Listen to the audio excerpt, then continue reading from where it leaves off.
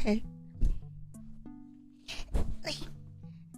So wake in the morning and step outside. Maya, hi. Hello, konnichiwa. Oha Maya. Good evening. We don't have anything for the nighttime. I haven't thought about one yet. Hello everyone. Welcome to Sleepover Mondays. It's our second installment of Sleepover Mondays, where you can chill, relax with us. You can work if you'd like, play Minecraft, play Monster Hunter, whatever you gotta do. You just kind of vibe here. 18 months is crazy, holy hell. That is crazy, actually. Whoa.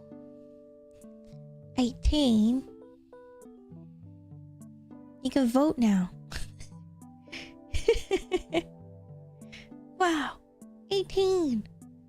Thank you for the 18-month resub. That's 2 babies. Well, you're right. Damn. It's a 12-hour stream? Whoa. I mean, if you need to sleep 12 hours, I guess. I guess I'll do a casual 12-hour stream. See you guys at 6 a.m. Just kidding. Hello, Sonzai. Hello, everyone. Thank you again, Kazoo. Hope you're doing well. So, this stream is particularly designed for those especially who like to watch VODs and you want to have something in the background while you work on stuff, but sometimes streams can be a little too distracting, so maybe mine is less distracting. Maybe. I do talk, don't get me wrong, but maybe the setting can brainwash you into thinking that it's actually chill. I work 7 p.m. to 6 a.m. today. Oh god. Your work is so interesting. You're the main attraction. Oh my god. Stop. You're welcome, guys. If you want to bring some tea, get some tea. Or maybe a Prowler hot chalky. You know how much he loves those. It's Maya, I'm distracted. What? I would never distract you. Jingles my keys.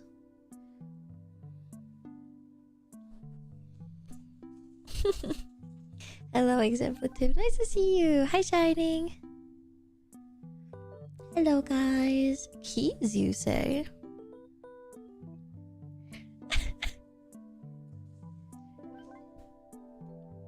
Shiny and Jingles. Oh my god, that Hiragiyu emote is so cute.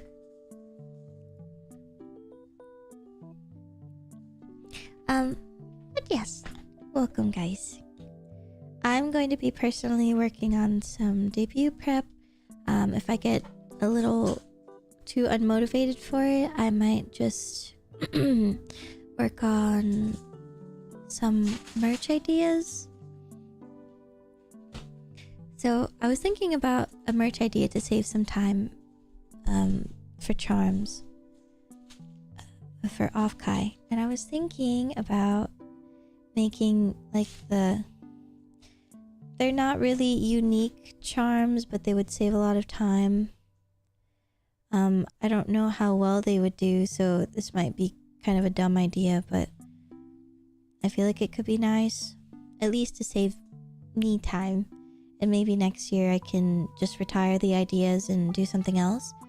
But I was thinking it would be really cute to make either Hollow Ian or Niji. I'm not sure, or maybe both. I don't know. Maybe we'll mix and match them. But I was thinking of making them fairy, so they would all sit on some kind of a flower, and maybe the flower is different, or there's like a few different types of flowers and they're all different colors. And then there's like different, they all have wings, but maybe they're different designs and color of wings. And then the member is like sitting on top of the flower, and then there's just a bunch of them. I think it'd be very Maya core, but also still like you can have it and appreciate it without knowing who it came from. Maya core, yeah. Hi, Motive.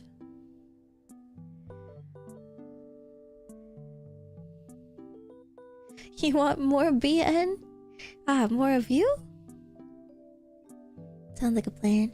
Yeah, I just had to sketch it out, but I think it would be kind of cute.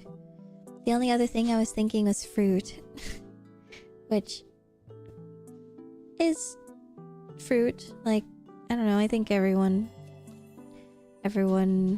artist has drawn some type of a fruit themed something before, so it wouldn't be too far-fetched. But there's so many fruits around that I probably could come up with something for everyone. But eventually I'm gonna run out of fruit. You know how many people are in Hollow EN? And I would love to draw Hollow Stars too. I know a lot of friends really like them. But like, I'm like, I don't know what order I should do. Like, do I do an order of like people that I watch and that I like? Or do I go in order of Gen? I have no idea. I know, I want to support them. They're so great. Alive, Niji, fruit, what's the difference? You're so right. Hi, Enjive. Hi, Kami.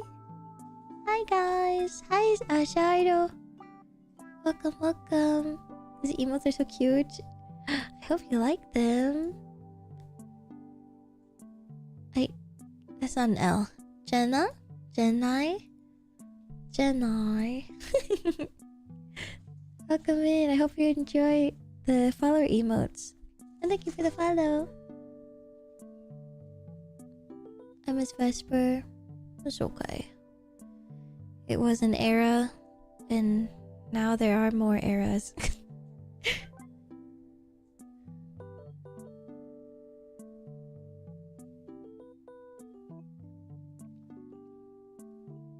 Are you guys gonna work on anything today? Or is more like 90% of you are playing Monhun right now?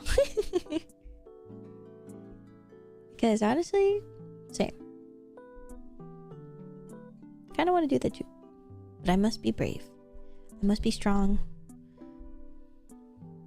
Monhun too. I'm working on a Wiwa overture drawing. Ooh, oh hi. Hi Luna. Damn. You're big enough to just hop up on my... No! Luna has this really bad habit of just grabbing my straws with her paws and then licking them and like putting her mouth on it. Grab them. No! Then I have to clean it. I have to clean the straw every time.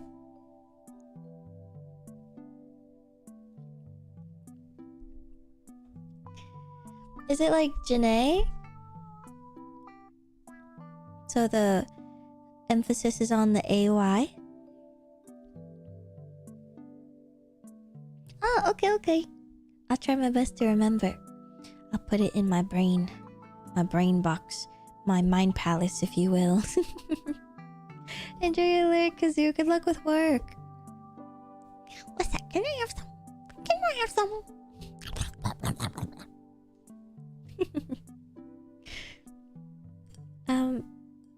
Let's see. I wanted to see if maybe we can bypass YouTube's copyright I'm gonna kill you thing by... I feel like I can make it work, but I need people to go onto the YouTube side first. Also, Ghost of Mint, hello. Thank you for coming in. Sorry, I didn't see the YouTube chat. I just saw. I'm taking a deep breath and I get real high. Here I am. Hi, Jukebox. Let's see. If I do this, you guys are able to see the YouTube side. If you want to support me even further, it would be great if you wanted to lurk or even subscribe if you want. You know, it's no biggie. But if you want, the YouTube's over there. If you would like. So I think what I can do is I can go into... I'm gonna safely grab a non-copyrighted song in case I fail at this.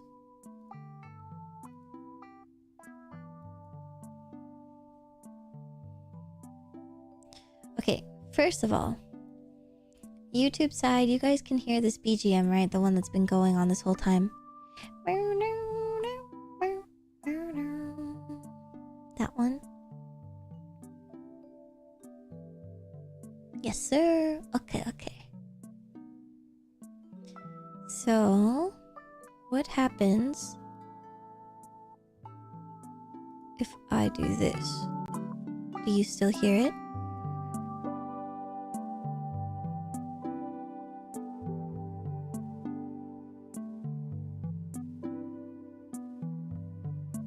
It got louder. That's really weird. That shouldn't happen, but that's okay. Oh, no, I think I know why. Okay, well, whatever. Does it seem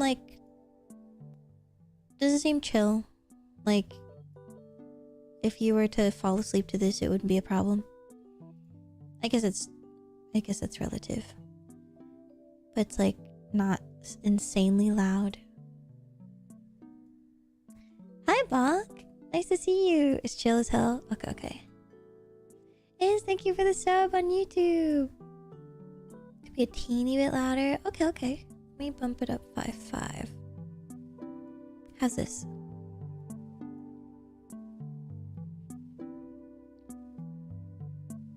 Hi, Kaya. It's good? Okay. So, YouTube side. Can you hear this?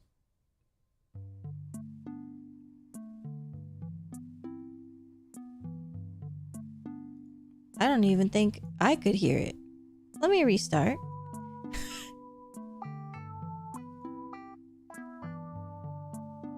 YouTube, can you hear the song playing? It's a new song.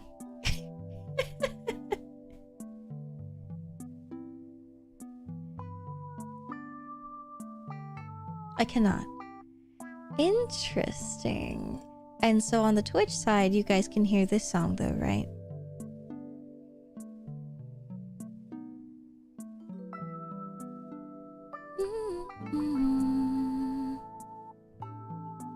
Damn, this came out 6 days ago. I like it.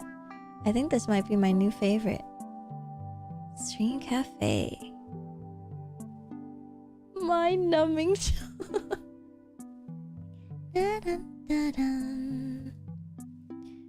I was wondering on the YouTube side, if I were to mumble and hum and sing along to something else, is the BGM that you hear on YouTube side distracting and it would be too even volume wise, or is it fine?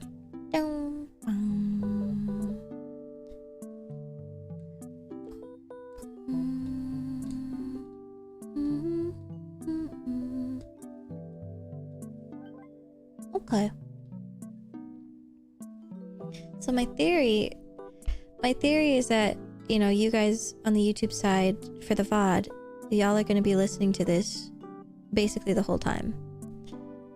But if you want to listen to the real music, you go on to Twitch and then you'll be listening to the vibes.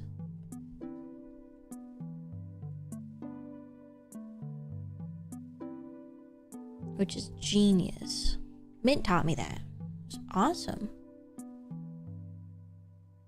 So what I can do is I can play stuff like this. Like Mario.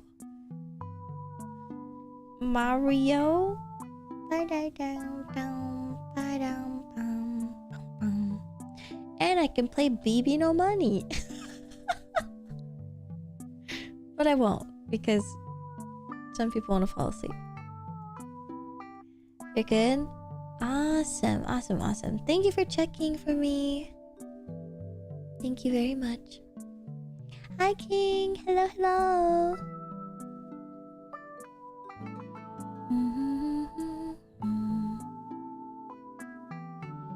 There was a game that I think I bought already, but actually I'm not sure.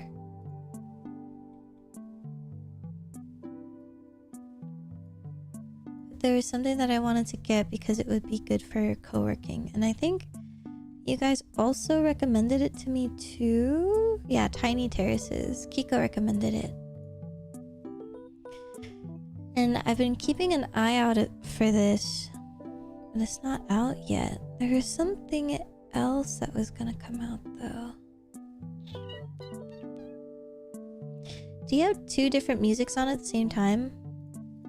Oh, I do. Wait, can Twitch hear both?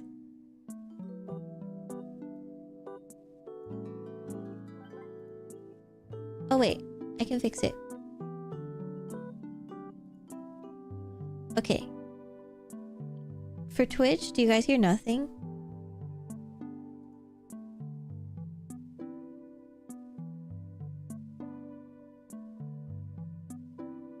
Okay.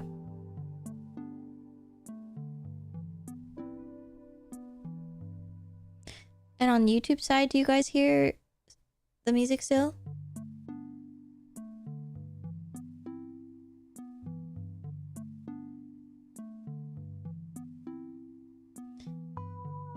You can hear it still? Oh, damn. Okay, yeah, I forgot to turn that off because I wanted you guys to still hear something in the beginning of stream.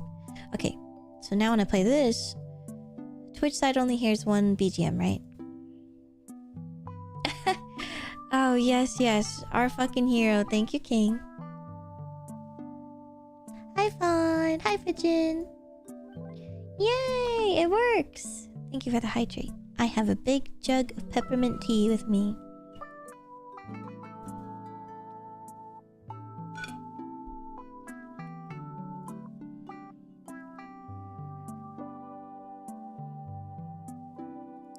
I'm actually gonna take the tea bag out so it doesn't get too spicy.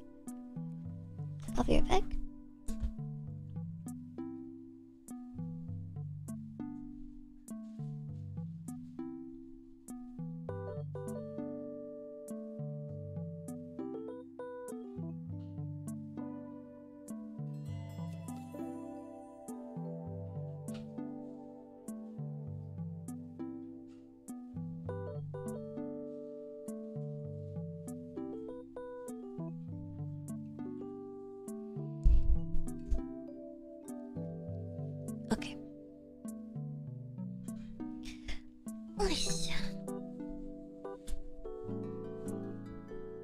This is neat. Everything worked out. Okay. Thank you, Imai, again for the hydrate. Let me drink that for real now.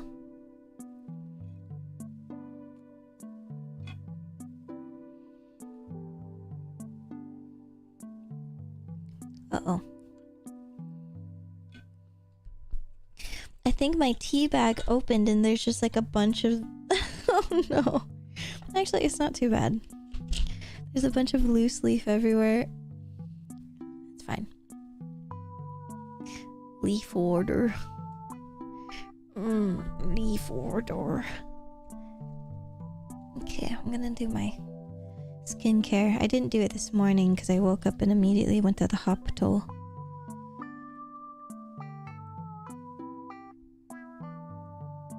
So I'm gonna do it now. Hospital.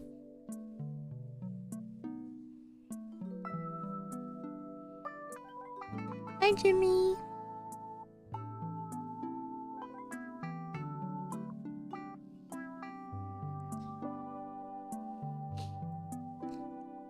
Thank you for getting your daily watering. Hi, Sphinx. Skincare about what? Wow. You pick up pretty people with that? Is that what you tell pretty people? They must love that one. I denied.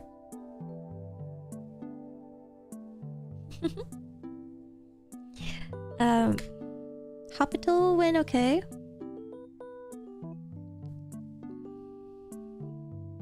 Hospital went good. If anyone was curious. The blood part actually was not that bad, so I love when you get a good nurse that just knows exactly where every vein is ever.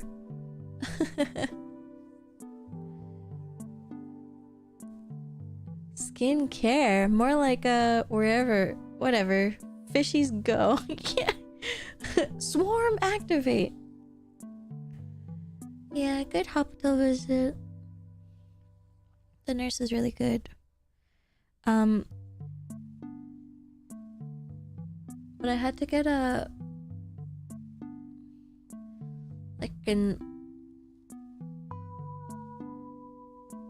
ultrasound. And this is the one that I tweeted about, so if you were curious, it's true. It's true and real. I was getting like some uterine scan or whatever, or yeah.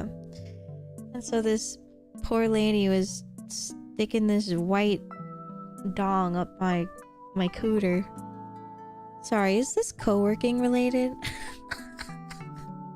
Is this a good co-working topic?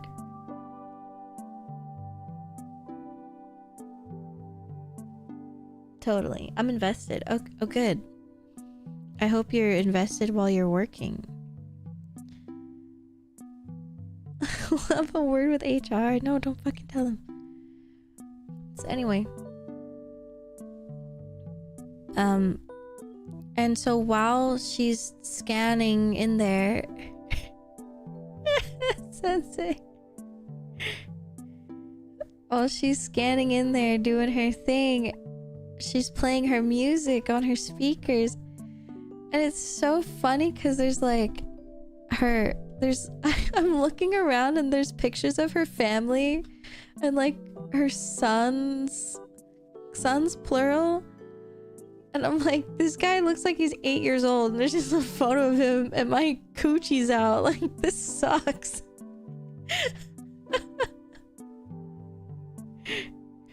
And then while, you know, she's all up in there, I just start hearing, and I wake in the morning and I step outside and I'm taking a breath and I get real high, you know. On top of my lungs, what's going on? I'm like, damn, man, I said. And I'm like, I really want to scream at the top of my lungs. 100%. I really do. But I think by me going screaming at the top of my lungs, I'm sure I'm probably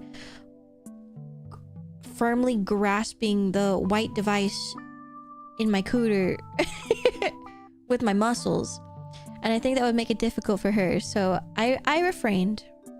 But I wanted to. I hope she knew from the wiggling of my tapping of my finger to the beat.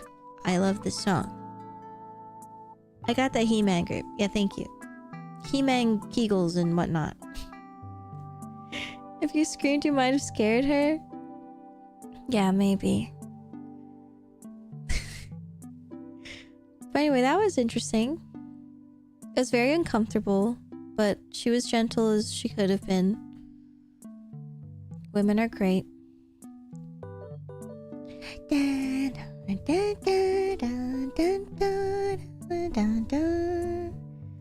don't... This is not suiting. Let me pick something. I love Good Egg Galaxy, but this is not suiting the vibe that I'm trying to set for the story. So... I'm like, yippee, adventure. Anyway.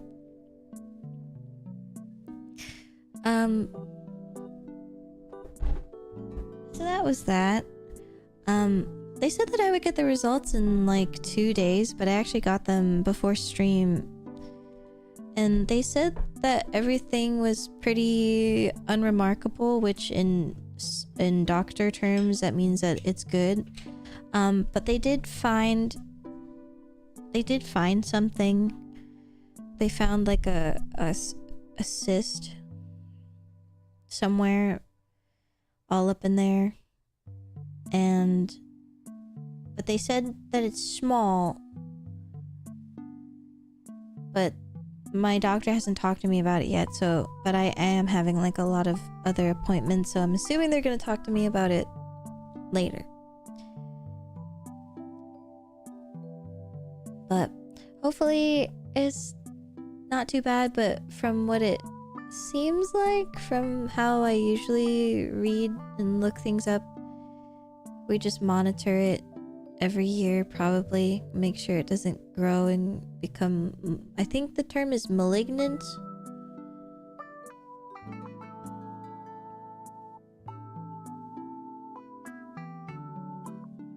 Yeah, so I'll probably just keep an eye on it, but I'm not quite sure yet. Maleficent. Love her and her cheekbones.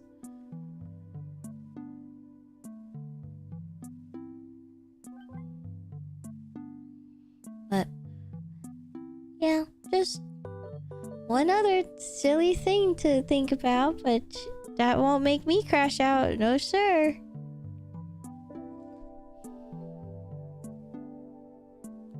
Not me.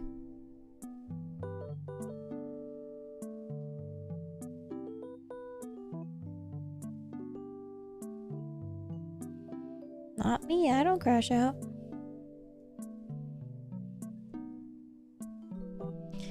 Angelina Jolie up in this pussy. Damn. No crash out today. Maybe tomorrow. Maybe tomorrow. We are playing Xenoblade tomorrow, so it's very possible. Crashing out? What's that? I can't tell if you're being slash serious or slash joking. But I'll mansplain it to you if you want. It's the year of crash out. I know. I mean, to be fair, this term, or like people talking about it so much, has only really happened in the past few months, I guess.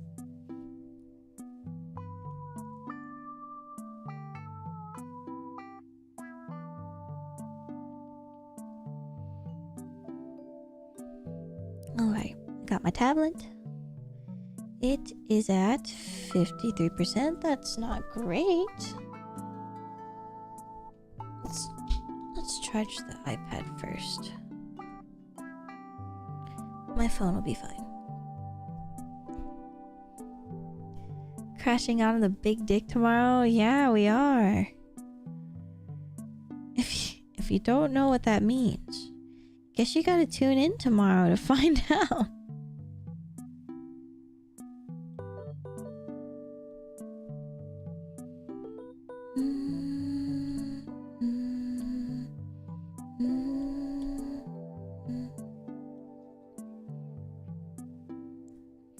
When I hear crash out, I think of that one Persona 3 video with Yosuke I didn't play Persona 3 yet. Tiny Rick, thank you. Thank you for the sub, nerd. Welcome back for 48 months.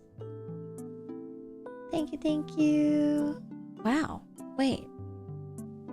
No, that's 4 years, isn't it?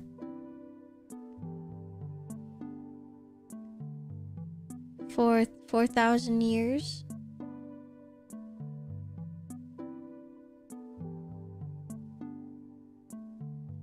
Two years exactly? Oh my god, stop. I'm so bad at math. I believed you for a second.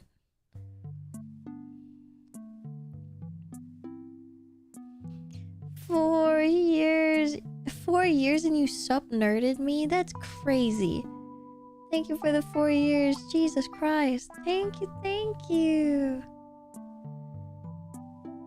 That's awesome. Thank you so much. I love the 24th month of the year. Me. 4 years ago, I was barely out of high school. Damn, you're a baby. What the fuck? Don't tell me these things anymore. I'll get mad. I'll get mad for no reason.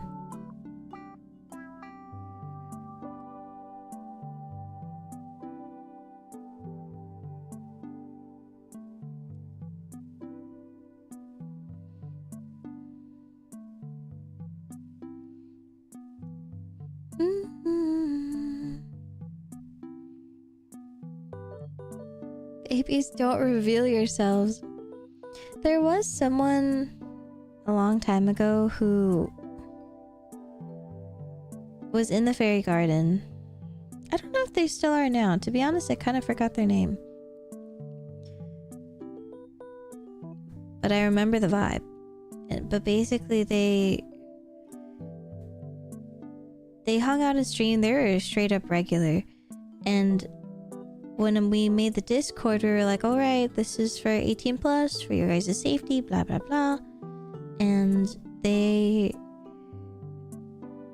whenever like the conversation comes up of like, you know, sometimes people kind of, they don't need to join the Discord, but it helps a lot when it comes to getting exclusive content. Like for example, the link for puzzles together and things like that. And they were like, oh, I can't. I was like, oh. But like they can't say why, right? Because then it would be against my rules. Because I don't want people to say their age. So they did like a really good job of being respectful for my rules, but without kind of like saying it outright, which I thought was really nice. And then like there was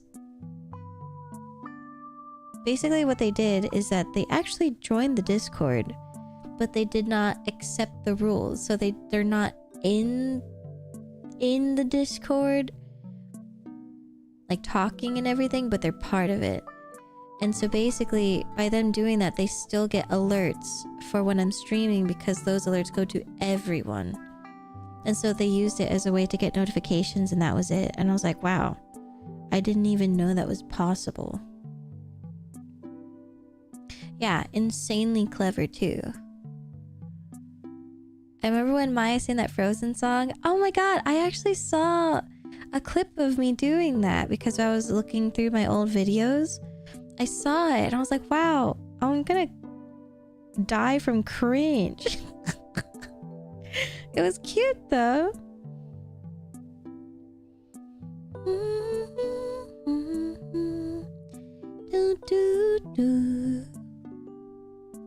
Yeah, I hope they're doing well.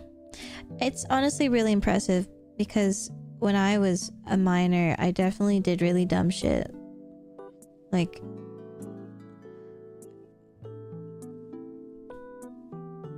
we all lied. I'm not saying that you should, but I just know from my experience that I lied a lot.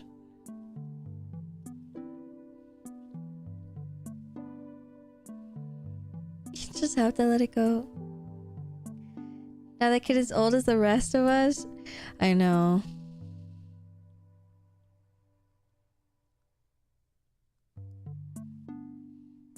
But I did remember them saying that they were like just a few months away from being able to join the fairy garden.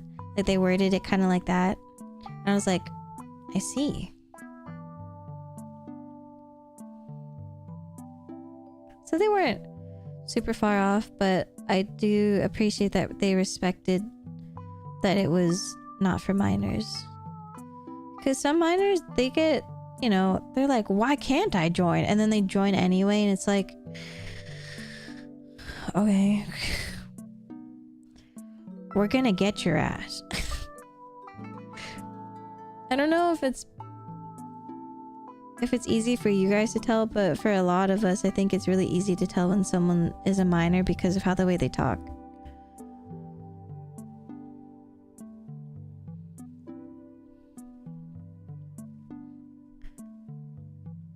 And so sometimes when we come across users on our Discord or on Twitch and then they talk in a really dumb as hell way, the mods and I have a conversation of like, are they dumb or are they too young to be here?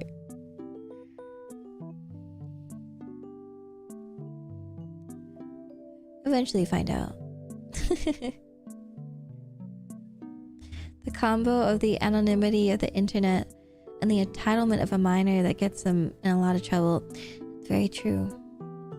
Especially with the stuff that we talk about here, would probably show they participate enough. Yeah, exactly.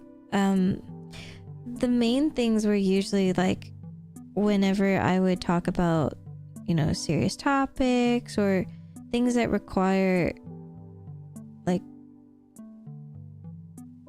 I don't know. When you're an adult, you don't get really affected by the types of topics, right? So for example, me talking about going to the hospital and getting a device up my cooch. I feel like a minor would be like, ew, why would you say that? Or like, ew, don't say that. And it's like, ban. Ban, because one, you're either 12 or you're too immature to handle this stream and I want you out of here regardless.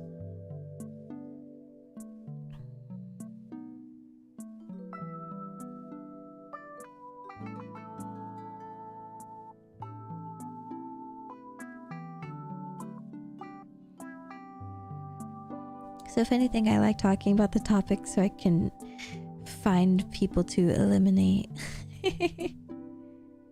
You went to the hospital? Ew. You don't have to answer, but what was the device for?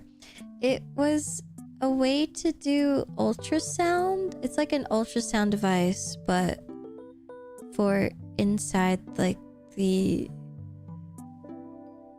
I guess the uterine wall. Go all up in there. Not a safe space for kids. Yeah. Because I will throw you off the cliff. Hi, Doc. This game's gonna say babies. Yeah, dude. There was no baby in there. Phew. Hello, Cyril. Hi, Hydra. Let's go. I will throw you into a volcano.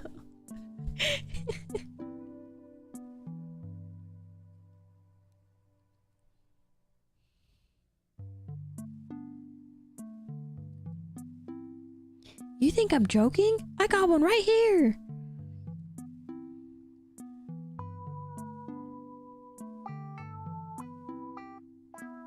Mods, summon the volcano.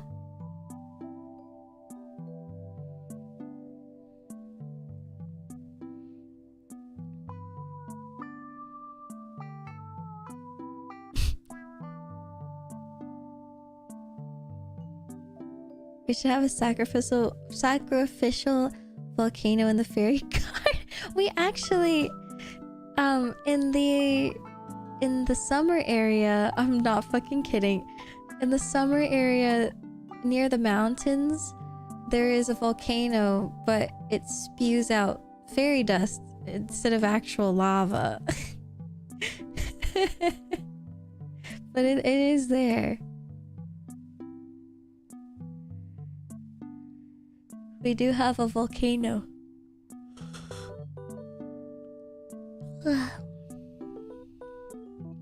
Time for someone to make an Ichi being thrown into a volcano. Mods, erupt the volcano. It's got a fire. There's lava even. Is there someone in here that's a little too young to be, or y'all just wanting to flex your muscles? Oh, no. I don't know if you were here earlier, but we were just talking about how we can kind of identify pretty easily when someone's a minor just from the way that they talk. And so we're saying that once we sniff them out, we just throw them into volcanoes and stuff. Oh, okay, so you were here. Also, we are showing off that we are very strong and can chuck things into volcanoes.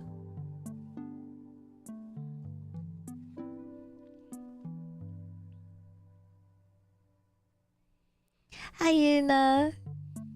Yeah, we're very strong and cool and mature, and we can definitely I'm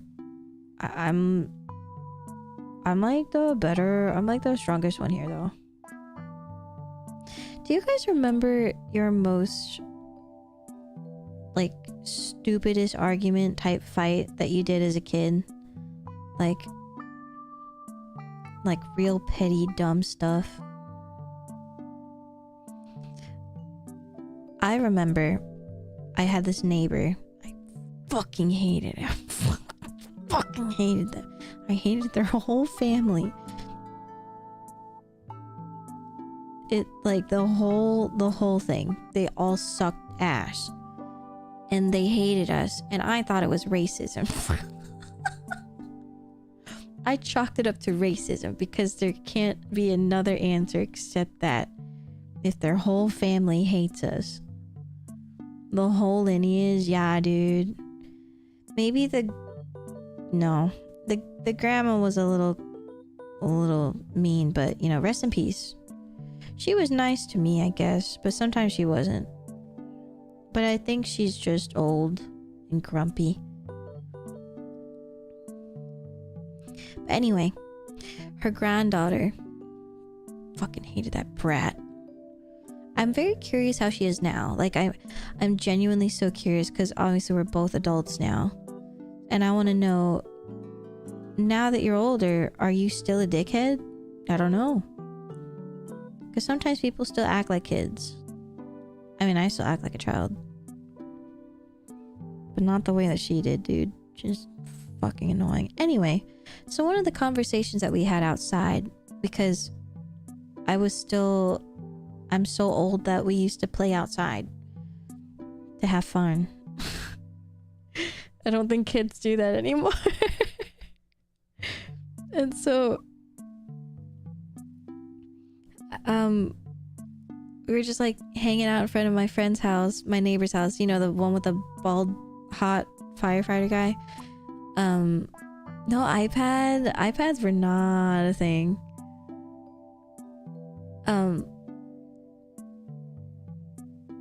But I don't know, we're just like hanging out outside, and then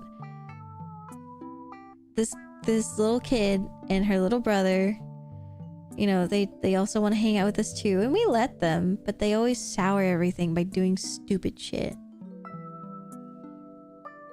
And they would try, I don't know how the conversation came up. Basically, they were saying that they knew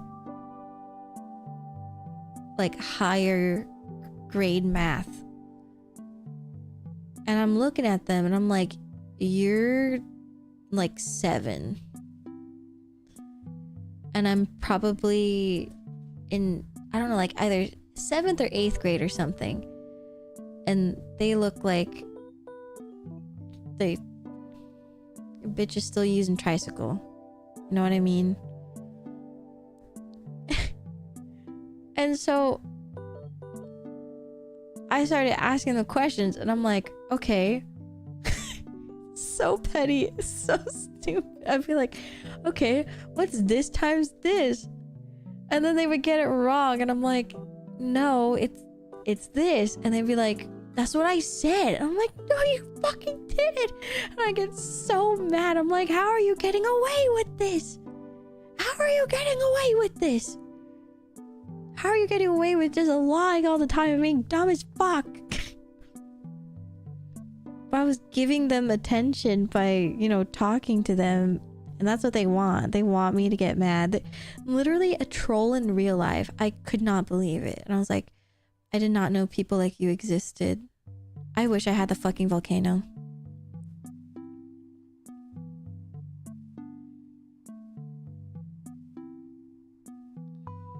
It got baited IRL. Yeah, I mean, I was in middle school, so I thought I was the shit.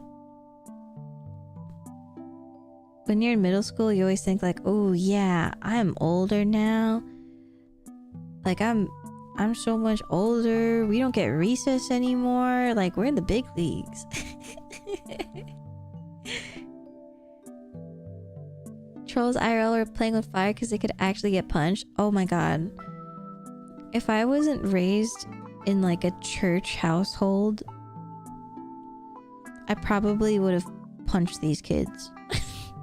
Gotten in real trouble.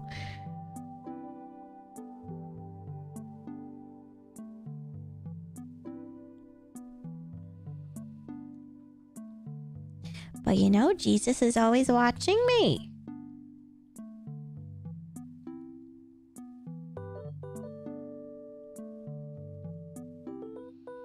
Anyway. Read the Bible. Oh.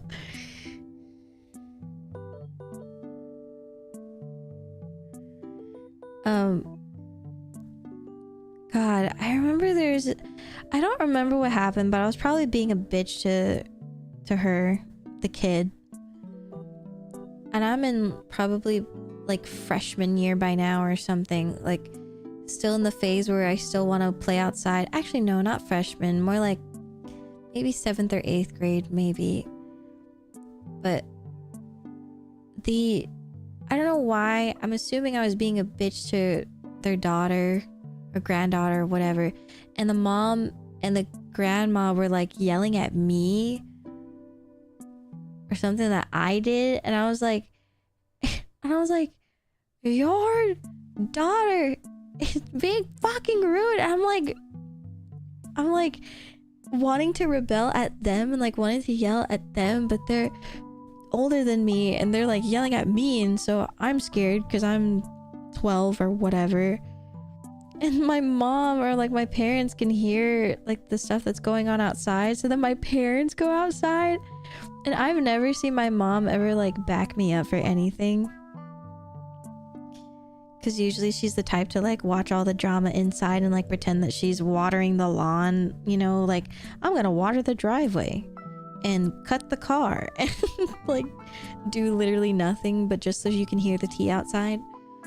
But now I was the tea, and then so my mom was defending me and she was like, shut your mouth and saying this shit. I'm like, damn mom, go off. But I don't even remember what it was about, but I remember the feeling.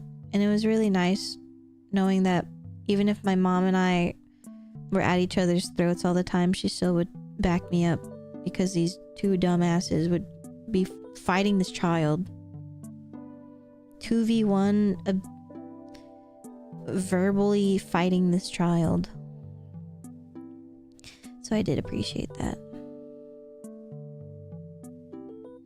You know, my dad told me last week that my mom had some realization, I guess. You can tell that she's getting older because she's thinking about this stuff. But she, I guess, finally asked my dad what I do, because my dad's pretty much the only one who knows what my channel is. I don't remember if I showed my brother, because I don't want him to show his girlfriend. So I don't think I ever told him my URL, but I think I still showed him what I look like. But regardless, I know the epiphany at whatever the fuck old she is right now, because she does this thing where she'll ask what I do and then she doesn't get it, but she doesn't try to understand, so she just gives up. And then so my dad's like basically giving her a tour of what I do, and I guess showed her my streams and I guess maybe videos and stuff and what I've done. So I'm assuming like the makeshift things, because I forced him to buy plushies. And so I think she saw that, and then she realized that like what I'm doing and why I'm doing it, and that I want to have a really big impact on people and, you know, influence people in a positive way and stuff like that. And I don't know, I think something clicked in her where she was like, oh. And I think she respects me more for it. And I don't know if he talked about money, but I don't think money plays a part in what they were talking about.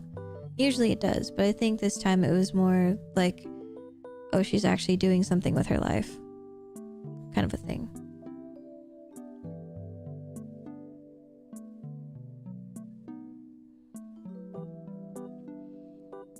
Oh, thank you, Janae. I hope so. Oh god, the ad started when I said that.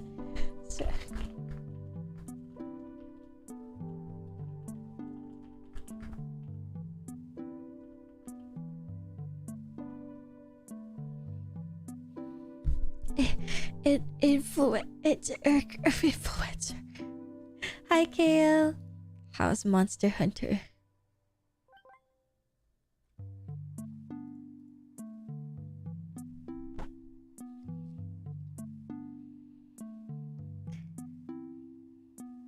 But yeah, apparently my mom texted me and I kind of don't remember what she said, but she apologized to me,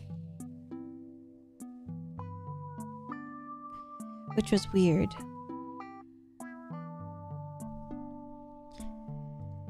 I guess not apologize, but I think that's what she's trying to say. But she said that my dad showed and explained to her about what I do, and she says it may be complicated and too foreign to my knowledge, but I'm impressed and proud of what it is that you do. As long as you're happy and fulfilled, that's what matters to me, and you can always talk to me when you need to. I was like, huh, well, that's different. Yeah, that's pretty great progress, honestly. I was very shocked. So that's good. Love that for you. Thank you. Hi, Rar. Welcome back. I would have started crying. I know. I guess I was more shocked than crying because I want to hear it from her. I don't want to like see it through text. My mom is really bad at texting.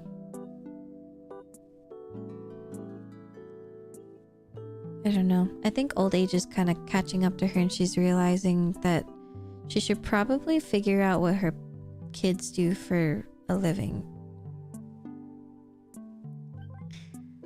Hello, Skeptic. Hello. Yeah, try the fishing game. It's free right now. Yeah, that's really nice, Pigeon. It's honestly kind of rare. I mean, I don't know.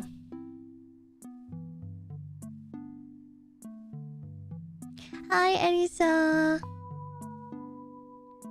Honestly, yeah, not bad for a first catch. Most people catch junk, so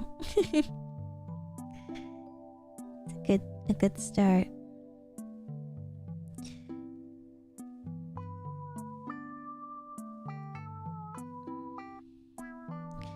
Yeah, my dad told me that I guess my mom is starting to feel really bad that maybe she wasn't there for me and like wanting, like, not completely present when I needed her.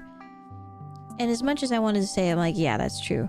But I talked to my aunt, which is her sister, like last year, and she basically told me their life story on how they were brought up. And I never knew any of this stuff because my mom just doesn't talk about that stuff because she feels really ashamed of how she was brought up. But for me, like, I wouldn't think that it's shameful. If anything, I've always wanted to hear the more real sides to her life because it would be nice to hear that, you know, people aren't perfect. So now that I have like a better understanding of how she was raised and how basically there was being raised without parents is really difficult. And like,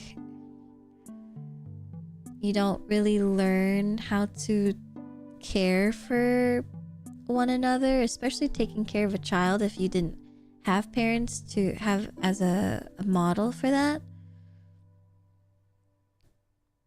But now that I'm older, I feel like I'm okay. So interesting. I always think about how, like, when I'm, you know, when I was 17 or 16 and I wanted to rip my mom's hair out and push her down the steps and just like, I hated it. I hated it so much. And then when you're older, you just kind of mellow out and you're like, damn. All right. Okay. But, you know, at the time when you're 17, honestly, if I would go back to that, I would still think that my feelings were valid.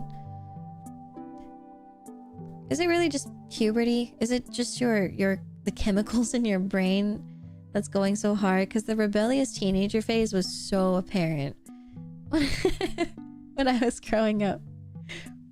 Oh, thank you, Janae. I feel it so much, Maya. Yeah, isn't that nuts? Hi, Neil Pal. Hi, Leo.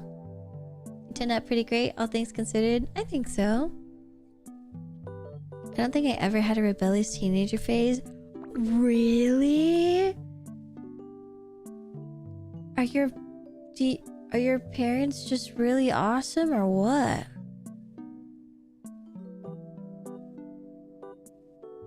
I miss being a teenager. I feel like there's a lot of stuff I don't enjoy the same anymore. Yeah. Like, I don't know. Things were so simple. Things were so simple back then.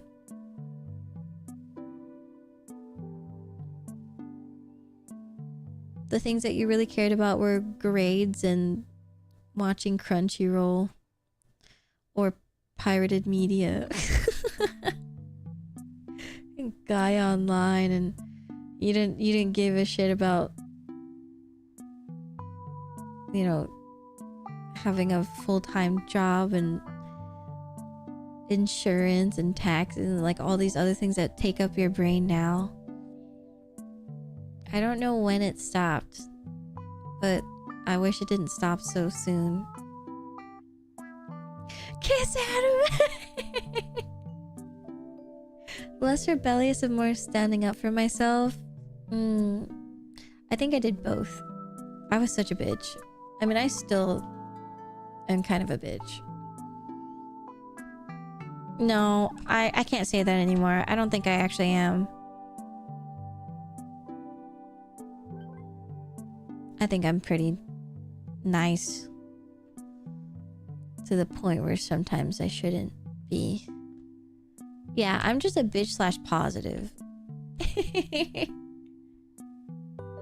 Yeah, 0 out of 10. Don't recommend, babes. I know. I can't believe it's March. I hate it.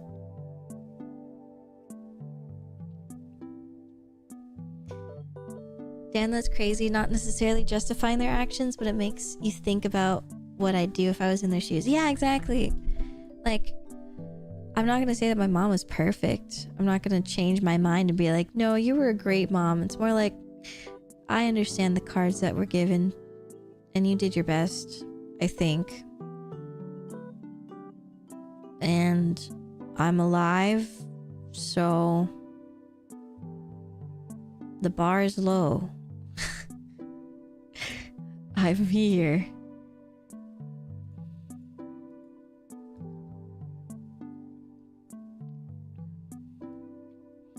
You're way too mellow. You're just strict with the lines that you draw. That's a good way of wording it.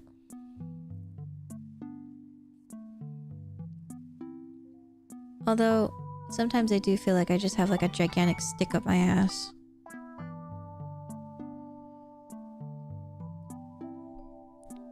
When it doesn't come to streaming, honestly, I do feel like it does pop out sometimes, but I honestly feel like I'm so fucking stubborn, dude. I'm so stubborn. And I try not to be, but it appears very frequently in certain areas of my life.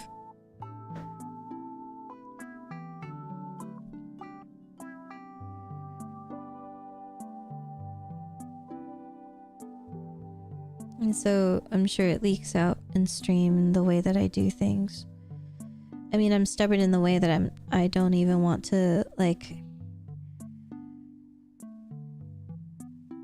for example, you know how with streaming or being indie, sorry, I have packages I have to go grab. You know how when you're an indie, you have to pretty much get your own editor and clipper and stuff like this, unless you want to do it yourself, but that takes a lot of time and work, and some people don't have the skill or the time to learn that. And so it's important to get an editor to get your word out and to kind of diversify your portfolio and stuff like that, and for people to show the highlights and the best parts of, like, some of the best parts of who you are as a streamer. But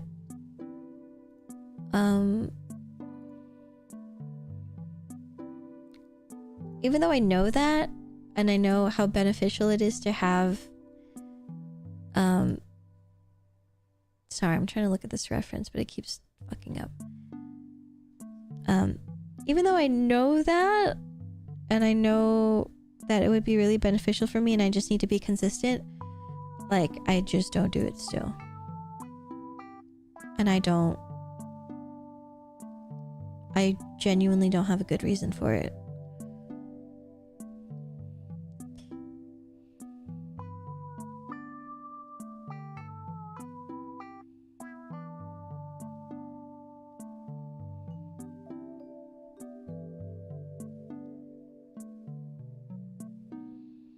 I feel like part of that has to do with being stubborn, because I feel like I can do everything myself.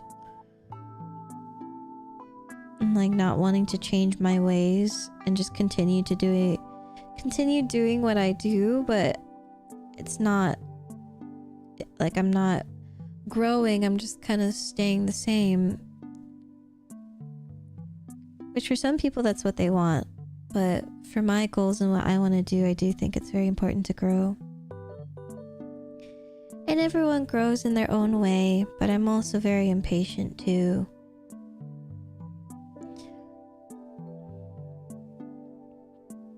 Being a Twitch streamer is so cool though. It is. I love streaming. That's why I tell everyone under the sun, I'm like, you should stream on Twitch. Like, you should try streaming. I just think it's so fun. Like, you don't have to make it super big. You don't have to make it a huge deal. To me, it just feels like screen sharing, but to a wider audience, and you can take it more seriously if you would like. You don't need to.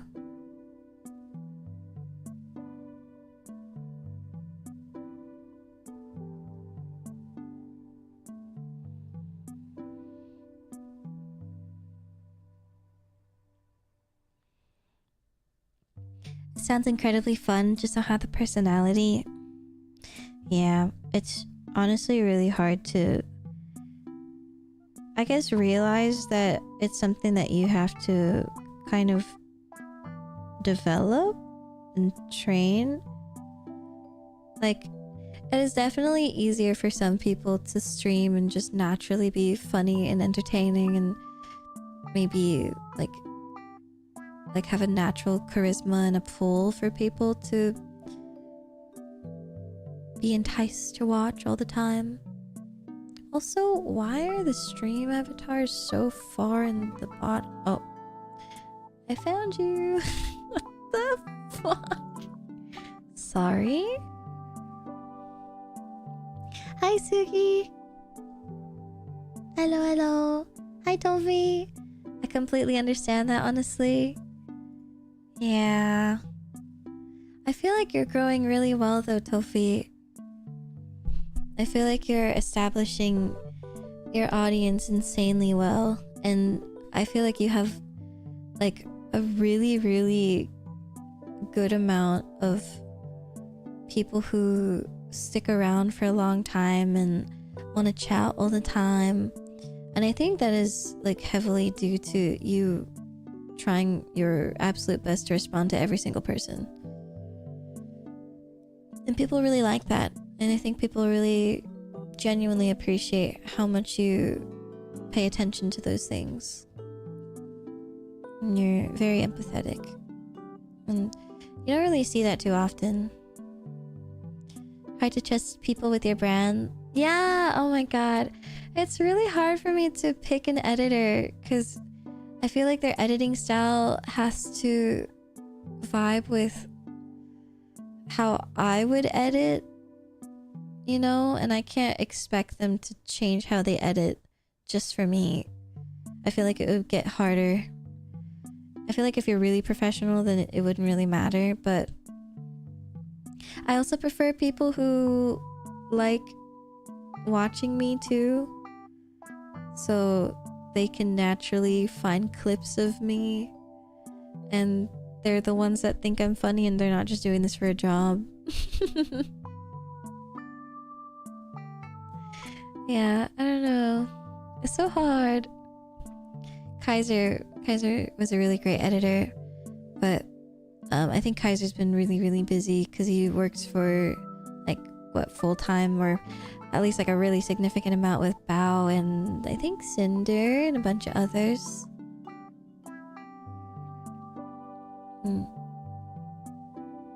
Little babies, they're so small, my little guys. Hope you're feeling better. Yeah, I'm doing okay. Ebbs and flows of content creation are tough. Yeah, especially the first quarter of the year. I always see it. Everyone talks about it, and of course I think about it too. It's inevitable, but it always happens. The numbers and all the statistics are low as shit. Always, no matter what, without fail, they are always low. And so all the new baby content creators that started streaming and they think that they're doing super well over the holidays, and then when it's the new year, they're like, wow, new year, new me, let's get this shit. And then the numbers drop and they're like, I fucked up, it's over, what did I do wrong? But like, I promise you, you did nothing wrong. People are just trying to lock in so that way they can enjoy their hobbies and stuff in the second quarter, kind of a thing. I really can't explain it, but I think that's my theory. It's just people focusing and trying to work on their own goals. It means so much from you. I always support you, but it comes from the heart. I'm being so serious. I'm not saying it just to say it. She uprooted us. I grabbed you from your little hair follicle, sprout follicles, and I pulled and I pulled, and I hope none of you are bald. Ouch! But thank you, Suki. It means a lot. feel like you've done something incredible with your streaming journey too. Thank you.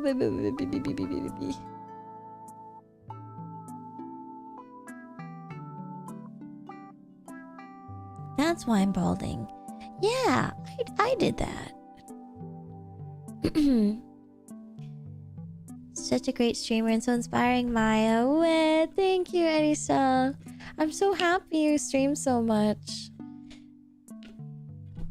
You come out with so many outfits and really cute ideas, and I love them so much.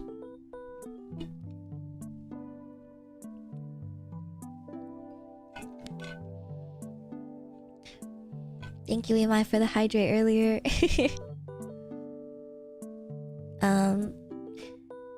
I just need to slap myself and open OBS. Honestly, yeah. Because the thing is... Oh my god, Jack, you scared the fuck out of me.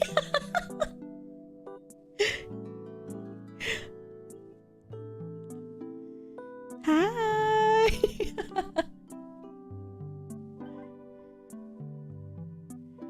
I was just looking... No, it's because I was just looking at our DMs because I remember that godforsaken video that you sent me with the fucking Peppa Pig hyper-realistic clay 3D thing. I went to go look for it, and here you are. Hi, Euro. You always send me the most god-awful things. We should watch it. There's people sleeping maybe right now, and then... No, I found it. Don't worry. Oh god, don't... There's people... Okay, imagine people are sleeping right now and they're like, let me just open my eyes real quick. And the Peppa Pig comes out. It's so... Guys, I'm not even joking. That shit rancid. It's so fugly, dude. Oh my god, I just saw it again.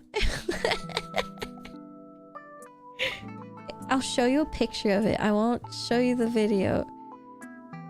Like, I don't even want this shit on my stream. It's so bad. But that's what I love about Jack, is he eats the shit up. He's like, oh, fuck yeah. Sends me all the grossest, vilest videos. He's like, yippee, let's watch this. Okay, are you ready? It's kind of gross. I'm scared. Oh, I opened the wrong thing. Okay. Reset. Are you ready? Can I join? Yeah, it's 18 plus, as I said before. But everyone is more than welcome to join. Can't be that bad. All right.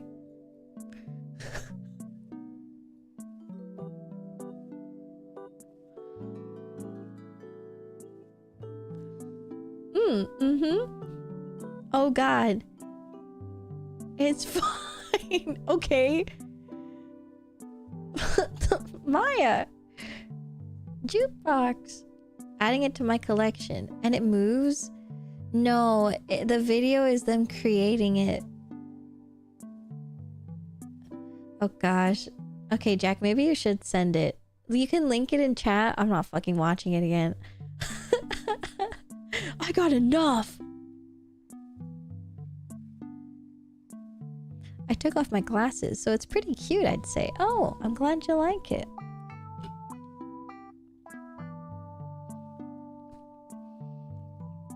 Of course, I hope you like the Discord. We have a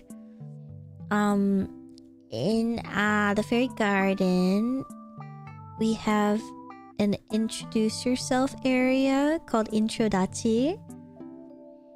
And when you start typing, there's a format that pops up and you can fill it out and do a bunch of cute stuff with it. And it's awesome and it's great.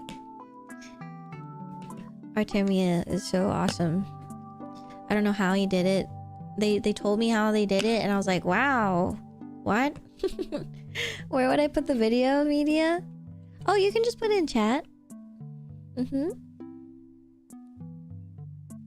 I never did that. Oh, maybe you should. I went to look at mine because I did it eventually. I think I had a really old one and then I updated it. So much fun. Yeah, I hope you like it there. This is not it, but this is also good. What the fuck? Oh, actually, this one isn't that bad. There's no teeth, right? Oh my god. Damn, Elmo, who you eating with that? Okay, the little remote is really cute though. Is this the same person? Oh yeah, yeah. Like, this is the person that made Big Bird as a dinosaur.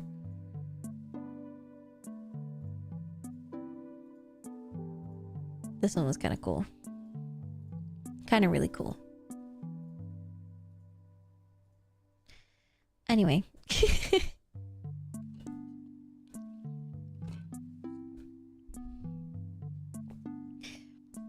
If I wanted to complete what I was trying to say a few minutes ago, it's probably that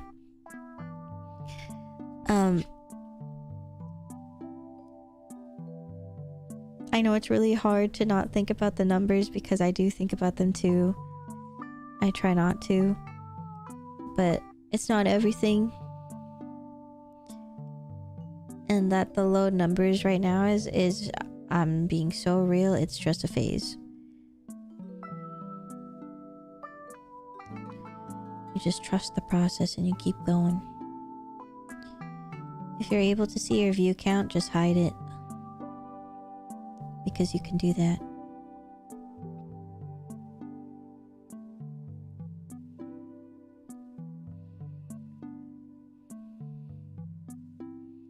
These are really cursed. Talking about the dip in numbers when semesters start. Yeah, it's every time, like the January, February, March time.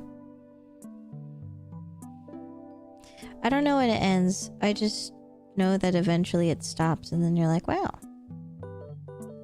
I'm okay now.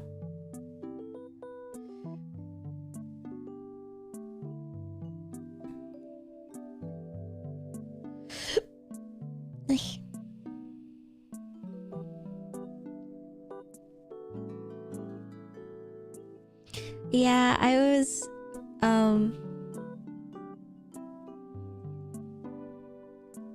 was looking at tweets from other streamers who I think it was Hazumi's actually. She was like, damn, kind of thinking about getting a 9 to 5. And I was like, yeah, me too. Like, I think I would make a really cute office worker and bring in my little cutie little ass keyboard to work and my green hydro flask, and I tap tap away and I clock out, you know? Like, that would be cool.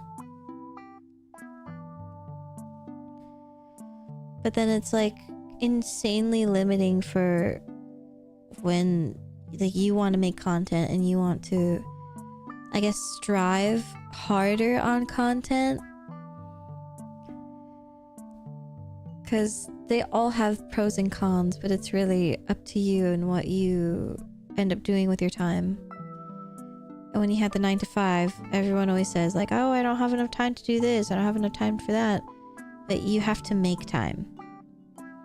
And honestly, that is the same when it comes to being a full-time streamer. You have to make time to send emails, to do your promotional tweets, to reach out for sponsorships and plan events and do all this stuff. And you have to find ways to make the income to make it worth quitting your 9 to 5. Hi Kayla. Hello Ruby. I know, I've honestly, even part-time, at least in my situation personally, I think I'm okay with doing part-time and also streaming. I think that would be great. And I keep going in this really dumb circle of being like, this is great. Oh, off Kai.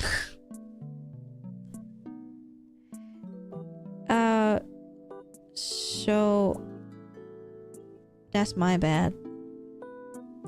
Also, I think I misjudged what minimum wage is now because it's not the way it was before. So off Kai, I think I mentioned that I made as much at off Kai than I did in a year that I was working, which I think is true, but that's like from years ago. It is not the same now. But regardless, it's still a really good amount of money. And so it's worth for me to go, and also it's fun and memories and blah blah blah blah blah. But definitely after Offkai, I'm gonna aim more for stability than being silly, if that makes sense. I think I've done enough being silly. However, I did see this thing on Twitter that really upset me. Like, I get what they're saying, but it still upset me because it attacked me. But they said by the age, something about by the time you're age 30, you should not be living with your parents, and like you should at least have a direction of what you want to do in life, and that you should have like at least the plan of what you want to do, kind of a thing. And it's like, oh, okay, what about people who have disabilities who literally have to live with their parents because they take care of them? What about people who just, you know, are trying to save up the money and their parents are kind enough to let them stay at their house because they don't give a shit, and so they're taking advantage of the situation, you know? Like, I do get that it would be ideal to have a plan by 30, but there's also people who have done so many different things in their life and tried out a lot of things, because some people, they genuinely do not know what they're passionate about in life. And some people have to go through the route of like, okay, this one didn't work out, let me try this one. And they actually have to keep doing trial and error just to find that thing that really speaks to them. And I just feel like it's really unfair to be like, by 30 you should figure out what you want to do by now. And it's like, I feel like by 30s you are better at, you know, taking care of yourself, you know, and I don't know, cleaning the dishes and washing your clothes and stuff like that. I'm like, yeah, I think you should at least be better at doing stuff like that. But in terms of figuring shit out, it's not a race. I feel like that kind of gives people pressure of being like, if I'm 30 and I don't know if I like what I'm doing, I'm gonna crash out, kind of a thing, right?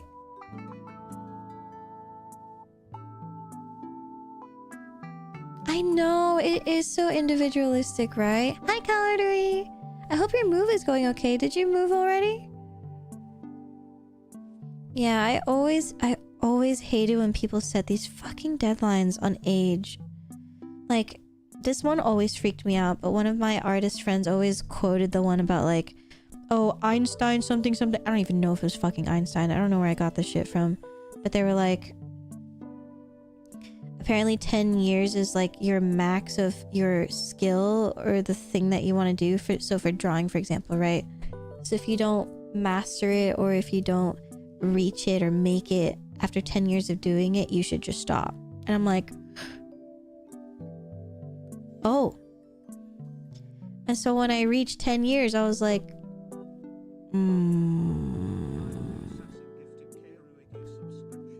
It is soul crushing, and that's what I grew up with. It was ridiculous. So of course it pressured me out of so hard for no reason. We explode those people. I know. 10 hours driving, 9 hours sleep. Oh gosh, that's a lot of driving. Tadaima. Okay, so you are there though. Well, that's good. Make sure to rest. Oh my god. Yeah, you can decompress here. I know, people are like, oh, you should do this and this by your 30s. And it's like, oh, wow, I'm gonna cry now. Hi, Tina. It is such BS. It really is. Thank you for checking in, of course. My cat greeted me when I got home. Wow, baby. Oh, I love Hollow Knight. I know. I think it's so weird that people put so much pressure on time limits, and it's even harder for those who want families, and they're like, oh, TikTok, like you're only getting older. It's like, shut the fuck up. Like, you're not helping the situation for those who are like thinking about they have like a time bomb in their for like pregnancy and stuff. It's like, shut the fuck up.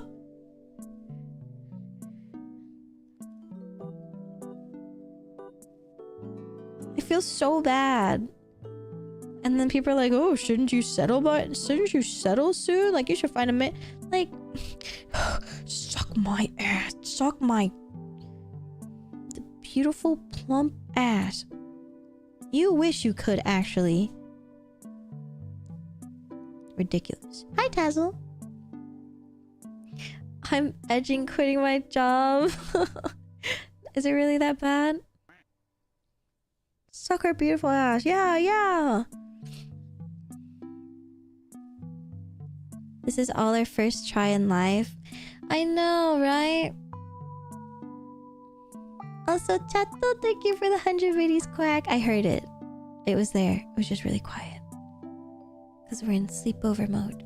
But I appreciate it. Thank you. And Kyle, thank you for gifting us out to Cartery earlier. Thank you. I thought I had an idea for my life, but then I realized I wasn't going to be able to manage a 3-hour commute each day for college. Yeah, there are so many different considerations when it comes to choosing what you want to do in life, because you could be reaching for this amazing university, right? So for me, my parents were like, go to a UC school, blah blah blah. And if any of y'all know anything about California, we have like, basically it's University of California and then insert name here of like literally whatever. So UCLA, UCSD, UC Berkeley, UC Davis, UC whatever, the blah blah blah blah. And so if you go to a UC school, you're considered like, oh, prestigious, so awesome, so smart. But there's also like tiers too. So if they're like, oh, you went to UC, I don't fucking know.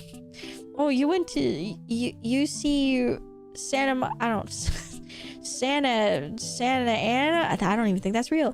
They'll be like, oh, that's unfortunate. Like, you're not a real UC kid. It's like, oh, I'll just shove this 80K tuition on my ass then.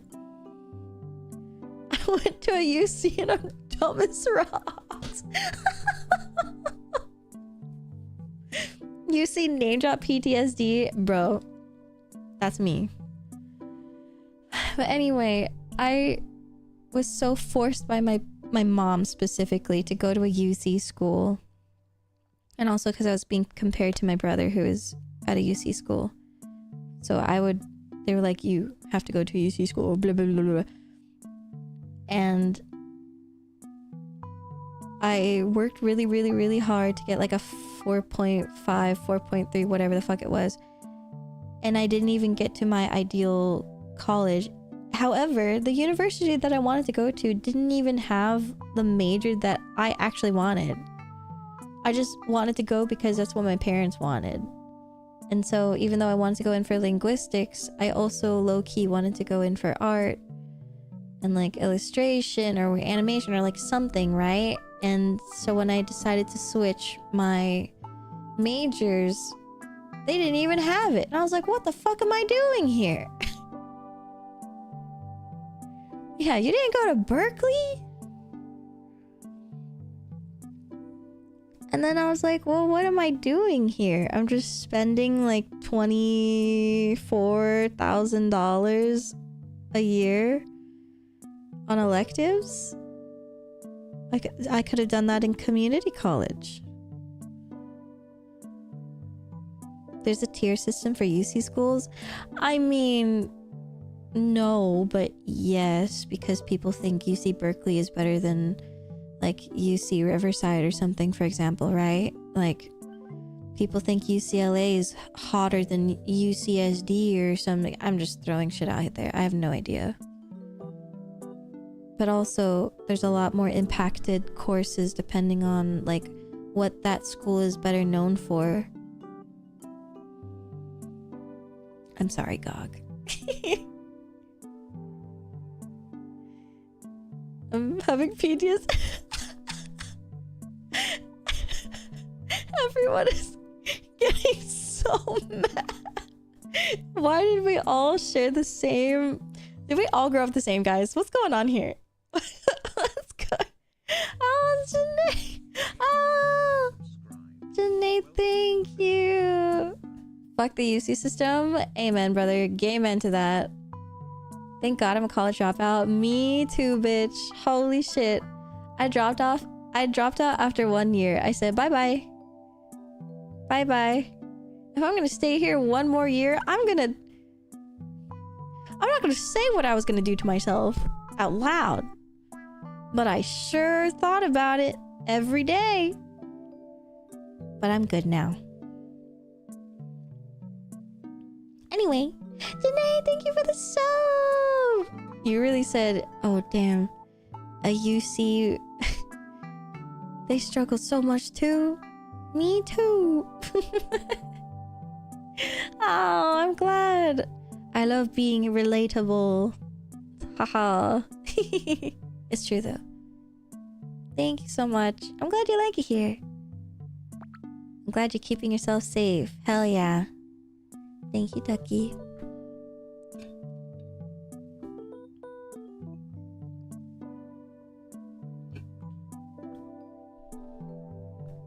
Wow.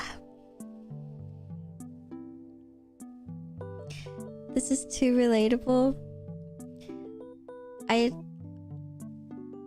feel bad because talking about it, because we talk about it kind of often, but I feel like when we talk about it, everyone just goes like, fuck school. Fuck school, this shit is ridiculous. And it is. Like, we can't even lie and be like, oh well, no, it's actually like, no, we have to find silver linings because of how shit it is.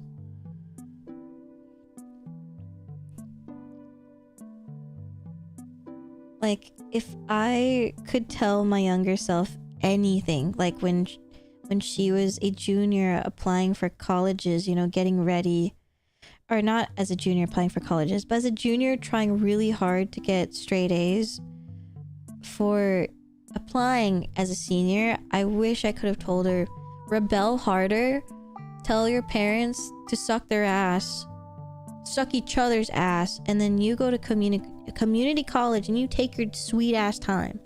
You don't even have to go to a community college right out of high school.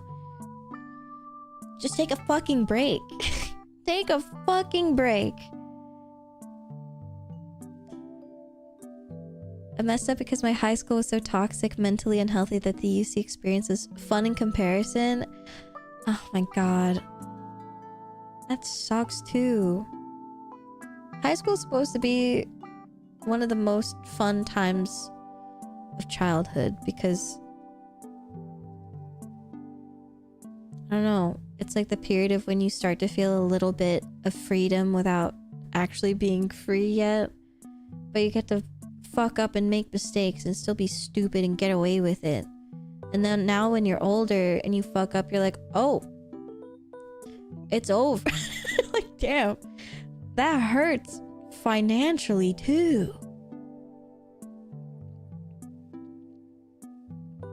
I should have went to the library more. I went to like for like clubs and shit. School definitely burnt me out. Yeah. It's hard, right, Nas? Because like you want to do as many, get as many credits as you can so you can get out faster, because the whole thing with like, oh, university, college, it only is 4 years. They're fucking lying, bro. Because sometimes you can't get all of the classes that you need in order to graduate for whatever program that you have. And so it doesn't, you have to be long. It has to be longer.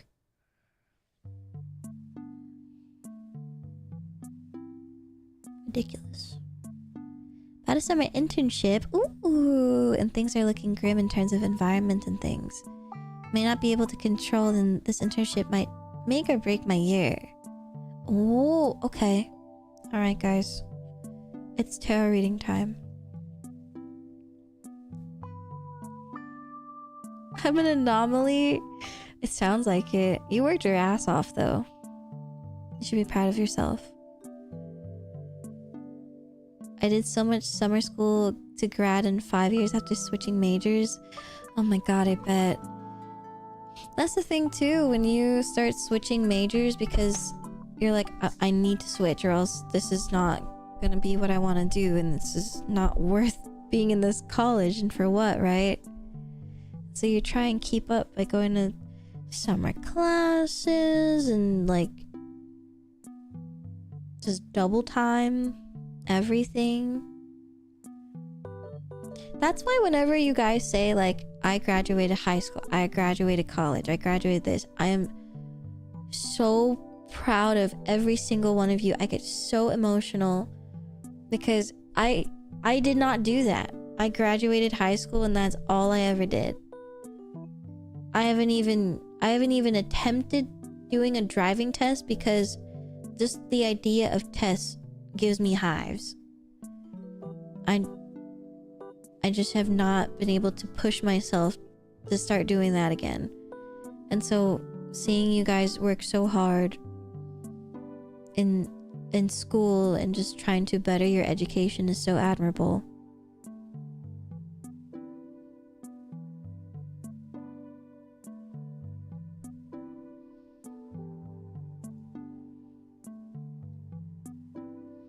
Let's see if the fortune is good for Frost.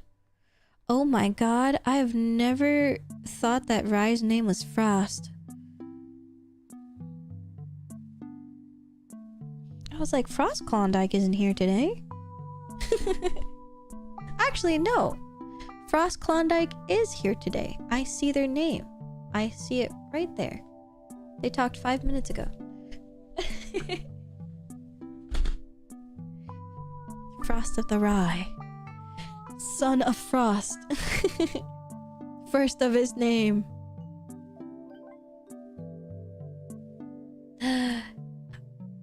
Hollow Knight OST. Hell yeah. My Apple Pencil says Hollow Knight on it. I'm not fucking around. Okay. I'm gonna get my tarot cards.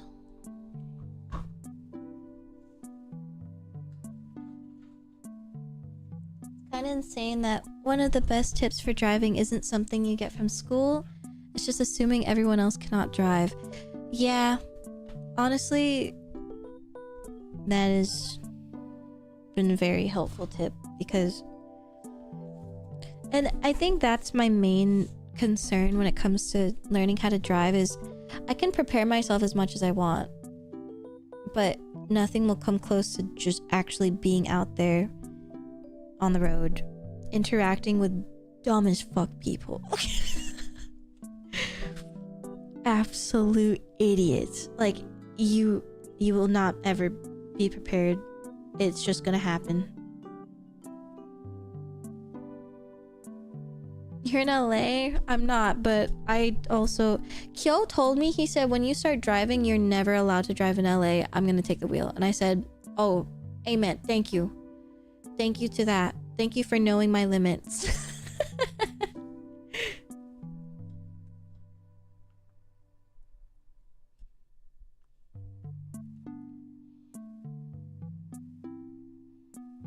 Good man. Yeah. I almost crashed the other day because some guy last second signaled and just straight zoomed out into the lane. What a goddamn idiot. I stopped to let a guy out of a parking lot and he flipped me off. What is with people? Driving in LA was an incredible source of entertainment. I do feel like if you had like a training montage in LA and you just drove there for like a year or two, it can prepare you. Like, if you can master LA driving, you're set for maybe like half of the country. The only thing is that I don't know how to deal with cold weather, like black ice and stuff like that. I have no idea. And I don't think I'm ever gonna deal with that, so I'm fine. But that's like another thing that I don't understand. Turning wrong on a one-way street is hell in LA. Yeah, those are so lame.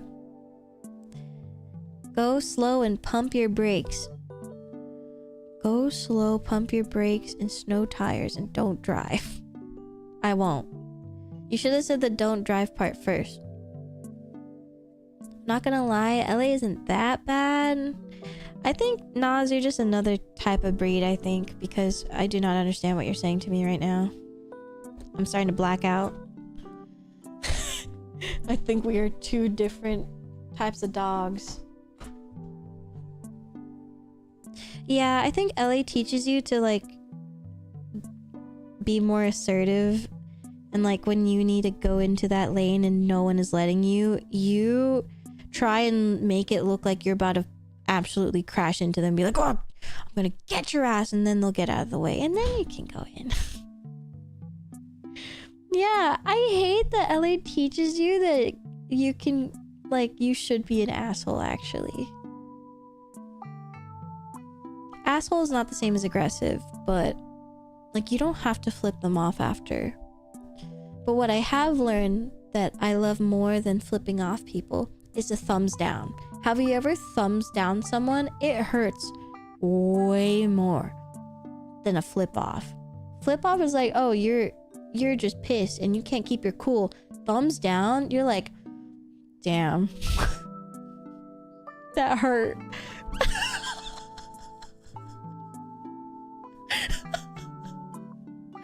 Yeah, like an awk face, like, it's so whimsy. Maya Court. Me when I give thumbs down. Yeah, it's the disappointment. Anyway. I have my cards with me. If anyone wants to hang out while I do a reading for Rai, you are more than welcome to listen. But basically, I'm doing a 3-card tarot reading for Rai. And this one is about specifically Rai's internship. This is specifically for Rai, but if it resonates with anyone and you think, wow, that was nice, I should probably listen to that, then keep that shit. And if you have no idea what I'm saying, then just smile. Just smile. Just be cute and smile. Yeah, if it resonates with you, maybe you're Rye Frost. Maybe you're Sura Frost now. Not the awkward. Wrong one. Sacramento at night was way worse in LA. I think San Fran really scared me because of all the, like, break-ins and vandalism and people stealing stuff out of your car even if there's nothing there. They just want to break in just to see if there is anything there. It's nuts. Anyway. I love Ichimaya Ak. It's so beautiful. Mint Mai was cooking with that. They break it for shits and giggles. Yeah, pretty much. Okay, I'm gonna do some breathing real quick just to focus so I don't think about LA traffic. And then I'll start shuffling.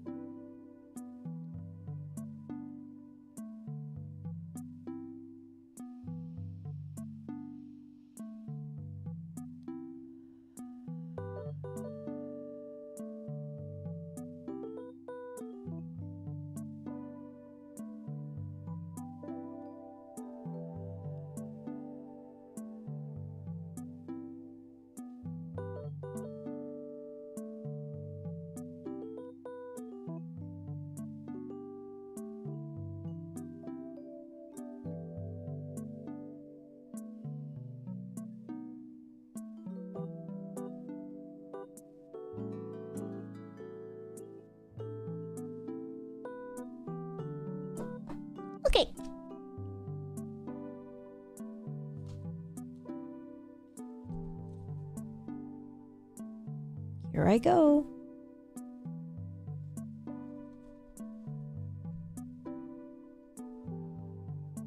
Instead of saying shits and giggles, I like saying poopies and whoopsies. Whoopie, whoopsies. You're so unserious. What are you?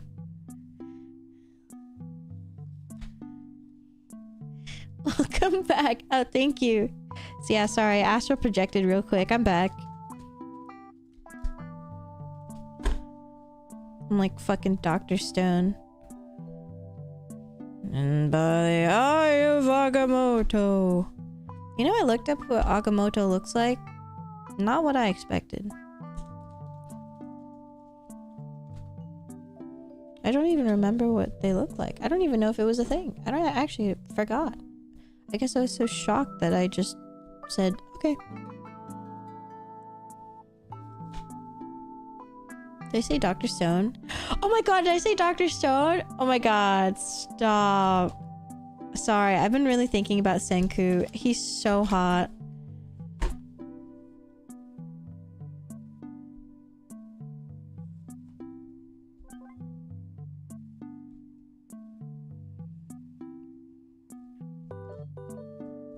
Ohio, Sekai, good morning world.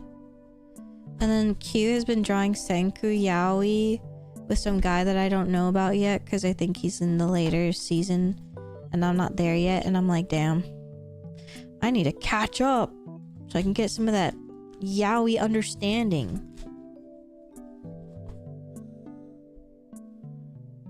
Oh, I don't know it yet. Hi, Dandelion. I binged it all because of Kyo. Kyo recommended to you? That bitch hasn't even finished it yet. Damn. Yo, get Agamotto out of here. I don't want him right now. Yo, unsummon. Get his ass out of here.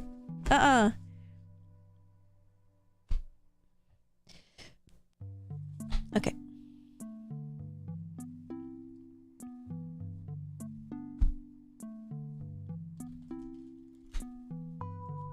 That was a bad one. Okay.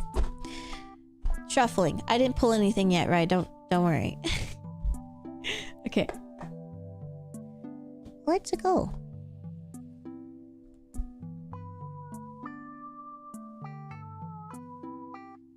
Whoa! Whoops. Sorry. I dropped many things.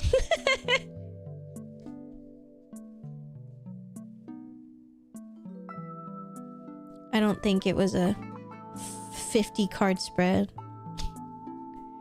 That's a bad omen. No, it's not. Don't scare Rai. It is Hollow Knight. You've been playing, right? How far are you? I remember watching some of your playthrough. Hello, spirits, it's me, your boy. We're doing a reading for Rai today. If you would ever so kindly give us some guidance for Rai. Rai wants to know if there's anything that he should know. Things that maybe to keep in mind for the new internship that's happening. Anything to ease their mind? Okay. I got one. What's up, spirits? You're at 111. Is it 111 because of what I think it is? You just need to beat that. Last one. What up, spirits? I did finish the whole game. It is my first... Not my first. I did 112% completion. So I did the whole DLC and everything. There's one thing specifically at the end that is brutal, but it's not considered part of the full completion, so you don't actually have to do it. And I said, okay, and I didn't do it. I attempted it and I said,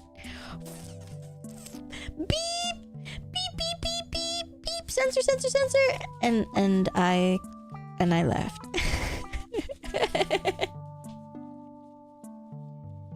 Yeah, sometimes that's all you need, just a silly little attempt, just like a little.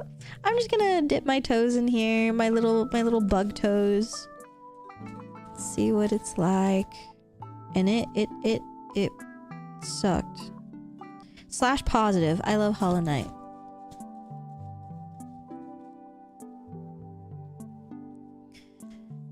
Ryan is worried that the internship might make or break their year, so anything that they should know would be great. One of these cards looks like Chapel Roan. Hello, girl. Hello, beautiful.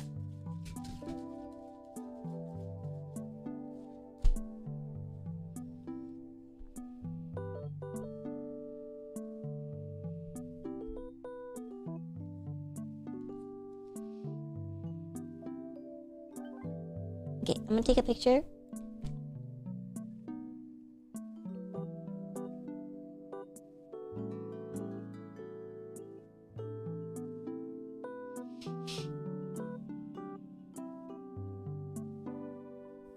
Hi, Monk.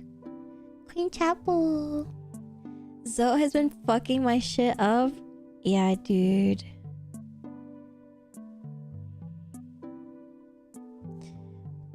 Thought about killing that guy.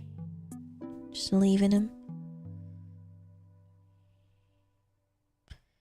So if I ever want to play it again, I'm absolutely abandoning him.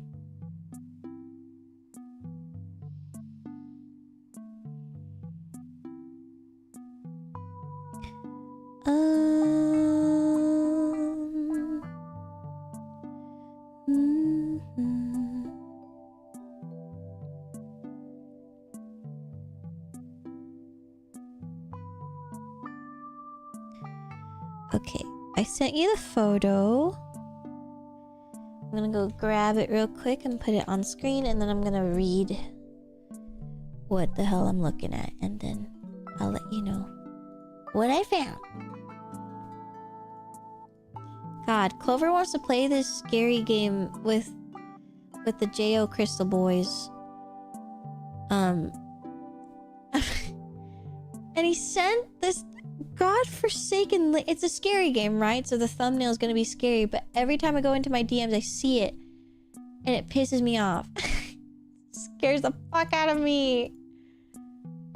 Scary game? Yeah. It's multiplayer though, so I'm okay with it being a little scary. Still scary though.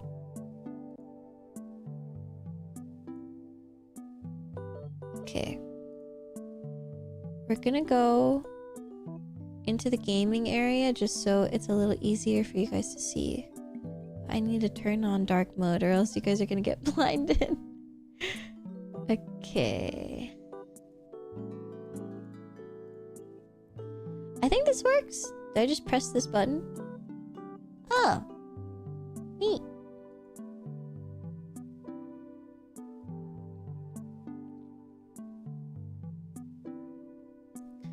Okay. I can go over here. I don't know what this dark thing is. Oh.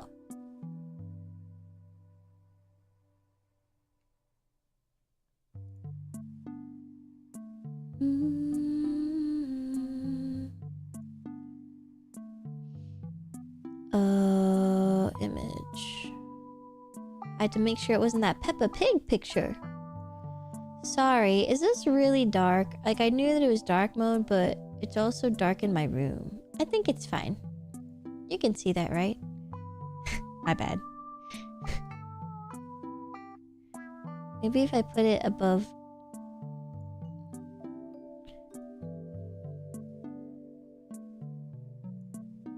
My bad.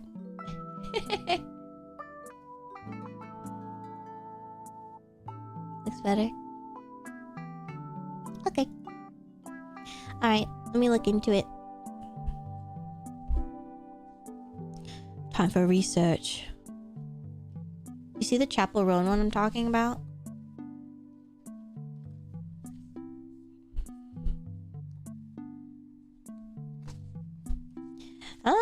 gonna keep on dancing at the Pink Pony Club.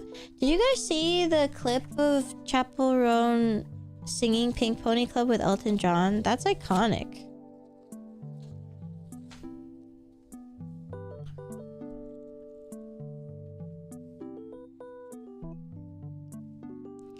I'm gonna keep on dancing down the Pink Pony Club.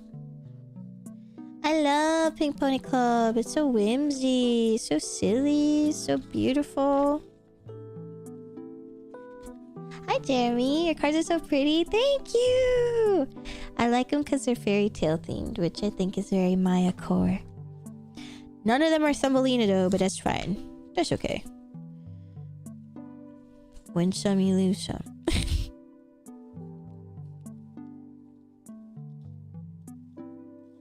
Yoshitani, the artist for this set.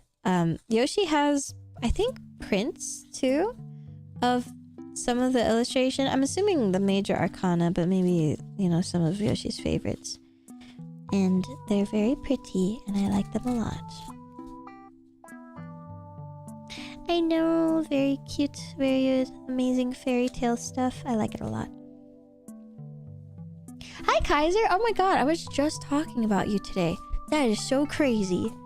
I was talking about how... Okay, first of all, congrats on your nomination for... What was it? Best editor? Best amazing person ever in the world? Yeah, that one. So amazing. I'm so proud of you.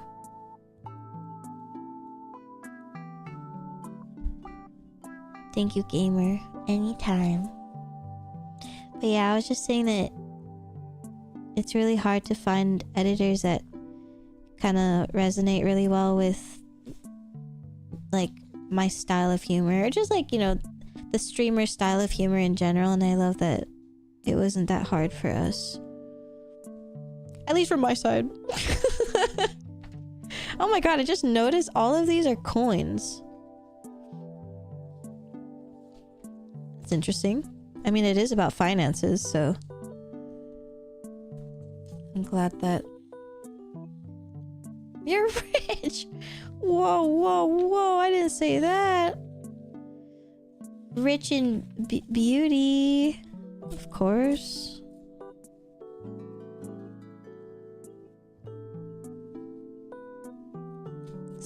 I get a whole 17 coins. This is 8.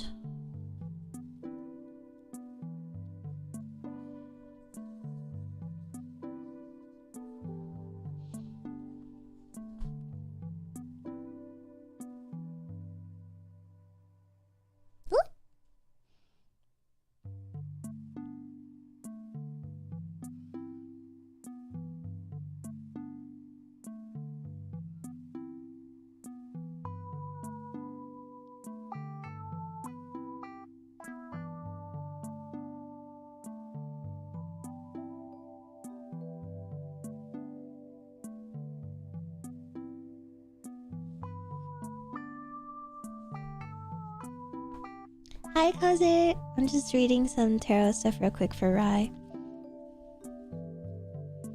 I don't know about real quick. I'm actually really slow. But it's good to take your time with it.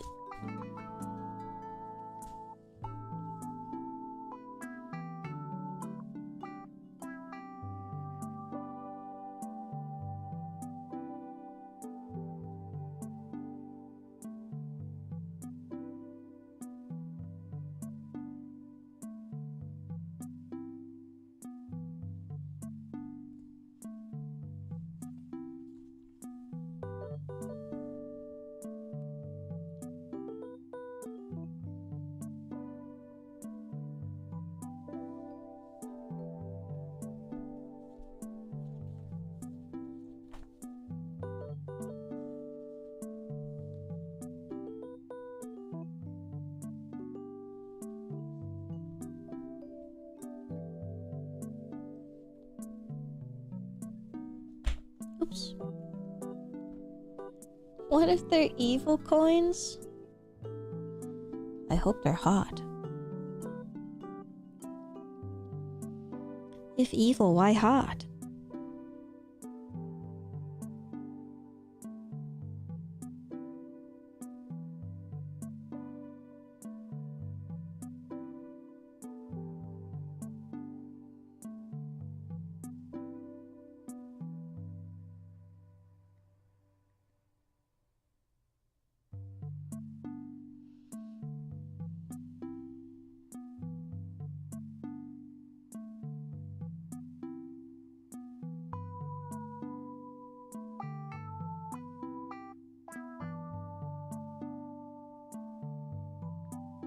Okay.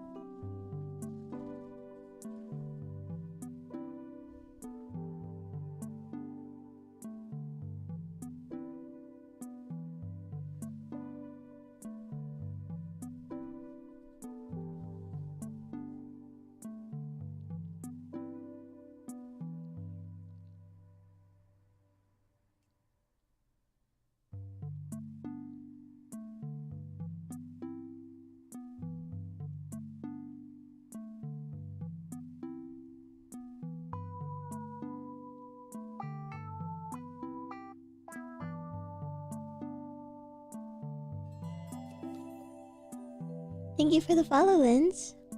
Get water.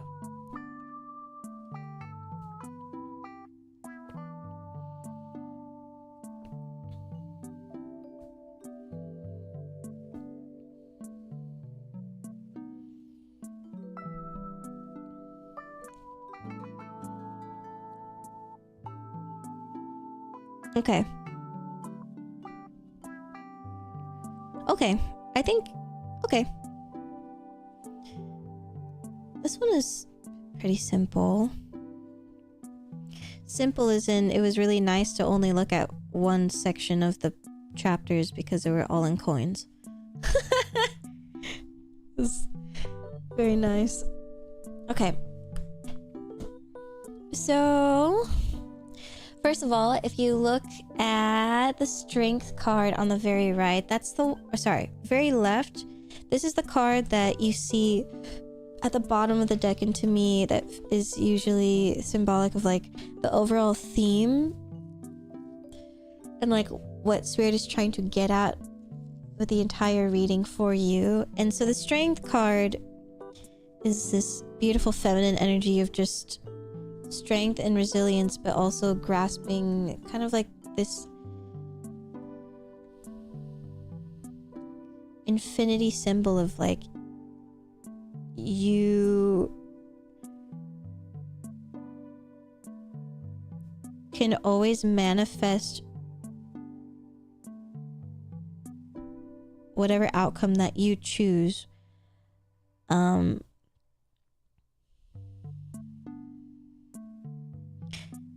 I mean, if you look at the card itself, you can see that this one is... It shows a lot of strength and fortitude and conviction and being able to overcome obstacles, which is very apparent in this reading. So I feel like it is a really good overall card to kind of have over everything.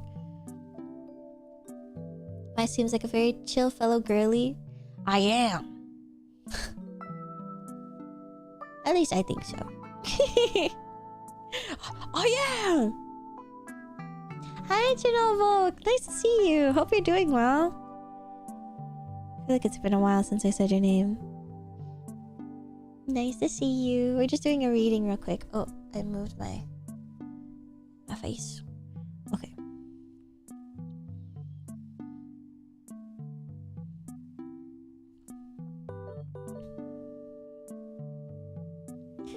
But for the overall theme of like finances and career, the strength card overall is saying to be persistent with your career. Don't give up on what you're working hard towards, and that you can move past any of these hurdles. And don't doubt yourself. Do not doubt like why you were doing this and what you're doing this for. This is a very serious song. I feel like I'm at church.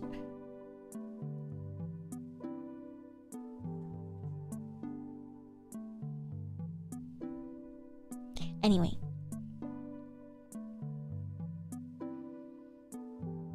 it's a very confident, powerful, feminine energy that does not show any weakness. And I like it. I think it's very important for you. Anyway, moving on to the actual cards. We're starting off with Two of Pentacles, Two of Coins.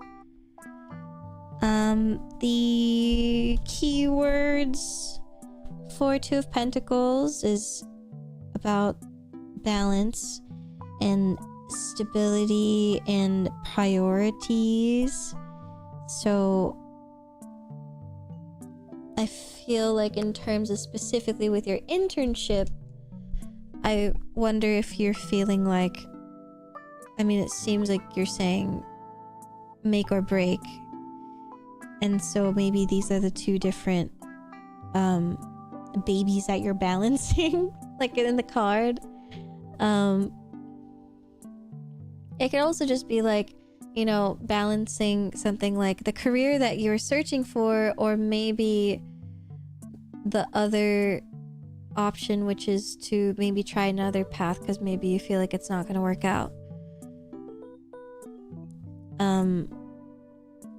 The main thing about Two of Pentacles is that you can achieve the balance that you were searching for, as long as you prioritize and focus on what's most important. Also, the two balances can also just be like your personal life and your work life. So, you know, if you are trying to focus on your internship, but then you also have other personal things to focus on, because, you know, you are a mod, so maybe you're really focused on modding, or I don't know, like the Twitch community and just like hanging out with friends and having fun silly time and just like really wanting to do that. But then, you know, you also have other commitments that you need to focus on as well.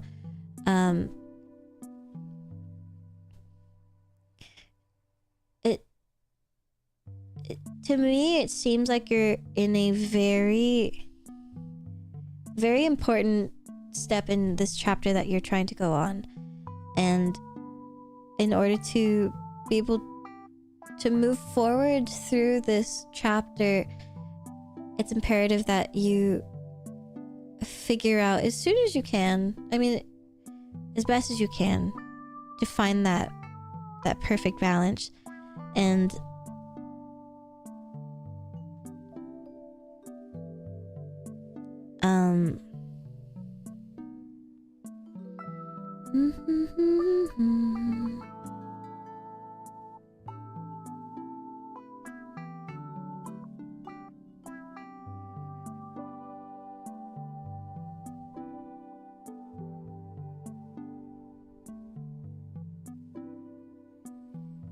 specifically for this card,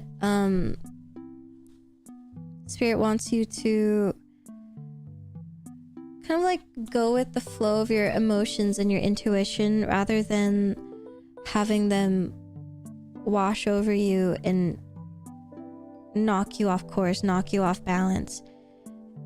And so it's also important to remind yourself that any time that you try and take your life to the next level and move to this next chapter and take an extra, like another step forward in this direction that you're seeking, that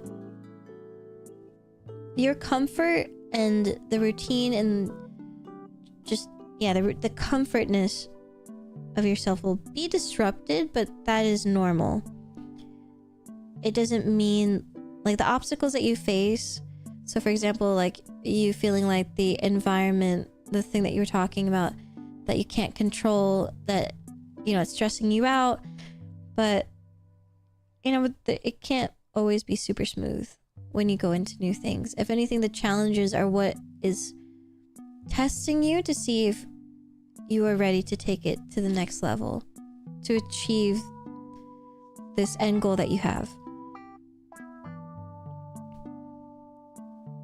But it is also important to understand that even though that is the case, you should take a very moderate approach to moving forward, and to not spread yourself thin at work. Also spreading yourself thin too in your personal life as well, because that does bleed into your job and your internship.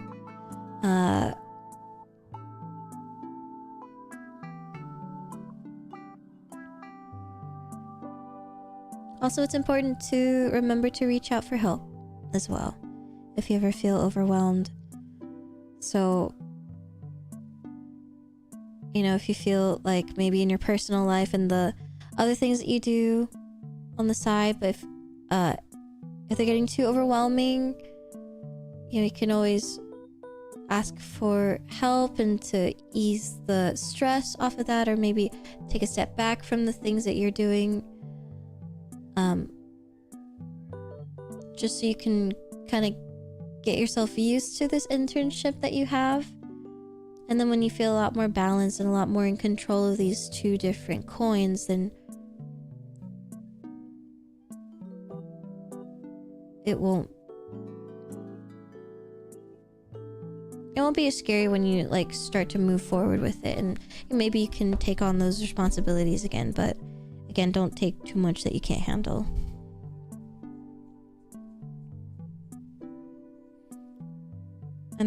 I'm hearing a lot of like, I don't want to burden people, of like, I don't want to make people disappointed in me or like sad.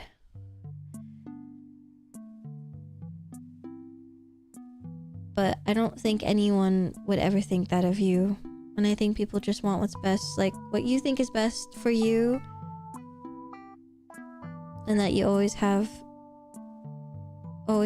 really good intentions. So I don't think it would ever come across that way. Because ultimately, you know, you want to do what's best for you and focus on you and prioritize yourself. And maybe that's not what you've been doing, so now is the time for you to do that. It is Hollow Knight OST. Trigger, thank you for the follow. Alright.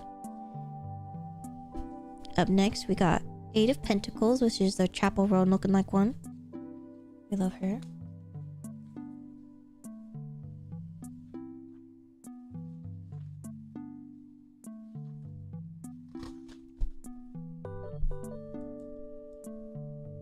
So this one,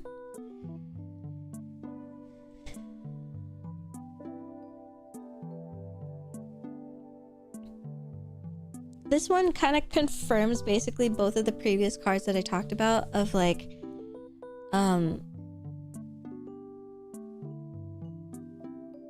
keep working at the skill that you're developing and to endure. So this card represents hard work. It represents determination, productivity, endurance.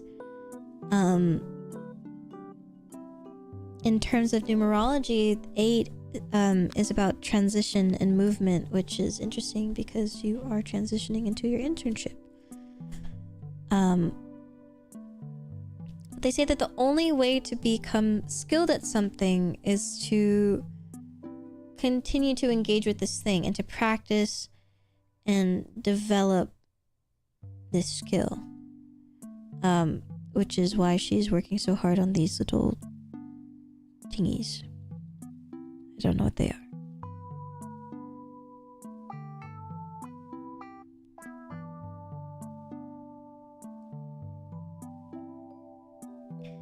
And you can tell with this card too, it's kind of sad because she's in pain and there's thorns and it hurts. And it feels almost feeling like you're trapped because you can kind of doubt yourself that maybe you aren't meant for this and maybe this is the wrong decision. But when you're done with this chapter, like this goal that you have to achieve, like once you get there to the end, you're gonna be so proud of yourself and it's gonna be so worth it. And that, you know, you've been working so hard up until this point to get here. Like you did earn yourself, you earned this internship, you worked really hard to get here. Don't doubt yourself and thinking that you don't deserve it, because you do.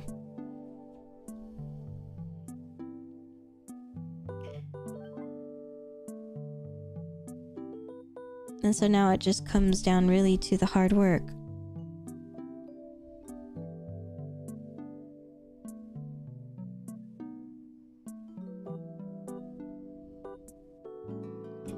In terms of financial, or specifically with the financial, it's basically just saying that hard work and dedication always helps lead you towards the financial prosperity that you're looking for.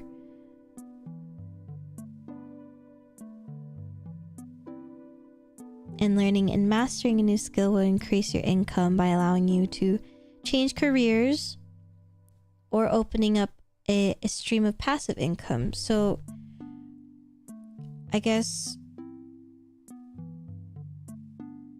the way that I thought about this one too is, if you're developing the skill, maybe it isn't what you want to do in life, I'm not quite sure, but maybe if it's still something that you want to achieve and like get really good at, there's nothing wrong with having like a really stable job to let you be silly when you're done with it, you know, to have the pillow so you can be silly and do fun things and focus on your hobbies. I think I followed you on YouTube a year ago. Oh, thank you. Yeah, thanks for watching stream. Oh my gosh, pistachio ice cream is so good, especially if you get the real stuff. Got a cozy vibe going on? Yeah, we're chilling here. Enjoy your ice cream though.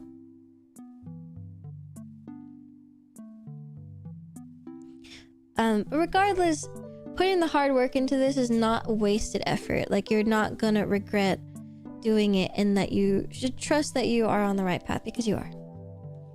It's basically what it's saying. In terms of the Seven of Pentacles,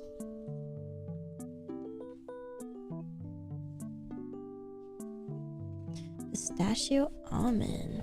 Oh my god, yeah, when there's little pistachio bits. I love when the pistachio ice cream is on the saltier side. I had one like that. It was actually gelato, but regardless, it was so good. And then for the last card, the Seven of Pentacles, this one is themed around patience and reward, sacrifice, growth.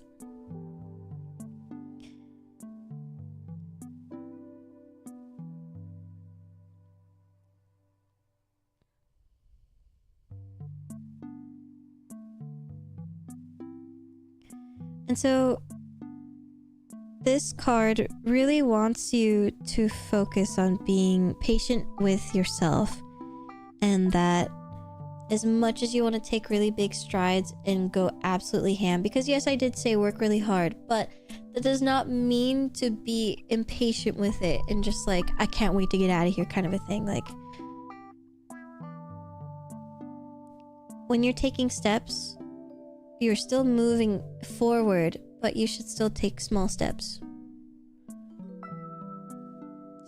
Small steps are still steps in the direction that you're going towards, which is great. And you're less likely to fall, too, if you're taking small steps and being careful. Because you're nurturing the work and the hard work that you are working towards.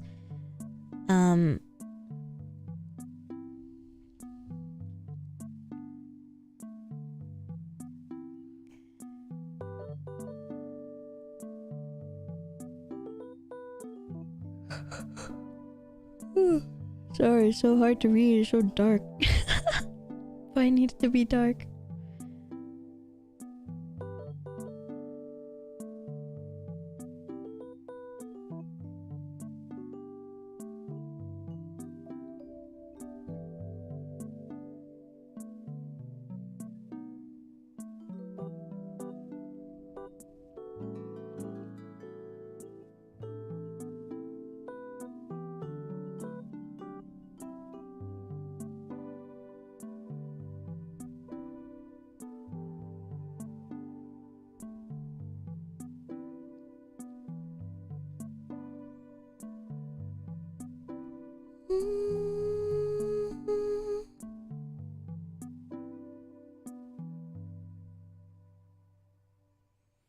It also seems like this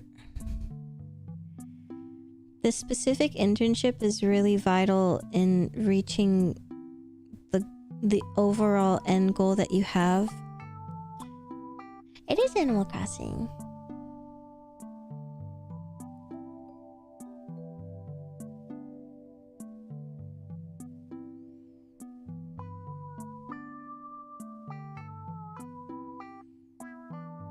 They're saying to, when you're looking at the work that you've done so far, so for example, just you even getting this internship,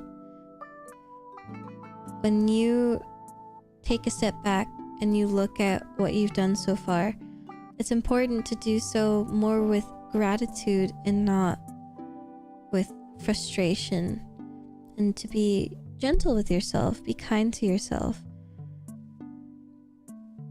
And the old typical, the journey is not about the destination, but the adventure of it, and blah, blah, blah. But it's true. It is true.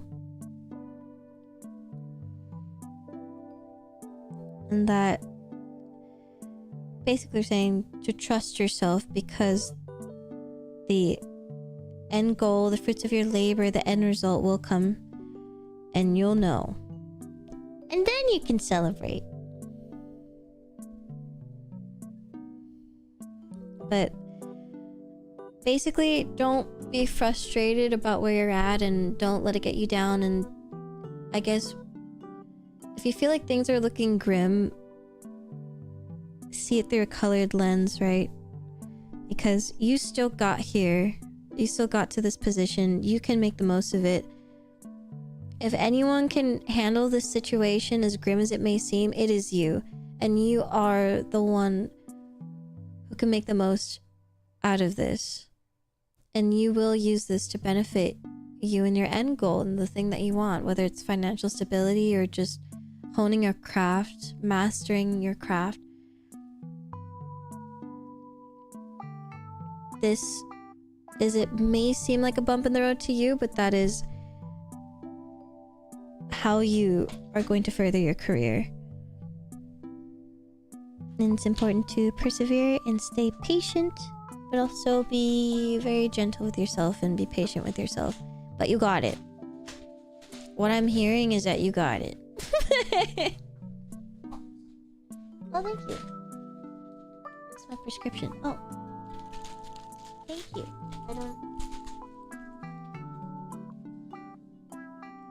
Thanks. Me. That's pretty much it. I hope that resonated in any way.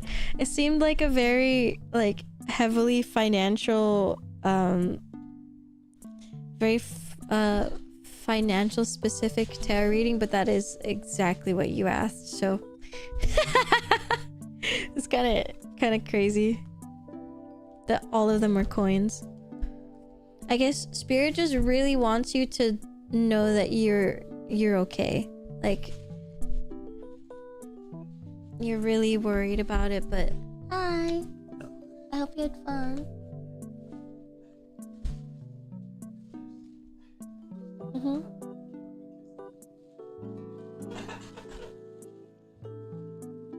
What? No, you did. You gave me that.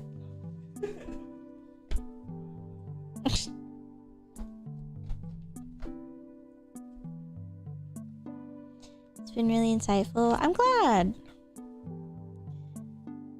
I felt bad because it felt like it was mostly finances, but at the same time, a lot of these things can be applied to just personal life too. Oops, sorry. Oy. Yeah, shift in mindset would be very good.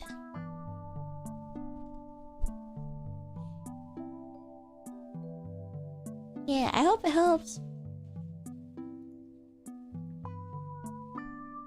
Hey, Mr. Man, get out of the bag.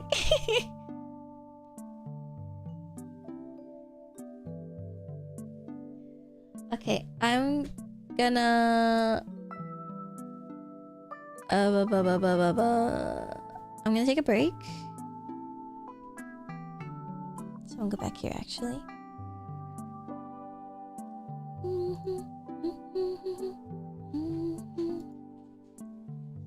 I'm gonna take a break and eat. I don't remember if I fed them. No, I did. Yeah. No, I did. Silly me. I'm gonna take a break and eat. And we'll be back and I'm gonna work some more. Definitely gonna help so much of the things you said basically hit the nail. I'm glad. I wish you all the best on your internship, and I know no matter what, it's gonna help you a lot. So, I'm excited for you. Sandwich time.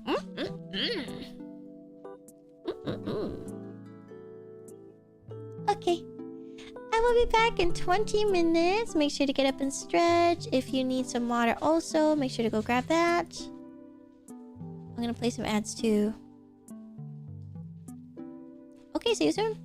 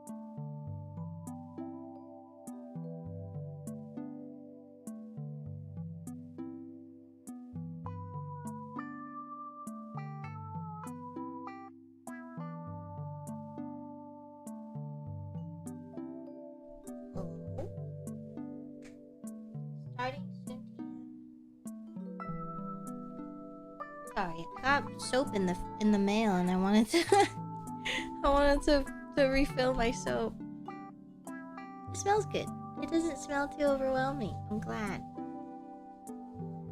Welcome back. Thank you. Thank you for the hydrate.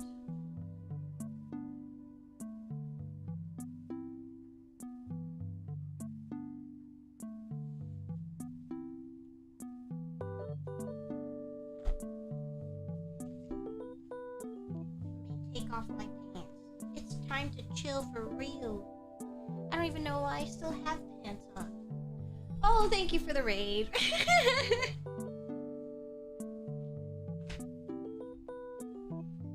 Hi.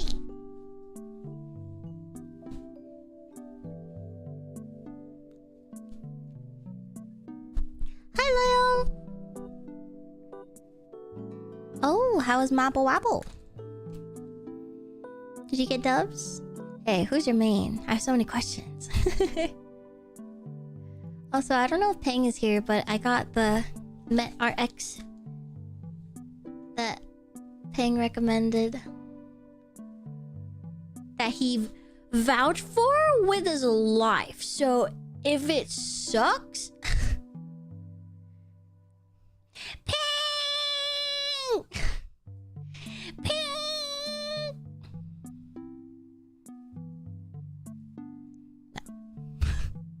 I'm a penny maid.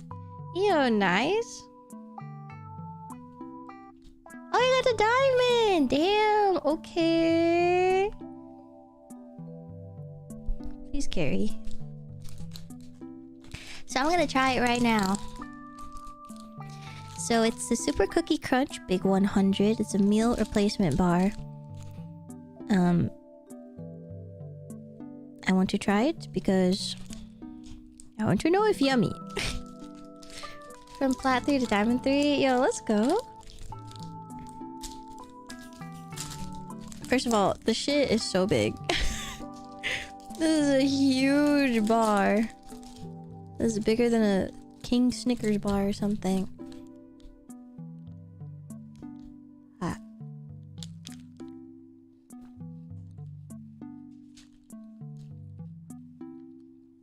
It's true. It is a meal replacement.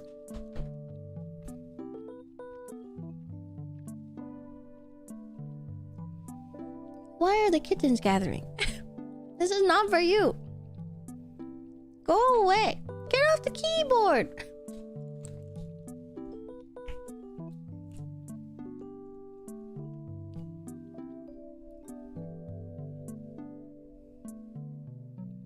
They're in front of the phone. I like it.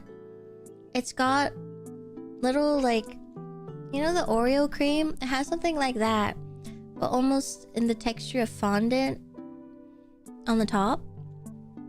And it has like a crispy, crunchy, cookie, biscuity type texture in the middle. And it's a really big, thick part. And at the bottom... I guess at the bottom, it's still the same, but it's like a coating of chocolate. At the bottom. At the bottom. Bottom inside, bottom. A little taste. Just a little taste. Yeah, fondant sucks. But this is what the texture gives.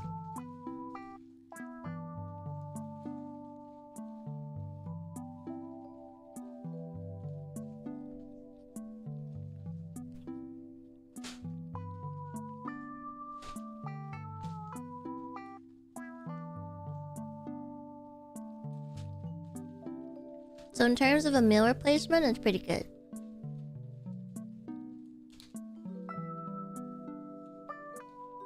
You know how sometimes when you have a protein bar, this is not the equivalent. I guess it's the closest equivalent for anyone who's never had a meal replacement bar. Me, I haven't.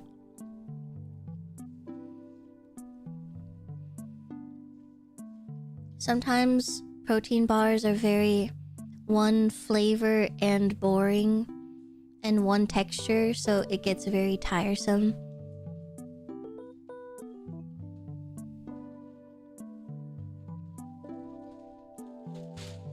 But I like that there's like the layer of cream at the top, and then the crunchy. So there's a bit of fun in it. So it's not as depressing to eat. The first time I tried fondant was my last time. Yeah. It's not great. How have we not made fondant taste good yet? How is that not possible? Isn't that kind of fucked up?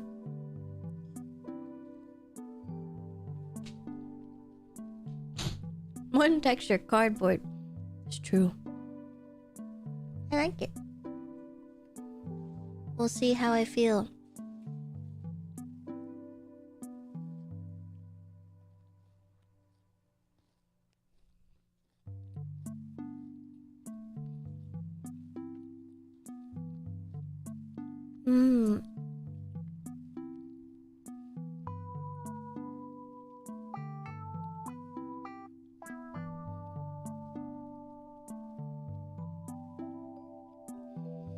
I know I've said it 100 times, but your eating animations are cute. Thank you. The V-Bridger is a lifesaver when it comes to mouth animation, mouth tracking.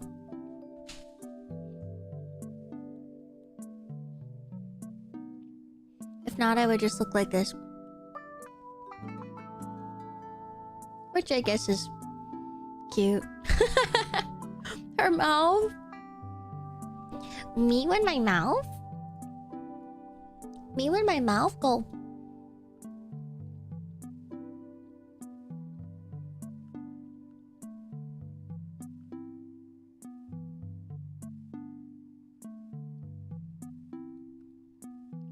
Little bites or big bite. Who eat like that? Pa, pa, pa, pa, pa. Maybe a cat.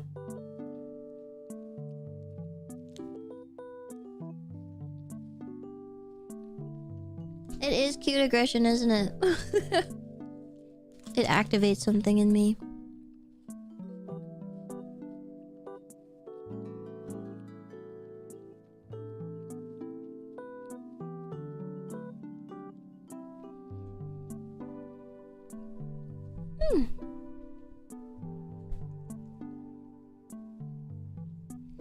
Cave divers looking at their wives' mouth.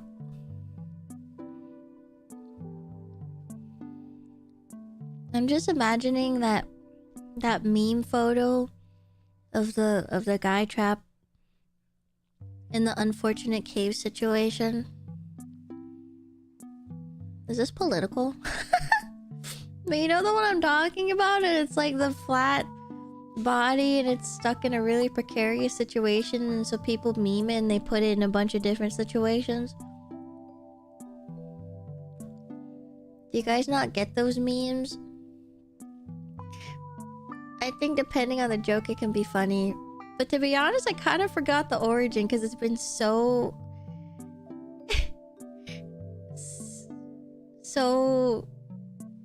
so dead, or like so washed out.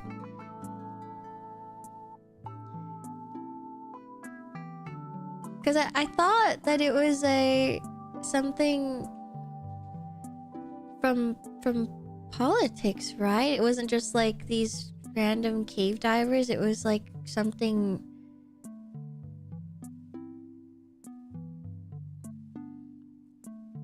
I've never. Adam.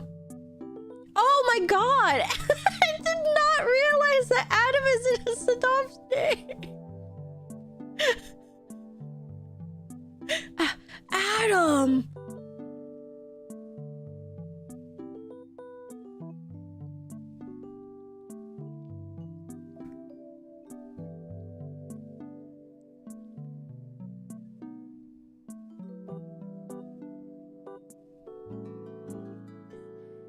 Adam, what are you doing there? What the fuck, Richard? What the fuck, Kyle?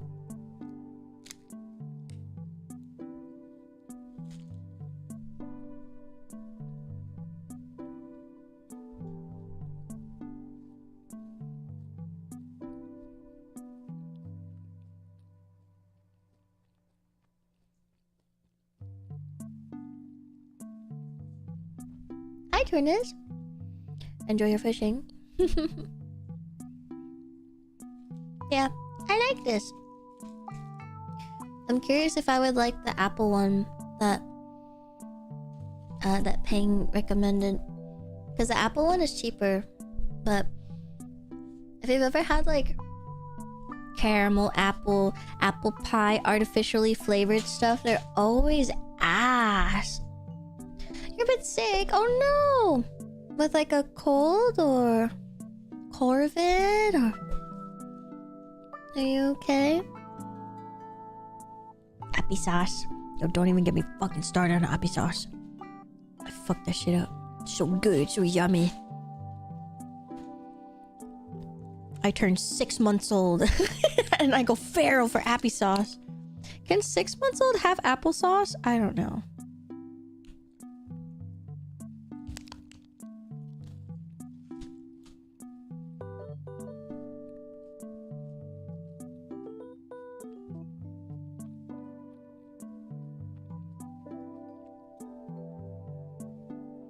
I think it's hay fever.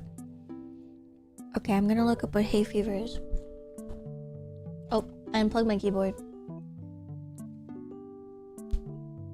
Pork chops? Oh, yummy!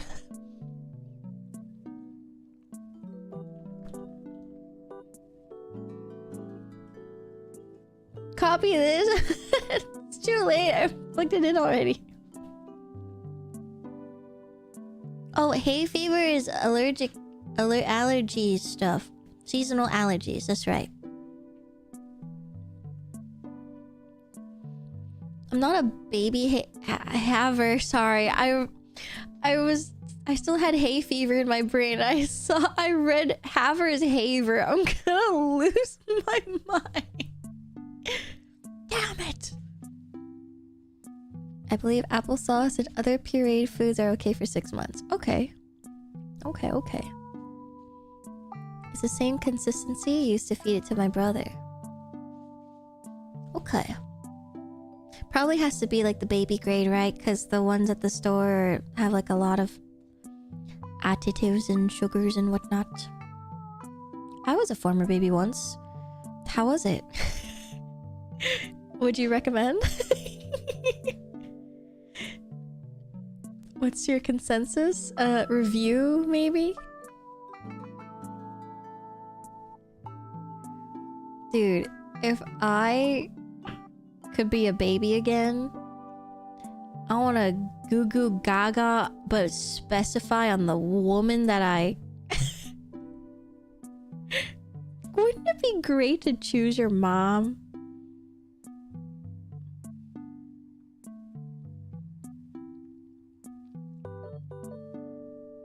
Where did my cats go?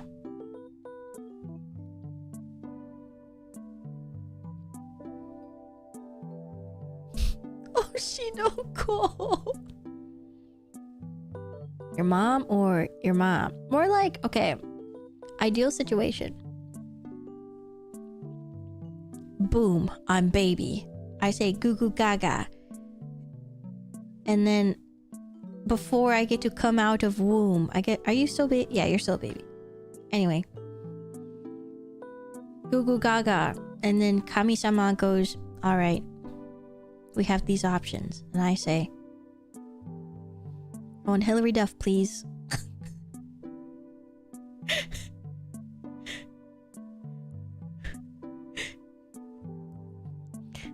Hilary Duff, please. And they're like, oh, sorry, not an option. I go, damn. Okay. Brenda Song, please. And he's like, okay.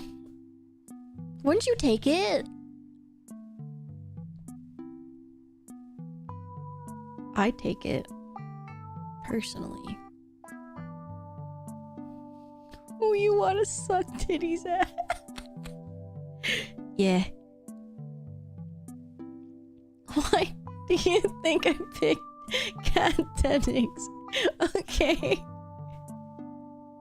And fell up myself?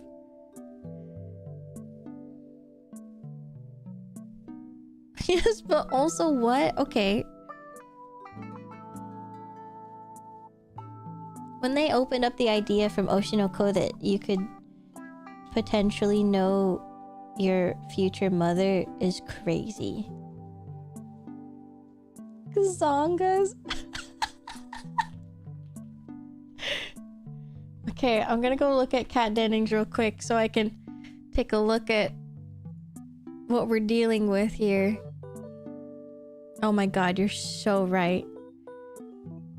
She was in something recently that I really liked. Not the U one. It was oh,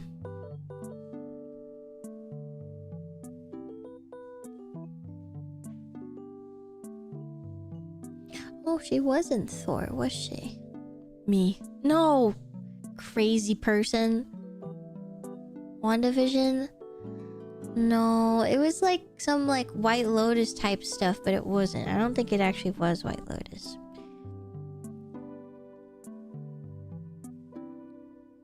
Something kind of weird like that. Hi, Olins. Oh my gosh, she was in WandaVision, huh?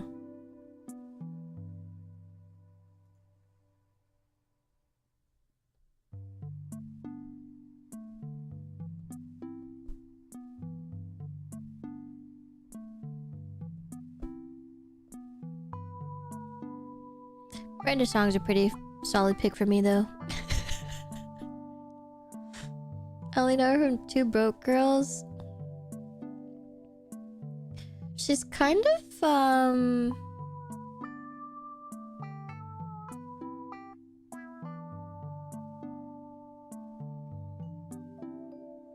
she has a really good variety, I would say.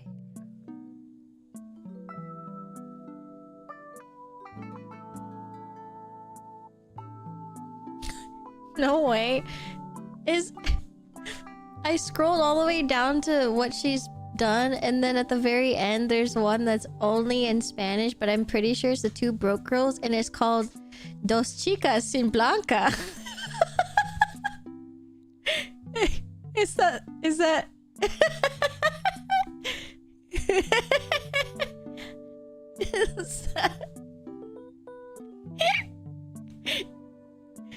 why did they have to put like a completely separate one for this one? Oh my god, Jennifer Coolidge is in Dos Chicas Sin Blanca? Guys, we have to watch it. Oh my god. Oh.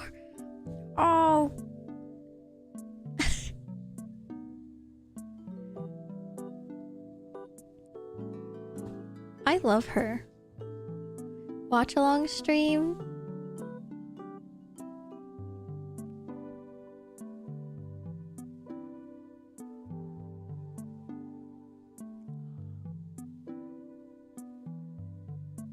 Oh my god, yeah. Jennifer Coolidge is in the Minecraft movie. I forgot. Good night, Madam Maya. Good night. Thank you for hanging out, Janae. Can't wait to see you again. I will see you next time. Sleep well. Guys, we're about to watch the Minecraft movie. I hope when you watch the Minecraft movie, you see Jennifer Coolidge and you think of me. And you think of the only thing that I say, which is, oh my god. Oh my god. You know when people, like, if you ever, you know, do a collab and they try and do an icebreaker and they're like, all right, everyone, do one fun fact about yourself type shit. But then sometimes people are like, all right, give me an impression. It's like, okay. People have to practice doing impressions, you know? Some people don't have time for that. People don't think about that. And so I used to do Carl Weezer, but like, I've moved on. That is so 2020 Maya. And Jennifer Coolidge is pretty close to Carl Weezer. So I'll just say Jennifer Coolidge. Yeah, she hits this villager with the car. That's crazy to say. Am I wrong? You're gonna tell me that I'm wrong?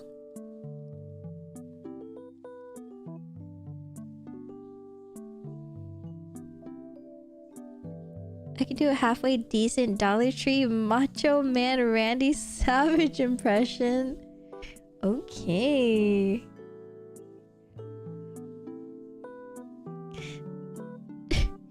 I could do a Compay talk, but I just ask you guys to do impressions. And then I rate it. This is my impression of Mickey Mouse. Uh-huh. And then go +2, -2. That'd be so amazing. We'll wait for specifically Winborn's voice to come back. What if we wait like a month and then you give us another? My voice still isn't good, guys. God. Then you're lying.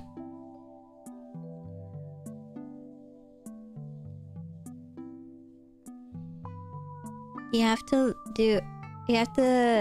like a ranked mode where we all try and do so and so impression. Oh, that'd be so hard. Is it harder for you to fall asleep when it's too cold or too hot? When it's too hot. When it's too cold, it's like I'm freezing in the winter snow and then I'm like dying, right? But if it's too hot, then you're like on fire and shit.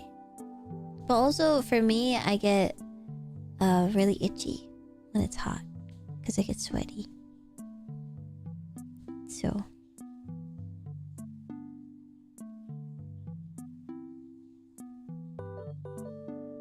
definitely it needs to be cold. I can knock out a lot faster when it's cold. Imagine bleeding out in a field of pure white snow. That's cinema.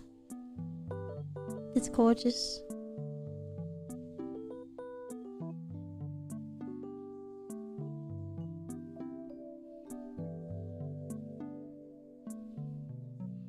I get so cold that it shocks me awake? Really? Like a jolt? Your body temp drops when you fall asleep? What? Are you sleeping with like one leg out or something? I love doing that. Why does that happen? Absolute cinema. Okay sign, okay sign. That's some good shit.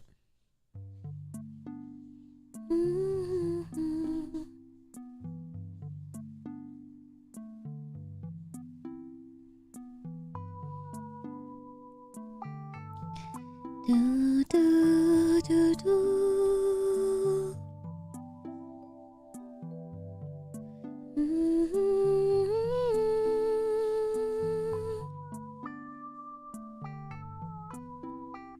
I can feel it getting so cold that I wake up from the pain. What? Oh my god. Oh my god. Got a fantastic idea. Oh, let's hear it. Yeah, hot weather. Nasty, sick grody. Are you the type, Kawarui, where people, like, you go up to people and you're like, look, I'm so cold, and then you put your hands on people's necks and if people get mad at you?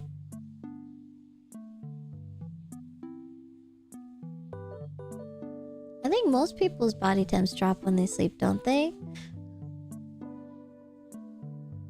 Oh, I don't know. No, I hate when people do that.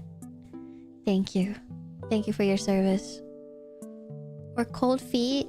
So Kyo is really bad at maintaining his body temperature, and I'm always eternally hot all the time.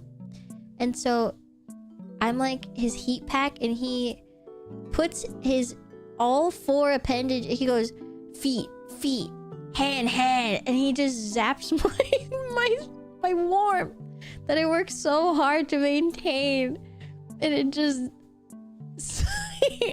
he sucks me dry.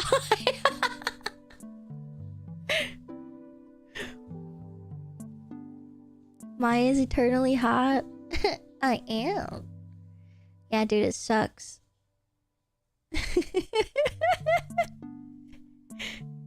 Kyo sucks you dry. Hey, you better work. I don't tend to do it without permission. That's very kind. Unless it's on accident. Ah, so considerate. I knew... Okay, I always hate... One of the things that I hate so much is when you are standing at the ledge of something. Like, if you're like at a bridge and you're looking over or something. I think one of the worst things you could do is to go to a friend that's looking over and be like, oh, I'm gonna push you over. Like, oh, I'm gonna... And like, they're obviously not gonna do it, but you know, it still freaks you out. And so I always told people, like, I hate people who do that. Like, that shit, I hate it so much. And I met Kyo, and like, one of the first things he does is he pretends to push me over. I was like, why do I still like this idiot? Fucking hate this guy. Ain't no way. Yeah, I was at like a beach pier or something. That's how him though? I know.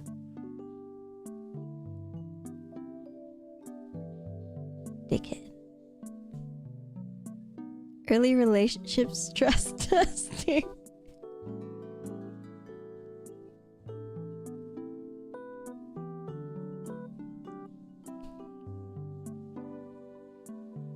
I once pushed on my dad's shoulder when he was at a booth at a Chinese restaurant and he fell out of the booth on the floor. Why did you do that?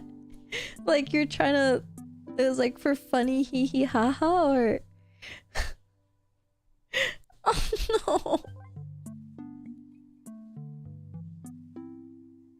Me when love is blind. Yeah, if it's blind, let me push you off, see what happens. Have a good night, Chris. Yeah, thank you for watching. I hope you had a great day. I feel like you always have great days. Thank you, Chris. Have a good night. Bum, bum, bum. Bum, bum, bum. We were upset with each other, so I was partially mad. Oh, yeah. First, they try to keep him from busting out laughing. Oh, silly, silly. Okay, I'm gonna look for... Oh, there it is.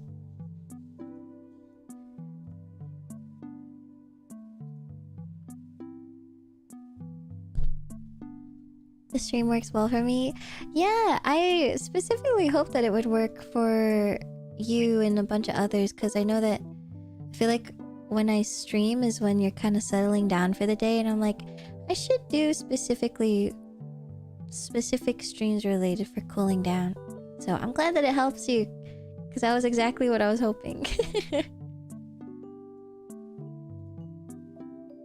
Way to Earth! Yeah! I can't stop listening to this playlist. It has like a little crying... I think the artist is like Basil Leaf or something.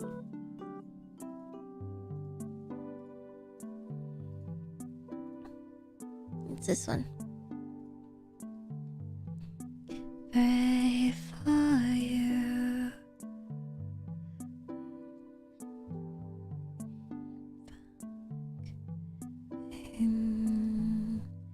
By your side, I'll give you all my life, my seasons.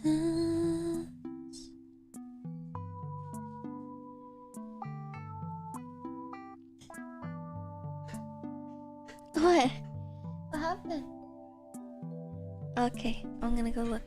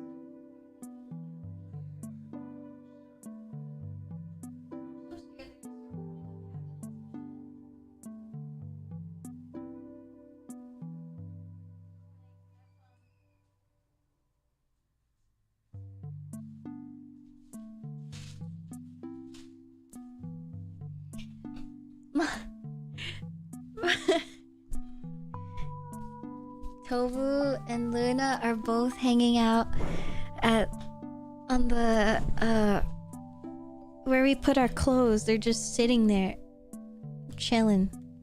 So cute.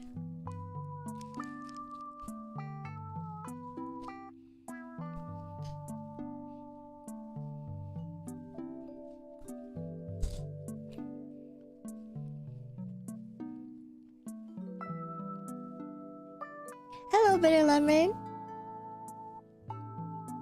Learning how to fold laundry? I wish. I still haven't folded the one from a few days ago.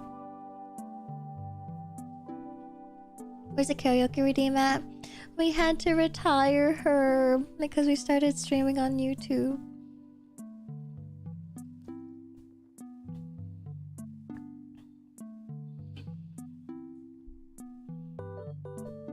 No joke. There was someone that wanted to watch two broke girls on TV when I was in the mental facility a few weeks back. Help me get through it. God bless.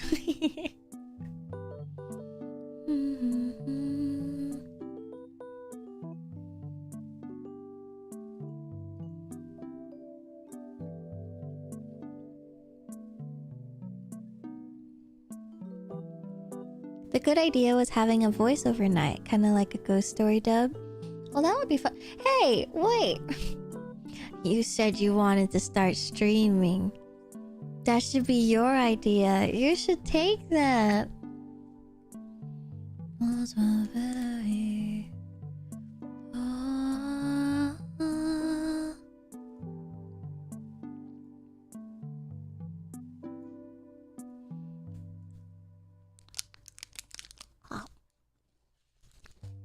Does sound fun.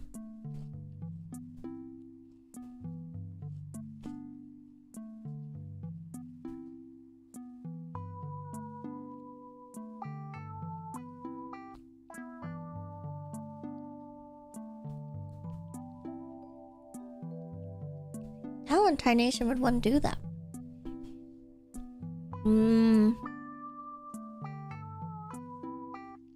Probably have a group call with your friends. And you assign roles. You have a soundboard that is in charge of the sound effects, the ambient sounds, like the little crickets and the birds chirping and the nighttime white noise, you know. Have a microphone. Very true, very true.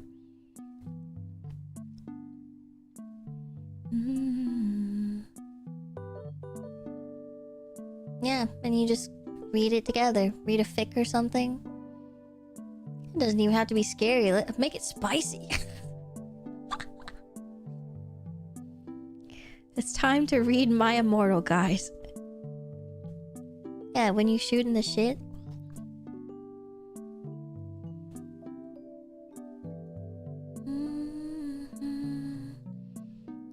thousand memories.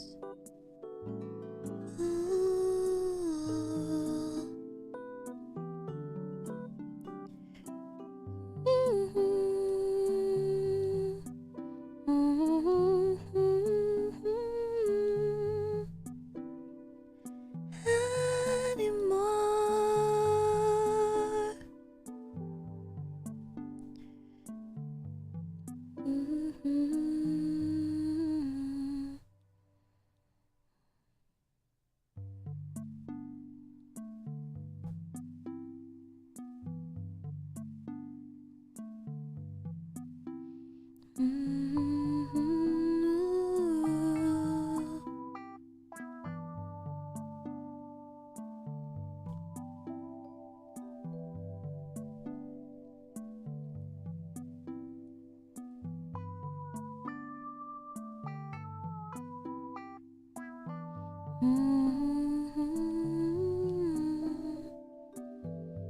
From your suddenly free. Oh, all I wanted was to fly high. Yeah, my immortal will be fire. The chains are broken. Lean against the sky.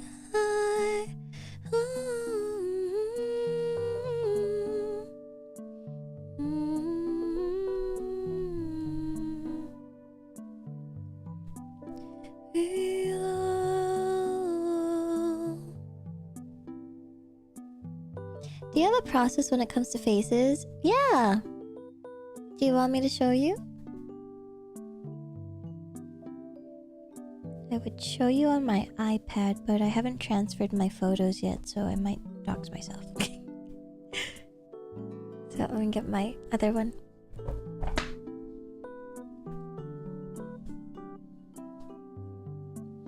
If it's no trouble, it is no trouble at all. Dun, dun, dun, dun, dun, dun, dun, dun,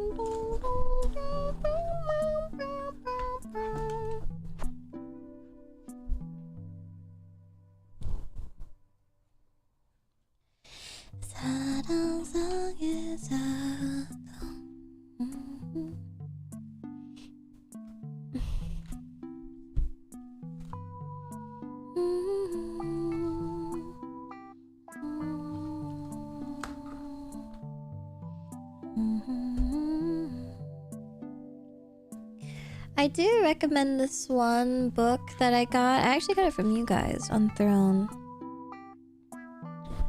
It's called...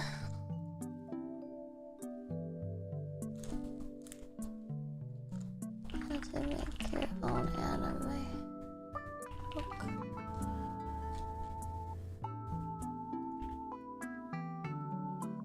How to make your...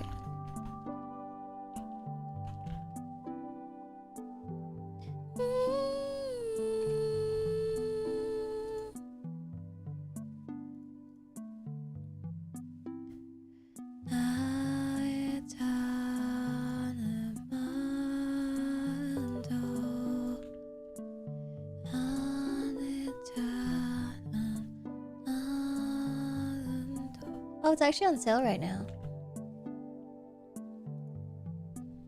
I like using this one by TB Choi. It's really good. I like that it still has a really good amount of realism, but still being heavily stylized for anime. I feel like it could also pass as like semi-realism sometimes, depending on what you're looking at. So, I definitely recommend having a book like this around at all times. So if you ever need help and assistance, you just look at it, have it open, and it's very helpful. But let me go into my arts. Dun, dun, dun, dun, dun.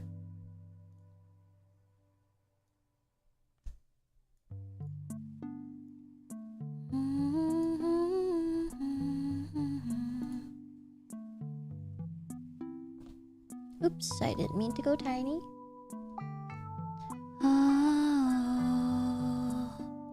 Oh, Leo rated? Was I on break or something? Am I crazy? No, I did see that. No, am I crazy? Thank you for the raid, Leo. I'm so sorry. I think my brain died. Oh, I did see it? Oh, thank God. My memory is really bad.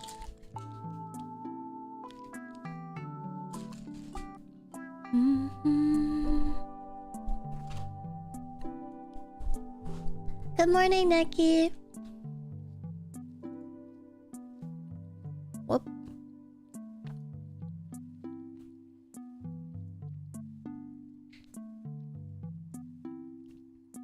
Okay.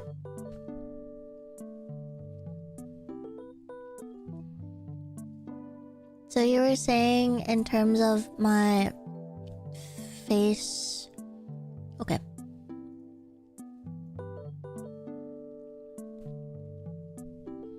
I will say I'm very bad when it comes to like the basics. I've kind of messed up a lot. Also, a lot of people really vouch for square or rectangle, but I haven't gotten the hand of it yet, so I will not show you that one. I'll just show you what I know. But I kind of use the circle as I use like 30% of it and then I delete it. So I don't actually use the whole thing.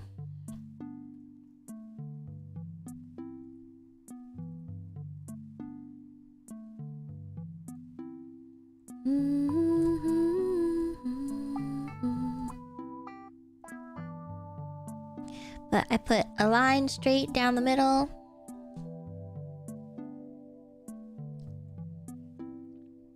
The tutorials that I've used are from like 2007, 2008, so they're very outdated. But I kind of just use the sides of the circle, and I make this line here at the bottom, and this is where the chin would go. This is specifically for anime, by the way. I don't know how to do realism. And you put the lines down here, and then eventually you start kind of curving this way. So I guess it's worth noting now, but the more wide the cheeks are, kind of like this, the more childlike it kind of looks. So for example, if you had it maybe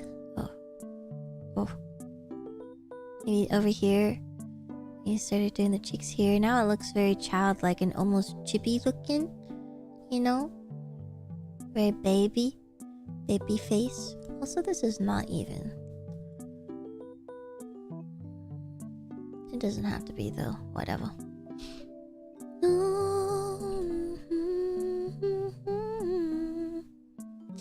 If you want, I guess you could try using symmetry tool when you're first learning stuff like this, if it eases your mind, but you should not rely on it. I feel like when you use symmetry tool for everything, you start to use it as a crutch and then you don't know how to do it without it.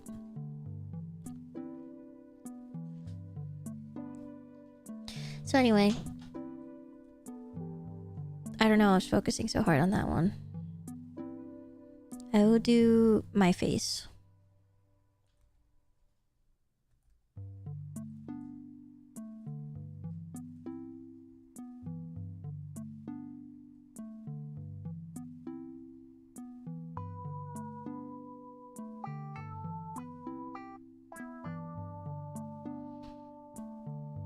Did I say my face? I meant like anime girl.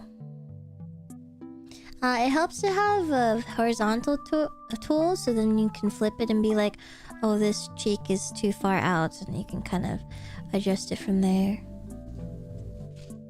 It really depends. Also, sometimes what I do is like I literally don't finish and like I just kind of leave this part blank because I can't see it until I draw more. I don't know why, but I do that. I know one of my friends only draws one eye until she's almost done with the whole thing, and then she'll fill the rest in. So yeah, sometimes because like you'll hyper focus so much on wanting to make it even, wanting to make it symmetrical, that you kind of lose the whole point of the overall picture that you're trying to do. But at least I tried to put the square the chin, because depending on what... Yes? What you looking for? Oh, it fell.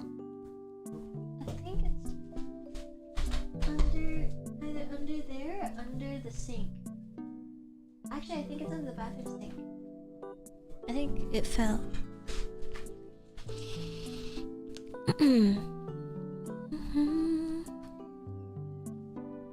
Okay, sorry. Oh my god, I'm using the iPad, the thing that I was... My iPad controls instead of my computer. I was like, why isn't it working? Anyway.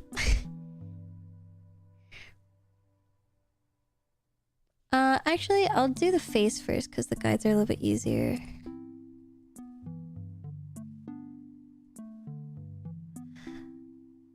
I tend to put one line near here for the nose and then two for the eyes.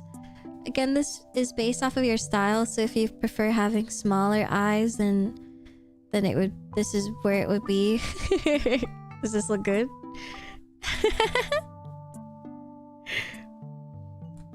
But to be honest, all of these guides really depend on what you like in your style. So for example, some people like putting their noses like, you know, down here. Some putting them like up here, up here. It really depends on you. I would recommend getting an art piece that you really like. I can actually do it right now to give you an example.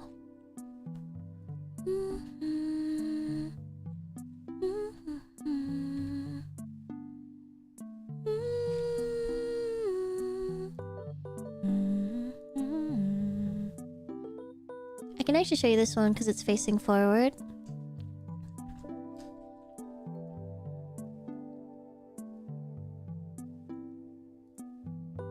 Will shine. So this artist is... We're gonna fly up into the blue sky. Rye, what happened? Did you get banned in BB's chat? Are you being bad?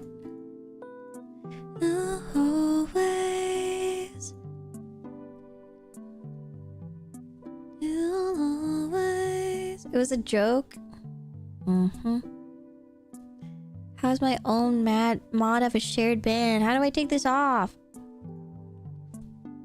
Anyway, what I was trying to show you is you can see how the eyes are quite quote-unquote small in terms of the space that it takes up for the entire head. But they're honestly pretty huge. The face is pretty huge. But you take an artist that you like, the style that they like, and you just kind of put these lines, and you're like, okay, this is the distance between the bottom of the eyes to the nose, and then this is the distance between where the mouth would be, and then the distance between the mouth, which probably would start here, to the chin. And you kind of just study that. Dude, you're huge. Just only you to know. You'll always love me. You'll always shine. Oh,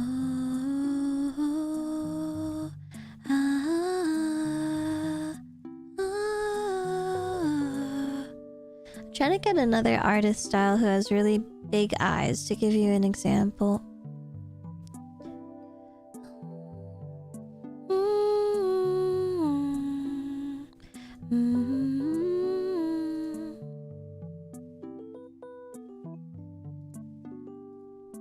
So this artist,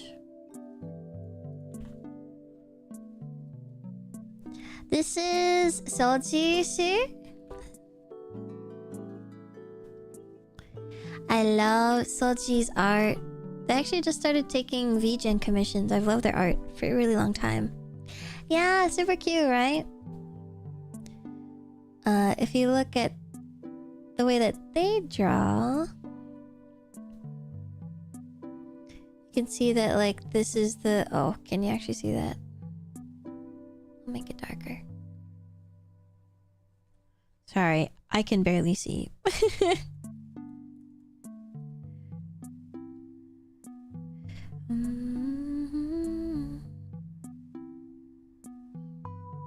See the chin? Like this. And so this is where the line would be here, and then the eyes are all the way up here, right?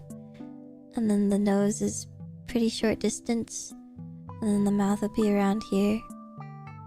So it's okay to do this for studying purposes, but you just kind of gauge on what you personally like as your comfort zone for your art that you want to do. Also, style is a concept that is really dumb as hell. Just do what you want. The sphere to chin triangle ratio always fucks me up. Honestly, me too. I still mess it up. But I think it just kind of comes down to practice and utilizing the guides from books to give you the rubric, and then you can break it. Like, you learn the rules and then you break it yourself. Yeah, it just kind of happens over time. For me personally, I really like shoujo style art, so my eyes are freaking huge. But anyway, this is what I like to do, so I will show you.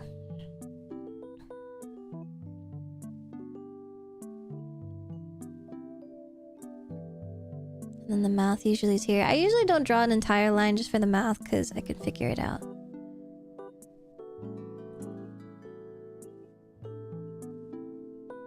So that usually is a guide. Whoa!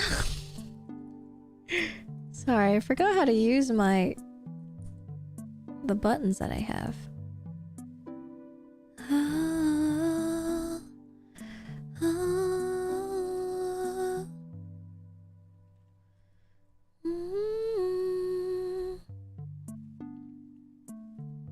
If you saw, I can see. If you see, I saw. If you you know when you. Anyway. Your emotion. I think the eyes are usually the hardest part for me, so I tend to just. I remember that. The eye, it doesn't really touch. There's like a little bit of room here, right? So I just remember, okay, don't start like right back here. And then typically for art styles, usually the room between the two eyes, like if this was a square, is the same distance of this one. So a little bit over maybe. It really depends on the style. So like this is the room of the other square, and then you put the other one. But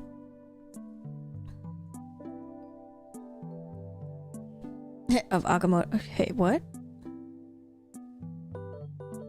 Triclops.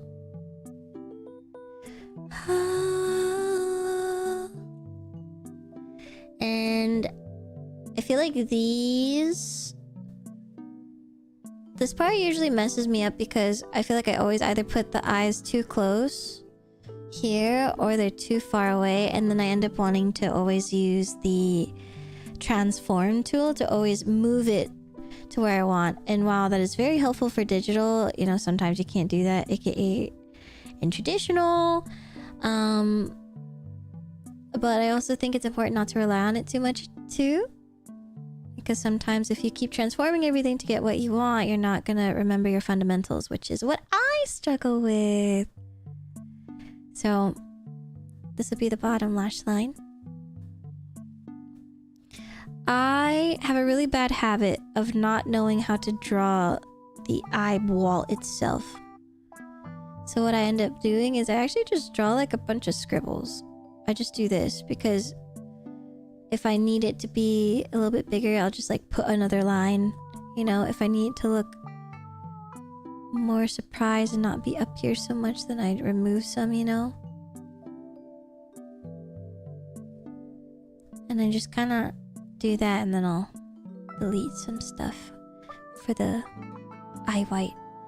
And for some reason, doing it this way kind of makes it a little bit easier for me, and it's not as stressful, because one of my biggest bad habits that I had like for the past few years was focusing really, really hard. Like I zoom in and I'm like taking my sweet ass time trying to make the circle look really nice, and then like you spend so much time trying to make the eye look really good, right? And then you move to the other one and then you're like, okay, time to replicate it. And then you're like, how the fuck do I do it? And then you're spending so much time trying to get that same detail, and you're like, this isn't the right side, like it's a little too low, and blah blah blah. And so it kind of stresses me out. So I've actually learned to just kind of, I've learned to just kind of scribble my way, and it made it not as stressful for me. But anyway, you can kind of see that the distance between here and here is around the same distance as the eyelashes that I have. So they feel to know.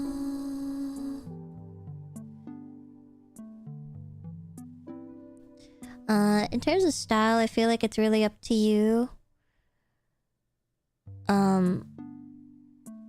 It's really up to you on if you want to do like the little thing down here. I think it's a stylistic choice. Drawing both eyes at the same time helps make it look the same. Oh, you mean like drawing the eyelashes at the same time first and then drawing the bottom first? Kind of like that? I tend to try to do that because if I focus too hard on one eye, I cannot replicate the other one. Also, it helps me get getting this part the same, because I struggle so hard with making them look the same. Where the fuck are you going? So when you flip it, you can see like, oh, this one's too low. So now I can kind of raise it a bit. I think flipping is very important. Change your perspective and whatnot. Gonna fly up into the blue sky. Fell asleep peacefully to Maya's stream. I got jump scared by my friend's mom running in to give me keys. No. Good morning. Hi, Sugi. How you doing? I'm chilling. I'm just yapping about John. Shiny. And then you can put eye creases. These ones depends on style. Some people like doing the two crease, so you got like one here and then one going here. I know my mama actually puts two, so there's like the one here and then the one up here. But I tend to just kind of keep it simple and very light. Sometimes I don't even draw the crease and I use it more for shading, so I actually shade with it instead. And then for the eyebrows, honestly, I'm really bad at eyebrows. Wow, that was really straight. I just kind of... Okay. If you ever look at your face, your eyebrows are actually closer together than your eyeballs.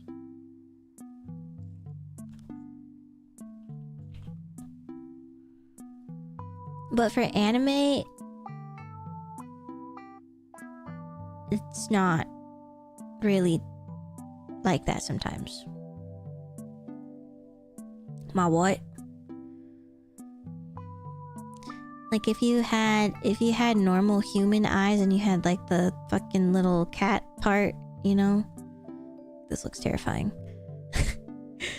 So, it actually looks better when your eyebrows kind of extend a little bit past it, like barely It's like a little bit of a difference.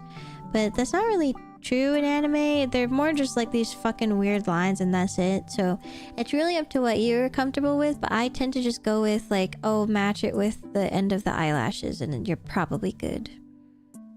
I like to have them a little bushy because it makes me happy, but you can literally just do like this. You can even do the 3 lines.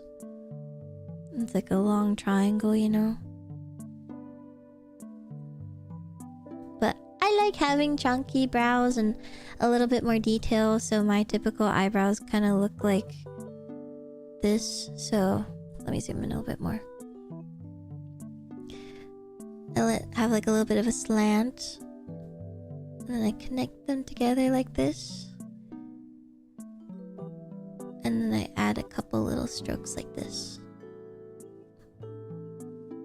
Like that.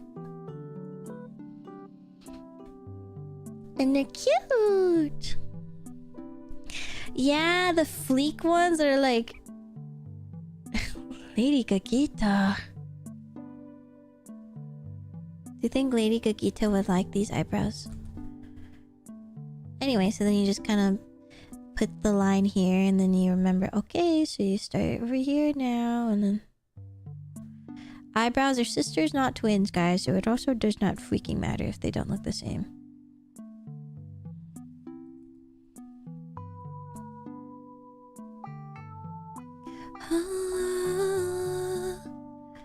But,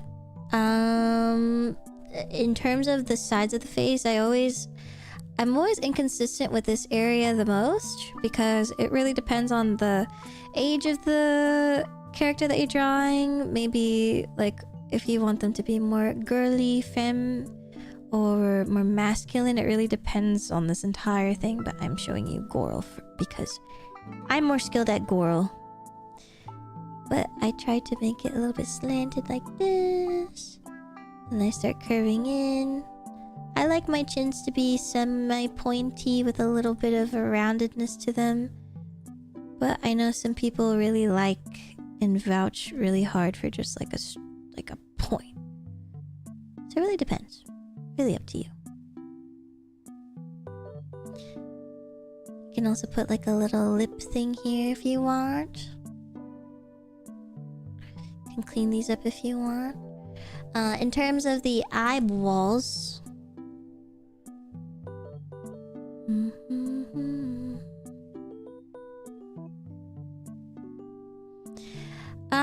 This one is a little stylistic, but there is some reason to it. But usually the bottom of the ear is around the nose. So see how the...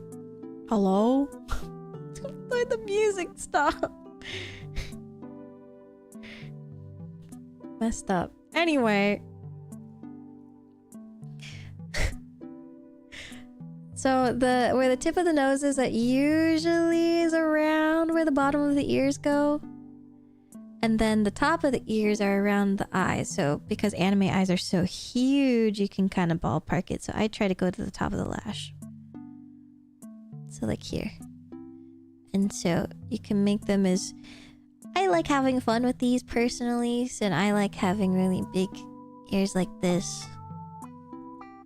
I think they're so cute and so charming to have really big, cute ears.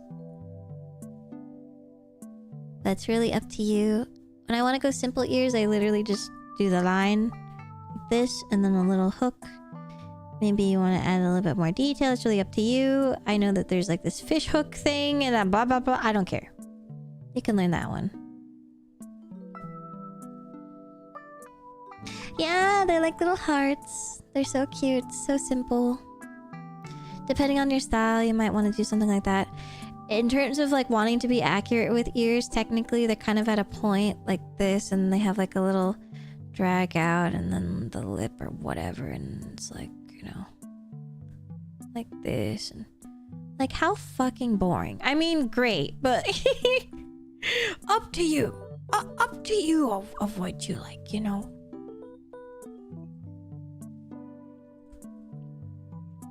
I've learned to like cute big ears. Anyway, so when it comes to the neck, when it comes to the neck, again, depends on how, like, if you want them to be chunky, right? Like, the fatter the neck, the more beefy they look like. They look like they came from Baki. You know what I'm saying? How many point redeems to have a Maya art feedback redeem? Oh gosh, I don't know if I'm qualified for that. Honestly, whenever I'm doing art streams, you can always just ask me. Tree trunk neck. Yeah. My basis is usually I go around here. So where the eyebrows and the eyes, the eyelashes go, I just kind of like ballpark it, and then it's up to God what you want. So the smaller and thinner the neck, the more youthful and young they look. Obviously depends on the proportion of the head, but you know, I tried to go like this. Thank you for the donation. Thank you.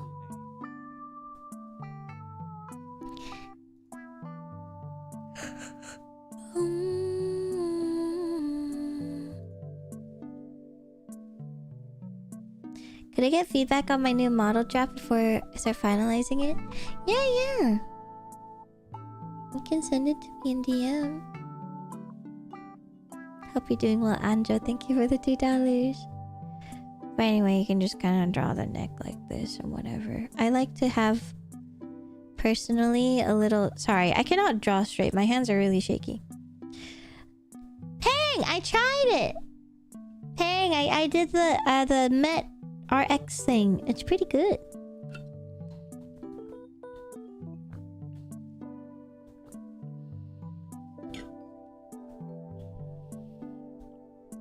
I like the weird cream on top. But anyway, sometimes I like to add a little bit of shading, but that's really up to your style. I think it's really fun. I've been enjoying more adding shading to my line art, to my sketch, because it make me happy. I know what some people do is they'll put like a little bit more thicker line art here, and that also works, you know, up to you. You also don't have to put anything at all, but those are some things that I've noticed. Anyway, that's pretty much the head. I don't know if you want to go for the body, but the only thing I will say is that what I remember for the female is that the torso or the whatever chest thing is usually you kind of just follow down from the head, and that is the chest length, and then you put the little circle shit and you go hee. You know what I mean? That's the only thing I remembered. Anything else I will just be wrong.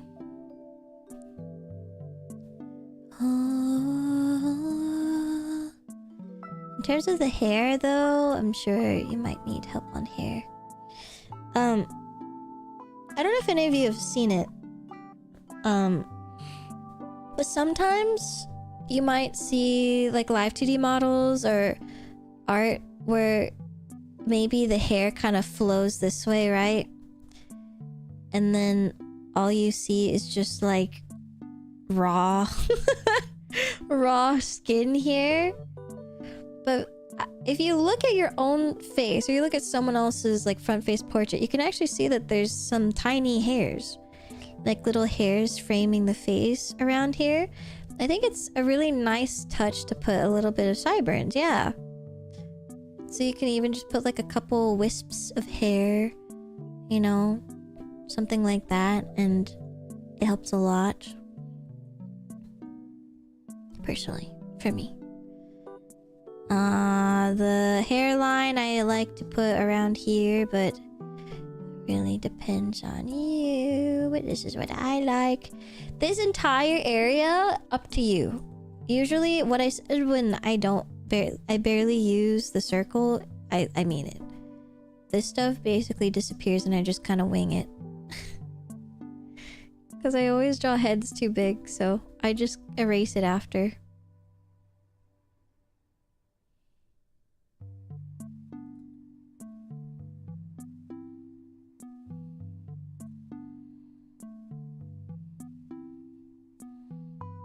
keep them bald.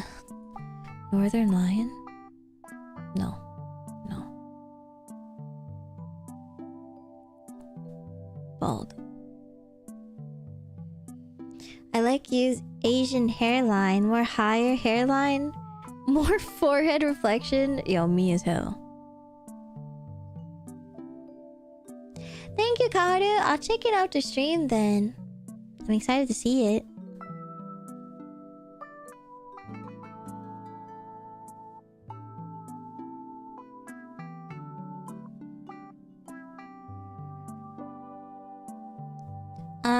But yeah, that's pretty much it, right?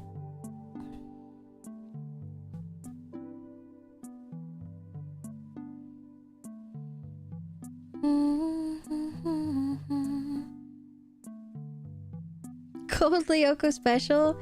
Stop, I had a crush on this guy in Code Lyoko.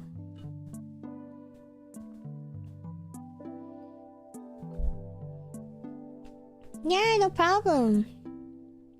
I think the biggest takeaway from this is mainly the eyes area. I think once you kind of establish, like, where you like to put eyes and how big you want them in proportion to the rest of the face, it's kind of GG from there. Yeah, eyes are really hard. Rai, can you figure out to remove your shared ban on yourself? Like, I want to remove it. I don't know if you're curious about 3/4 view, but I will show you in case you're curious. But I like to put a circle for an ear, and then I just kind of have like a little, you know, what is it called? The alpha chin thing? The mewing? Like this, and you just kind of angle it this way.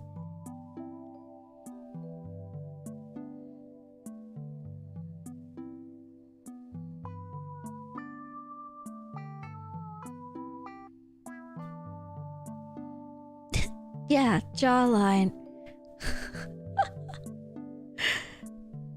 So curious, but I call you just stop. And then I just kind of put some type of fucking ear on here somewhere. And of course, even though it doesn't make sense because technically the ear would be somewhere over here, I love putting ears here because that means that they're so big that they go out this way. So cute. I love big ear. But yeah, you can keep the nose there if you want, or sometimes you can just change it and put it somewhere else. But the main thing that helps me is trying to find where the middle is. So for this, I would start by going from the head on the forehead, and then you kind of go down, because if you determine this, then you can determine where you're going to put your eyes, right? And then you kind of just go down to the chin from here. And that also determines where you put your nose and where you put the middle of the mouth. And then you just...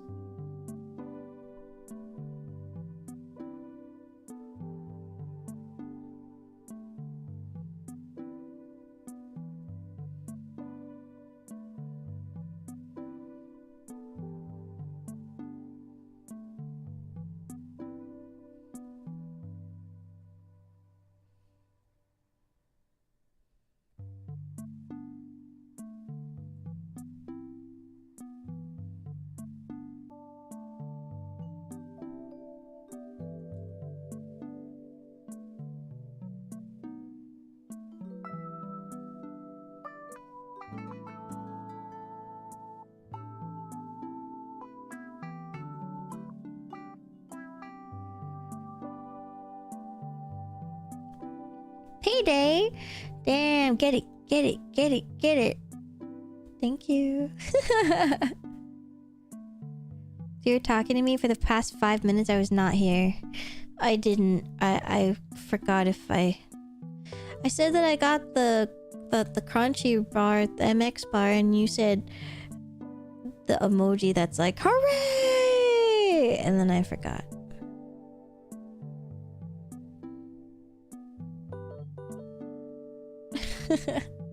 Yeah, it was great.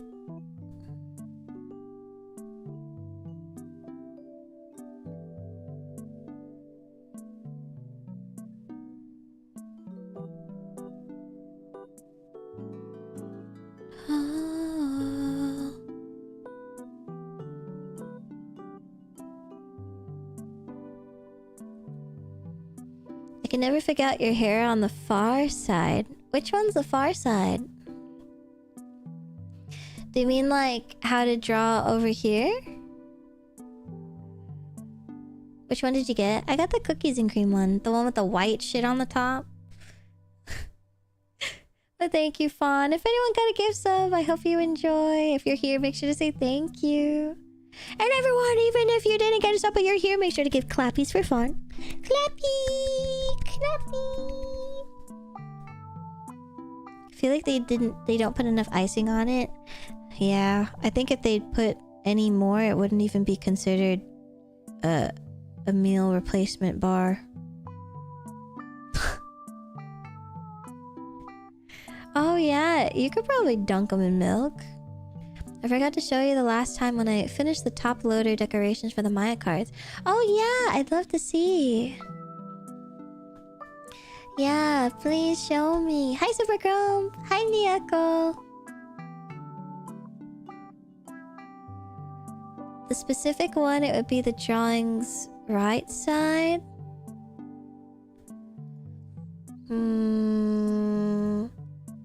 So, not where I put, but like here? This area? Super difficult to mention them in day to day. To mention them? Oh, you mean like specifically when you draw me? Let me think.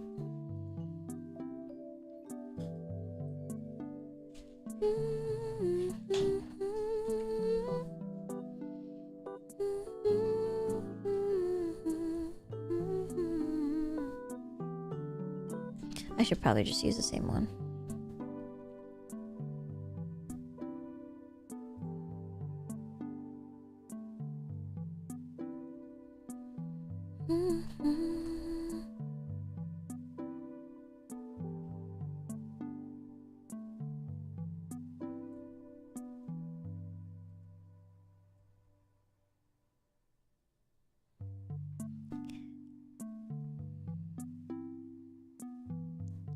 You can't go around telling my friends to eat MedRx bars? Oh, why? Hi, Salvi. This is why I'm glad I gave Dark Academia Maya a ponytail. It's true. They're all just mushed back here and then come out a ponytail, right?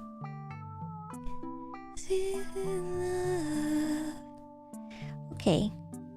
Honestly, I kind of struggle with this too, and I do think it has a lot to do with personal preference. But I tried to start off with the middle of the hair. So you have to think of a hair part, right? And mine is in the middle.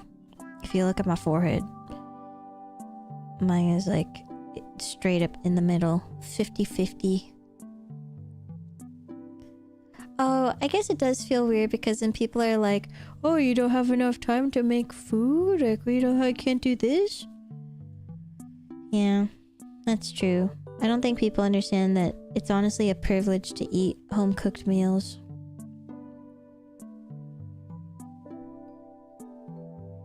Anyway, so because you're at a 3/4 angle, I'm assuming this is the part that you kind of struggle with because it's 3/4.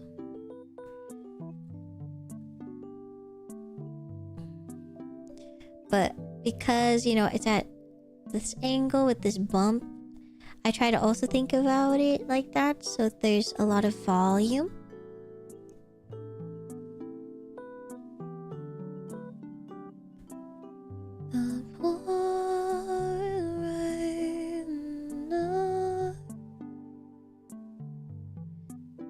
I got this shit. whatever.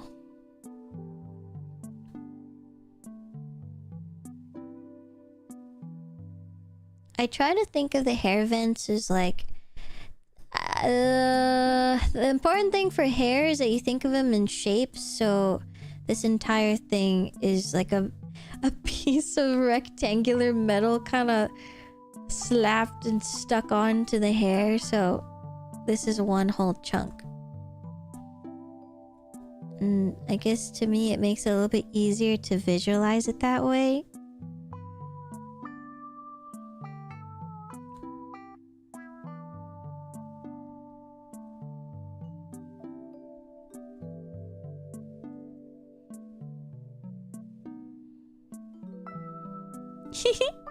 Your anime girls are gonna overheat. But yeah, so the I forgot why I was mentioning this, but the main reason why you want to focus on where the separation is so whenever you draw strokes, they come from that place. So if you're... Sorry, Jesus Christ. If you're looking at these lines, you can see this line goes up to there. This line goes up there. Even these ones. They go this way. This one goes up here. Like that. Because sometimes, at least when I first started drawing, I would just put like... Honestly, it's a habit, so I don't know how to not do it. Oh, like this. Right? You're just drawing triangles, but then it's like, okay, where is this going? It's just going this way? Where is that? But instead, you want to do like this. Anyway, moving on to the hard part. I like... My favorite part of 3/4 views is seeing the cheek. And if you hide the cheek, it upsets me. It doesn't upset me, but I feel like it's such a cute charm point. So when it's covered, I'm like, aww. I love fat cheeks. No, but seriously. So I kind of want... I always do this thing where I just put like this hair going downwards this way and it falls along. And then I just put like a big clump of something here. And so this hairline keeps extending, and this is where you can put the, oh, it's got like the equivalent of this thing, and you're just like, oh, there's this thing. But it doesn't cover the entire cheek. There's just like a little bit, but like you're like, oh, just a little bit, but you still see this part. This is the ine part. This is the, yes, good shit. You know? And you can still kind of see it. And this part is like, oh, a little shading, a little bit of 3D. Yeah, just a little. Alive. Yeah, いいね。本当に。本当だよ。And then so, hi Sprada! Oh my gosh, it's been so long. Once you delete the guides, it's a little easier to see what you actually want. So sometimes you can just leave it like this. I like to kind of finish the opposite side. So this has a hair vent, whereas the hair vent here, it would come here. So I like to get this line that we were kind of struggling with the 3D aspect. And you just... Sorry, I can't hear myself. Wave to Earth! Okay. And then... You gotta eat now. Good night! Have fun tomorrow. Good luck with driving. Good night. Nice head. Wow, thanks. Practice. Anyway, this line here would go upwards. And so this is the rectangle from this side. That is the rectangle. And that's how I deal with it. So this is the triangle hair vent that you're talking about.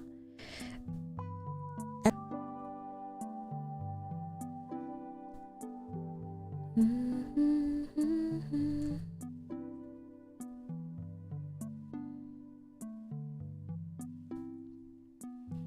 yeah, I kind of try not to cover this area. One, because I think it's adorable, but also because I think this cheek area really defines the shape of the face.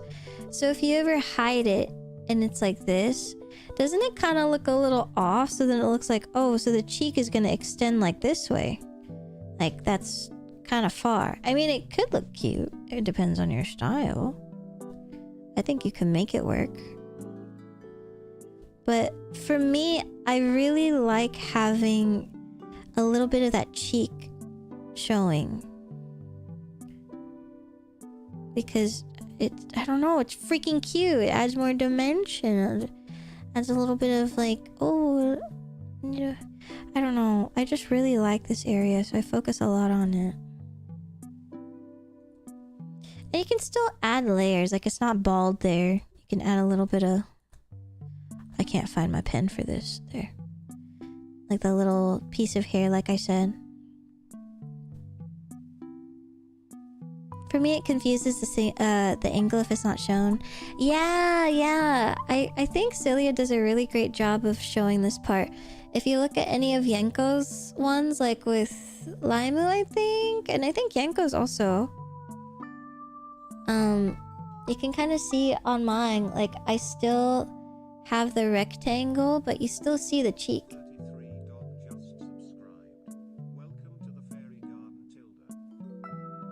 Yeah, Ducky, go ahead. Whereas, like, if you don't see that, then it just looks kind of flat. Which is why I really appreciate, I really like, even though it's so unrealistic and it makes no freaking sense, I love when there's invisible hair. Like the semi-transparent hair. To me, it is the anime equivalent of having a few strands. But your ass is not gonna draw every little tiny ass strand because this isn't realism. We're not doing that. We don't have time for that. So instead what you do is you put like a little bit of the transparency, right? You put like that... I don't know how to replicate this very quickly.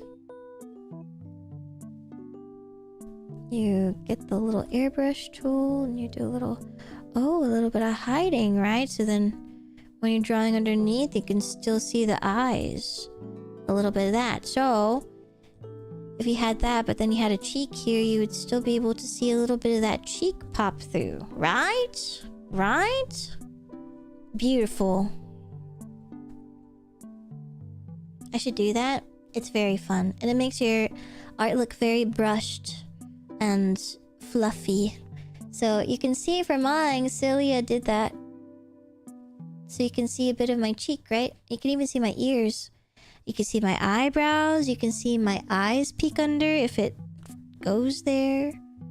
Right? But it's not too much to where you see, like, the rest of my head. I mean, you kind of can at some points, but don't look. Don't look. I don't want to see ear. I believe in elf ear. Maybe in another model. She's bald? What? No.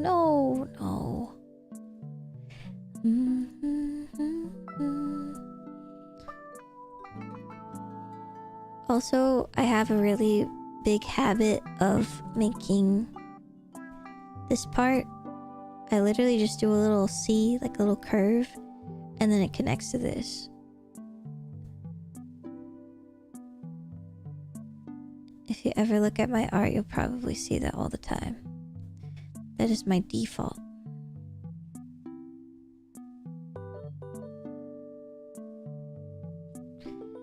Anyway, I hope that helps.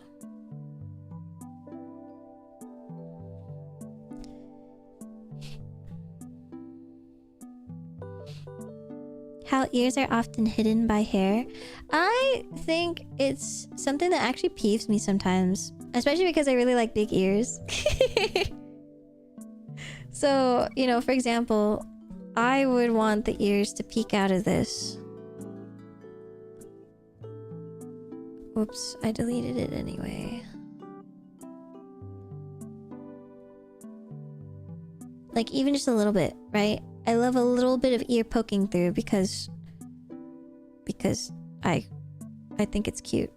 But some people, you know, they'll hide it completely, and they'll just keep drawing a bunch of different strands and just keep going, and they'll keep drawing the hair, and it's like, oh, cute, like whatever. But then I feel like there's something missing. Like, what if you want the ears so you can draw little earrings, right? But if there's no ear, how are you gonna see that? It's just gonna poke out of nowhere and just like appear? I feel like you would see like a little bit, right? However, the only reason why I think it's good to figure out ways to deal with this is when they have animal ears and they only want one pair of ears and not two. So, you know, if they have cat ears and it's like, oh, yeah, and then they have these ones, I think it's a stylistic choice. I think some people really don't care that you have two pairs of ears, but for me, I try my best to only have two pairs because I'm just trying to... I feel like it's being mindful, but I don't freaking know.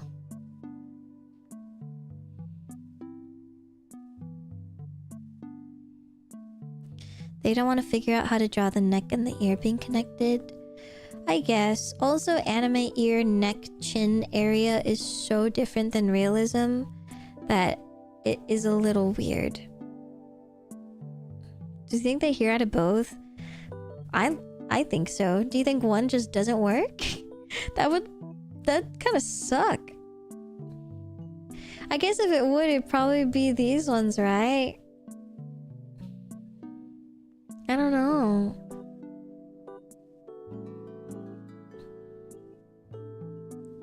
But yeah, I think that's the only time when it's good to practice that. So, for example, if I think Fuamoko only have one pair of ears. I think. I don't remember. But that is why sideburn areas for anime characters are so important. Like, these things here... If you look at most anime characters, they have these because they hide so many areas. And if you've ever seen a cat girl or whatever, like an anthropomorphic person, and they also are like, yeah, just anthro, nekomimi, and then they're flying and they're like, the hair is blowing and it's like rushing this way, and technically the hair is supposed to be like out here, and it's like, oh wait, like, oh, the hair, like, what would happen here? What would you see?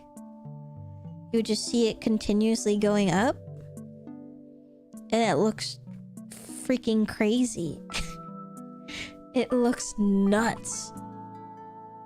And so if you've ever seen it, you probably have seen artists very craftfully learn how to cover it up. So they'll cover it up with more hair, like this or something, or like, oh gosh, hair's going this way too for some reason, like, oh wow. And then you just kind of cover this area because no one wants to see that. You shouldn't tell this, people be bothered now. I'm sorry, this is my curse and I'm gonna give it to you. I'm a witch. Wow.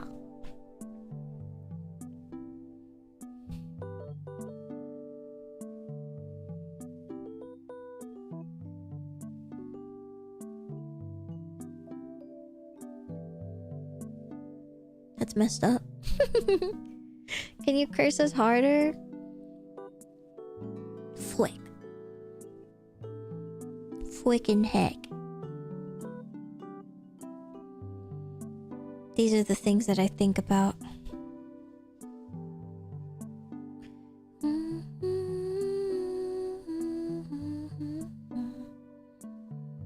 That was a little too hard. I'm sorry. This is more intermediate, I guess. Like, you don't have to think about this. Just focus on this.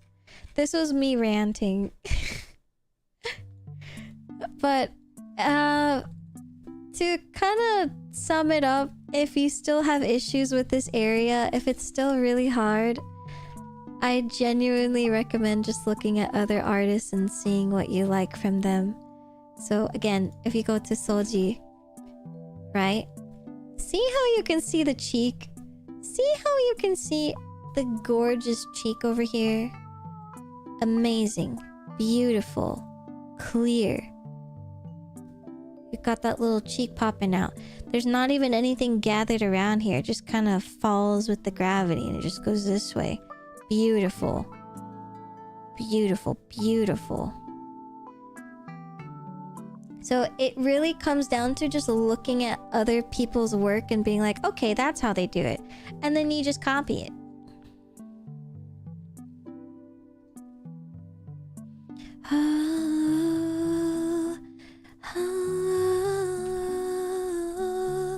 Here's another example. Namie sensei, so amazing, so beautiful. She does this thing that I like to do where you put a little bit of that, you can't fucking see it, where you put a little bit of that strand, just a little bit, not too much, but you still see that you see that little detail right here, just that little crease, but you see the skin. That's good shit. And then out comes the cheek. That's the good shit.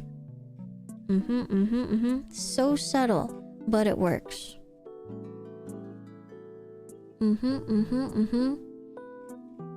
Namie sensei, saiko.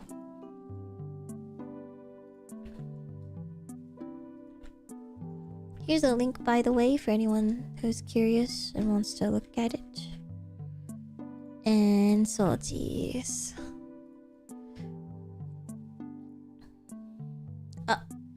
Guys, I'm having a problem. My videos always just stop. After I've repeated them once before, they just stop. Why would they do this to me? Whatever.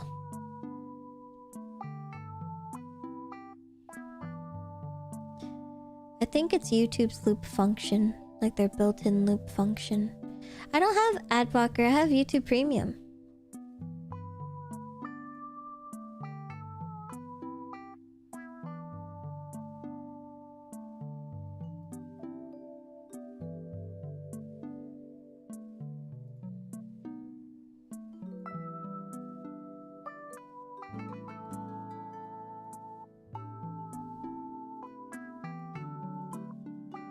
Here is one last example, because I saw Nickel Mimi.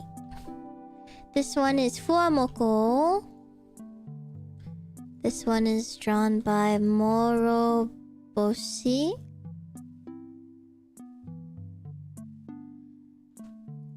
And so this one, I know, so cute, right?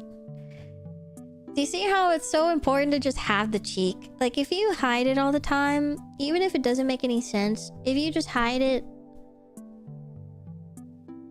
with hair, it'll be so sad. So just draw the cheek. And if you really need to, you can just add like a little bit peeking out. But the main focus is this shit right here. Like, that's the good stuff. I see what you're preaching now. Thank you. Like, do you see that? That is my favorite thing. I'm picking up what you're putting down. Bow, bow to that. Bow, bow. Yum, yum, yum. I love when the eyes are above the hair like this. Eyes are above the hair. Oh, like you see them like above the hair like that? Bow bow? Oh god. Bow bow? FR.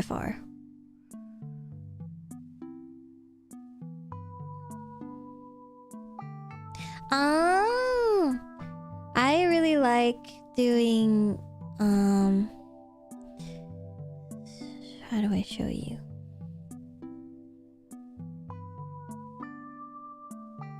I guess I could just show you on this one. My bad, queen. Let me clean you up.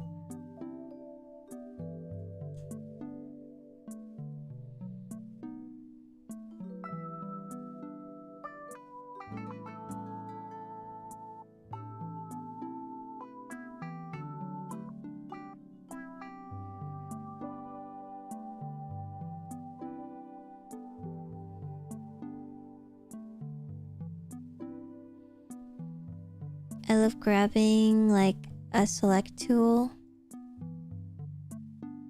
And I grab these parts here. I guess here too, if we're looking at that. And I copy and paste it into a different layer, and then I lower the opacity to like 30%. That's my favorite. I love doing something like this. Yeah, fucking magic. Apparently you can do this in Live 2D as well, but not in the same way. So basically, once you're done with your eyes, you duplicate the entire eye rig, and then you paste it, and I guess you clip it onto the hair, I guess? I haven't tried it. Ichis don't have hair, so I haven't done it yet. But apparently you can do a similar effect. But I guess you just duplicate the hair, or sorry, duplicate the eyes onto the hair, and then you lower the opacity.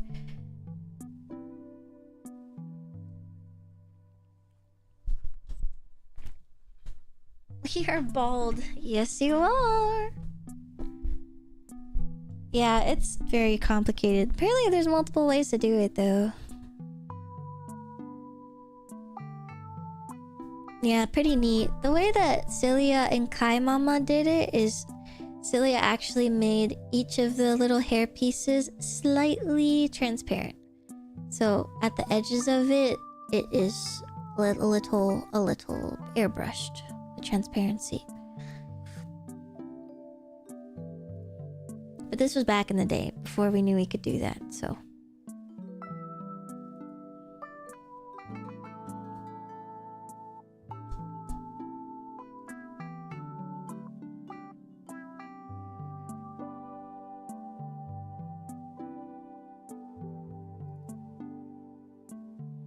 Don't get too close. Hi, hi. Here, I can show you. The secret files of Maya. The secret Maya files. Wow, look at her. Genki. So this is my hair. But you can see how it's like a little bit airbrushed, so if you put it above the mouth, you can see that it goes really opaque and you can't see the mouth. And you can slowly see it. Yeah. Yeah, when you rip off a piece of leaf. It's very edible looking. I think I just have trouble with overdoing the hair airbrushing. You have to be very gentle. One bit at a time, you know, bit by bit. Don't go too crazy. You literally, sometimes all you have to do is just a little tap. A very tiny tap. It could also help too. You can't see my settings, but there's a setting where you can look at like brush density, like opacity for your brush. And if you make it really low, then when you press on it, it barely does damage, I guess. You look kind of cute without the middle cabbage leaf. Yeah, I've actually hidden it before on my actual model. Do you want to see? Goodbye, productivity.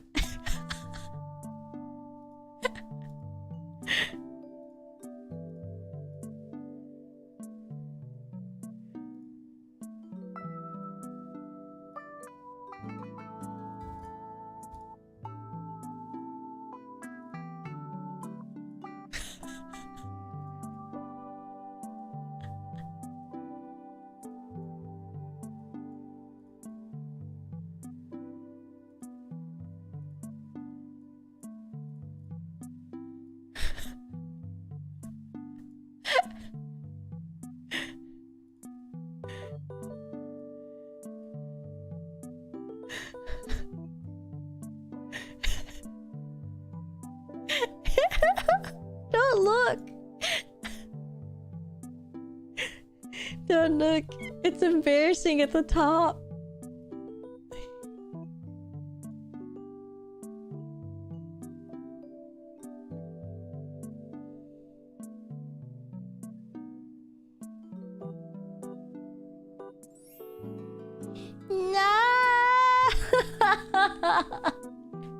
Maybe it's so small you won't notice. Wow, that forehead is huge.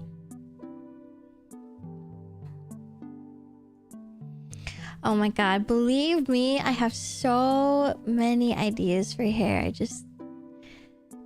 Kai Mama is dying. Kai Mama is dying. Celia is dying. I am like the middle child that we don't have time for. Even I do not have time for her. You know, like she's dying. Everyone's dying. I kind of like it.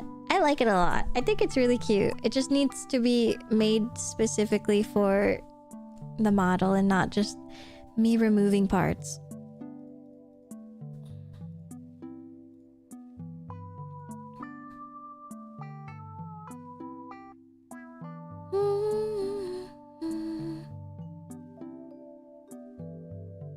Okay. Different playlist. But I hope that helped someone. I get quiet when there's no one. Can we put a sticker on your forehead? Now, why would you want to do that? What kind of sticker? There's so much cat hair on my mic. What the hell? When did they get here? Oh, the burning page. Itchy on forehead.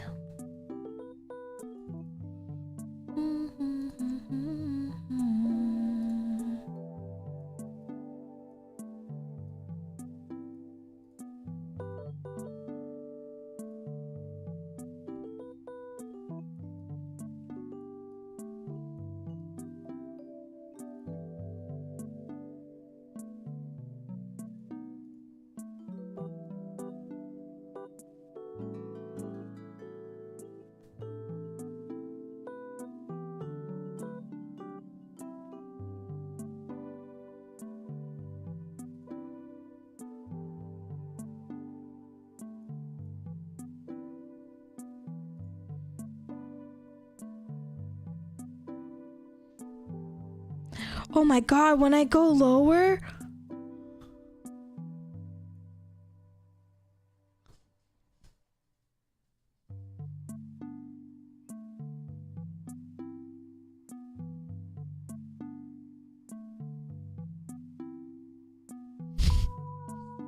Damn.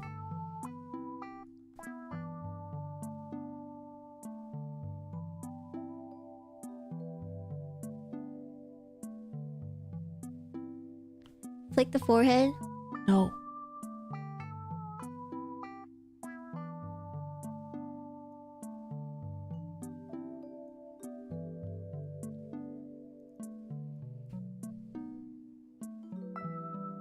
How are we feeling? Do I need a break again? I didn't even do anything!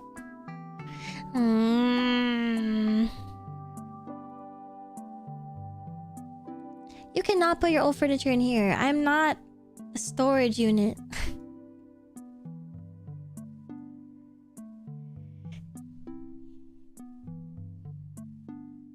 From the start.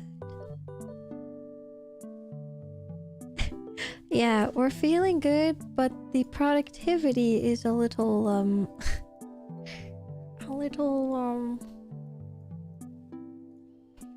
not that good. Atsuki, hello. Also, Frost Dog, guys, I'm so sorry. I keep missing all of these alerts because the alert sound is not very loud for me today. But thank you so much for the free Twitch Prime sub. Frosty Dog, thank you. Enjoy your Twitch Prime. Thank you for using it. Thank you. How's working? I got a little distracted, but I will work. One of those hairstyles where you tie the bang on top of the head. Oh yeah, like apple. I think it's called like an apple tie thing, because it looks like the apple leaf, I guess. My bad. Well, did you learn something? If you did, then it was worth it. Also, I offered to help, so don't feel bad. I learned a lot. Good, good, good. Of course, I love trying to help. I'm not the greatest when it comes to like actually learning anatomy, so don't ask me for that. I know how to get around thinking that I know how to do anatomy.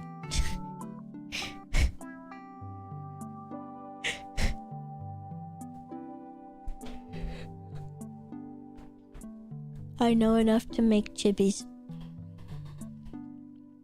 Oh my god, this is the wrong pen. Ugh.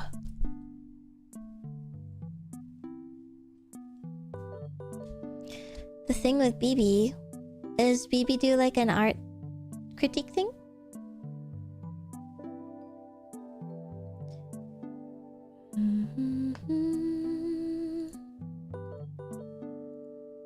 Oh, the shared pen.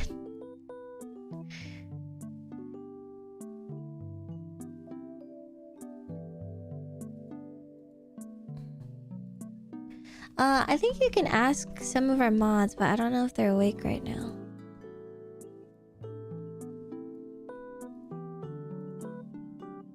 But I know that mods have ability to hide it.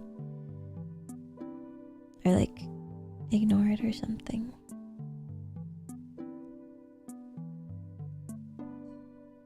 What's a shared ban? Basically, you can... Sorry, I'm getting distracted. Pause. You can share settings with fellow streamers if they have someone that they banned in their chat. If they want to like let their friends know like, hey, this person's shady as hell, you should also consider banning them, and then you keep an eye on them. So there's like this big red box in all of their messages that says shared ban info, so we're monitoring. Banned by, and then it says the streamer. It's pretty helpful, but a lot of people ban people on accident or as a joke, and then so everyone sees it.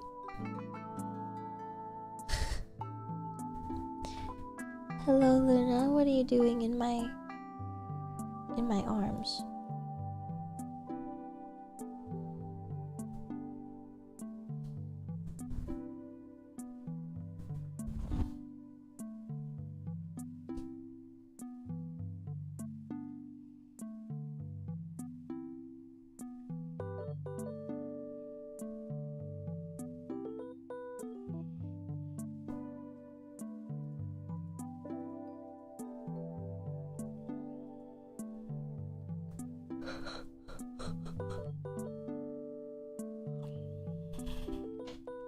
It's already 11. Do I want to be productive? You can if you want. Sometimes I'm more productive at night, but...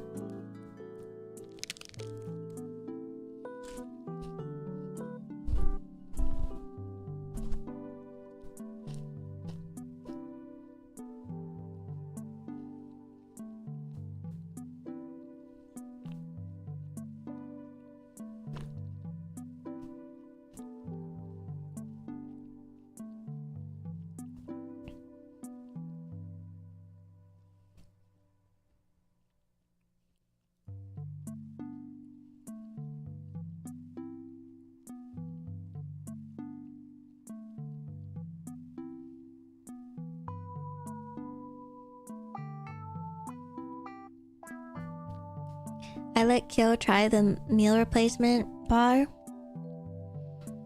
and he said, I thought it would taste better. And I was like, well, I kind of like that at least it tastes good. And he was like, yeah, but I could just eat a protein bar. I'm like, but it's a meal replacement. He was like, I could have eaten rice and beef. And I'm like, no, that's not the point. The point is that instead of having to make beef and rice, you just eat this and then you're good. And I'm like, do you have beef and rice right now that you can make? And he's like, but I don't want to. He just like didn't get it. But now I know that he's not gonna reach for them, so I don't have to hide them. and if one goes missing, he lied.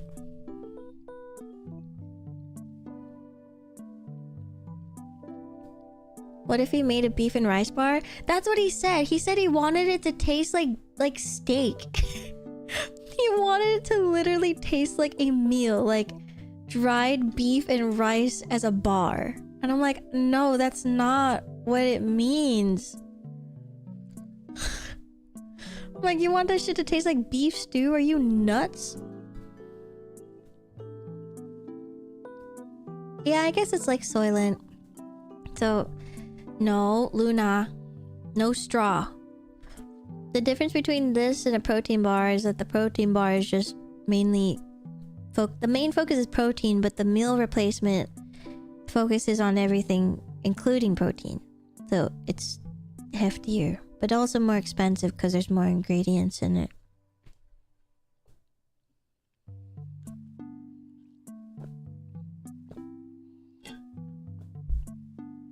Like, I guess if so instead of drinking a protein shake, so if you had a pea protein, you had like 2 scoops and you put it in the water and you shake it or whatever, and you have to drink that whole thing. Or you can just eat this protein bar, and it's portable and small and yummy, and it doesn't take as long to eat, supposedly.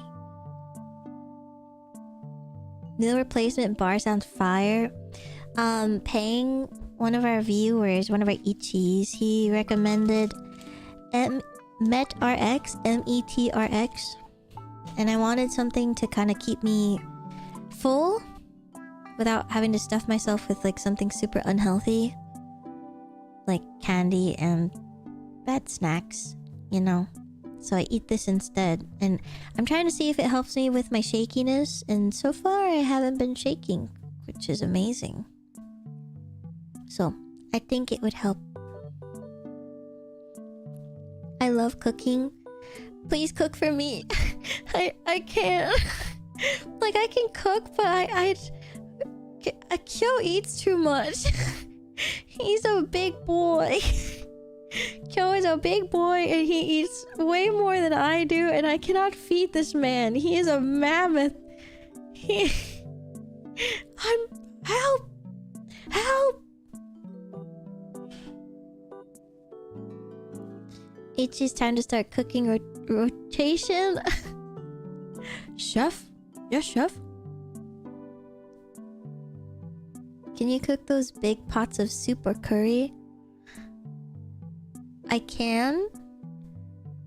Okay. Here's the thing. Oh, I just went into an ad. Oh wait. Can someone type that Maya will respond after the ads? I don't want to reach over to my keyboard. I'm already locked in.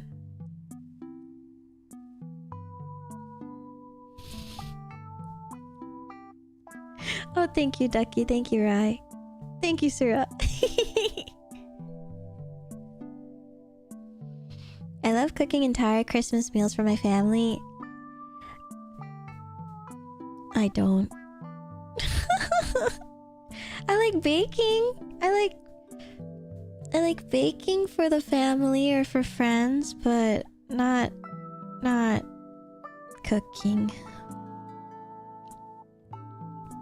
Extend the ads. No.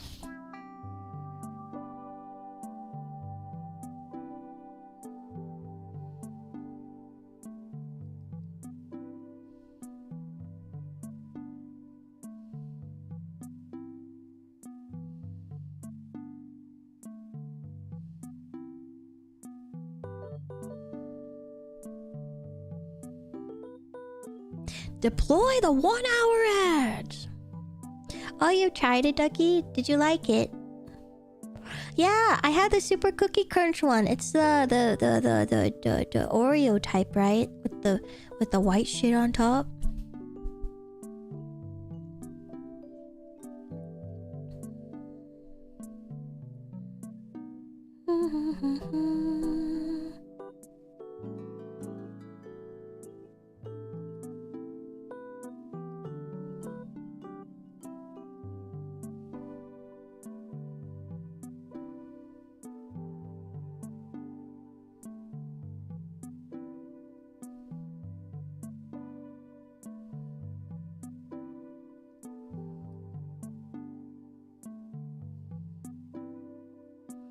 How much was it? It was honestly pretty expensive.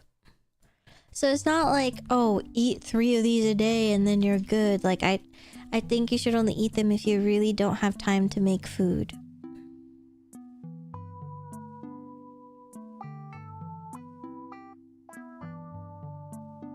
So this is a 12 count. 12? Oh, sorry, this is Bear Bells. Met RX 9 bars for $27. 20, I guess 28. So I guess 30. If you want to round up. So it's really expensive. About that cooking. Okay, I need you to listen to me. Okay. I'm really struggling to stay standing for long periods of time. Study and journal time for me. Have a good night. Good luck with studying.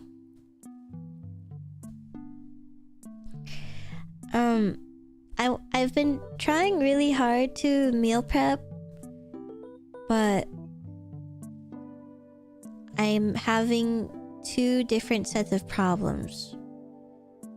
One is that I can't really stand in the kitchen or stand period for a really long time.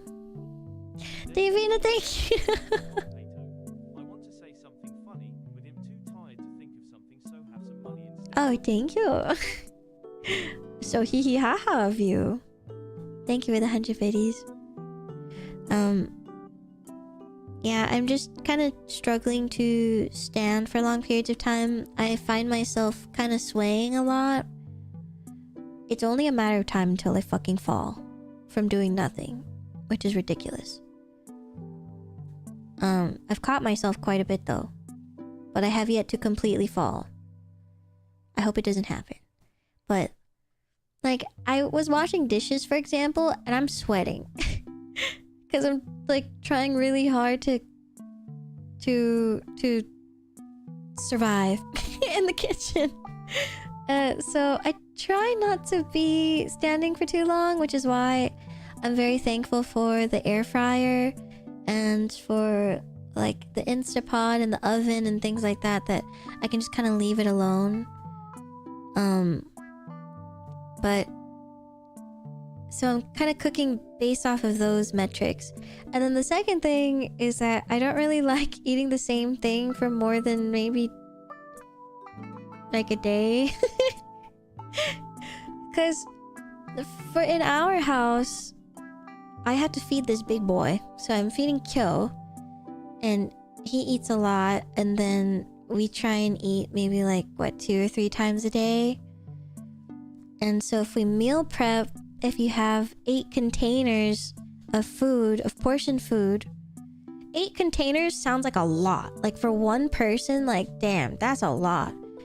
8 containers is probably like 2 days only.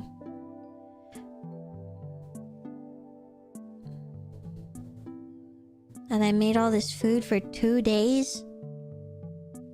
Make more rice? I think the rice isn't the problem. The problem is the protein. And so you're trying to make... You're trying to make... like a certain amount of protein macros for Kyo, and then mine is different and he eats a lot more. So we're trying to also get him to drink more protein shakes too. Pea protein. So I don't have to cook as much chicken. Like, have you ever tried to reach your protein like amount that you're supposed to have during the day? Especially when you're working out and like trying to get all that muscle and stuff. It's so much protein. I don't want to eat that much chicken. I'm gonna die. It's so annoying. And so it is very helpful to have protein shakes to kind of help with that.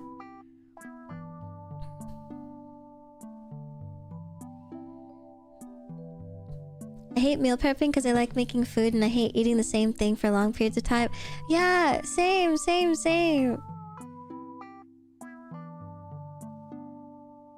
Like,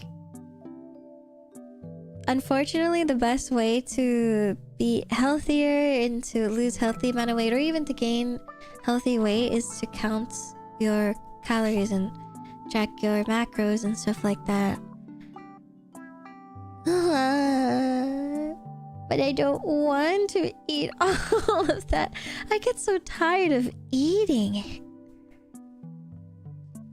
So anyway, what I'm trying to say is I would love to have food that is unique every time.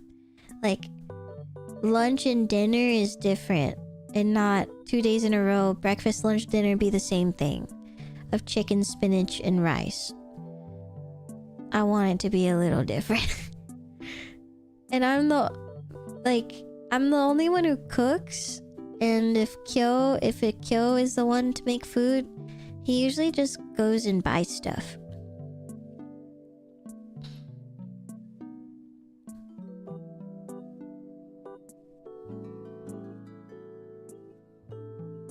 I'm in camp. I would take a pill to never have to eat again. Honestly, same. I would take the pill of would take a pill to never have to worry about my the stuff that I eat. But I still want to be able to eat. But I want to be able to eat and not have to care about oh, that's bad for me. Eating is such a social thing though. Huh? What are you saying to me right now? Wait, can you explain that? What do you mean? You can make a mean spam and rice? Yeah. Everyone can.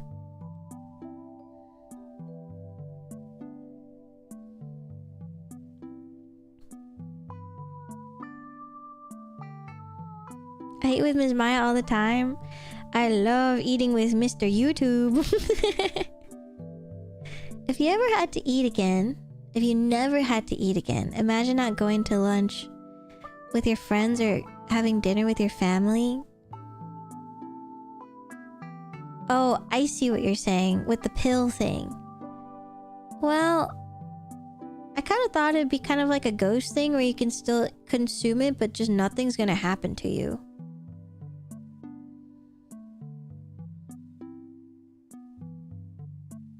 I guess I'm such a glutton that when I think of food, I'm like, I'll eat the best thing forever by myself. It's cool if people are with me, but I'm gonna eat that shit on my own. You can come with, I guess. Like Edward Cullen stuff.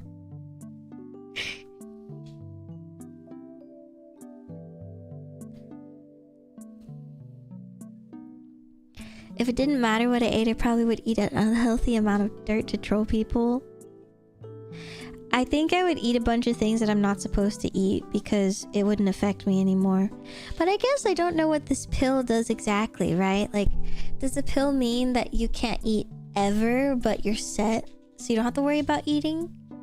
You know? Or does it mean eat the pill and you don't have to worry about what you eat because it's not going to affect your health? So you can just go nuts and still eat and eat whatever you want. You just get no benefits. Or sorry, no, you don't reap... What? There's no downside. I like that one. Because I still want to eat. I think food is my favorite thing ever in this world. Do you see my problem? I love eating, but I don't want to eat at home. Like, I just want to eat outside because all the yummy stuff is in there because they put all the bad stuff. They're like, you want a pound of butter in your food? You won't know. Here you go. Look at all this salt. Look at all this oil. You don't know that we put that in there. We also put a bunch of questionable things in there like crack and you don't know. Give me that MSG. I have MSG at home. I think I don't even know how to use it properly. I'm just gonna put in everything. I can replicate Chipotle at home, like down to the T. I feel like I'm really picky. You know when people are like, oh, I can replicate the Popeyes recipe. The fuck you can. Are you for real? You have to be so for real with me. Like, it has to taste exactly the same.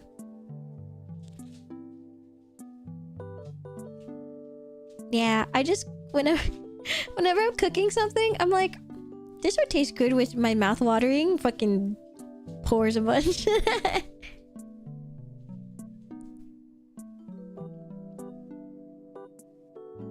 I can replicate the Cooking Mama recipes. Yeah, me too. When she gets mad at me, she starts yelling at me because it got burnt. That's the one I can replicate.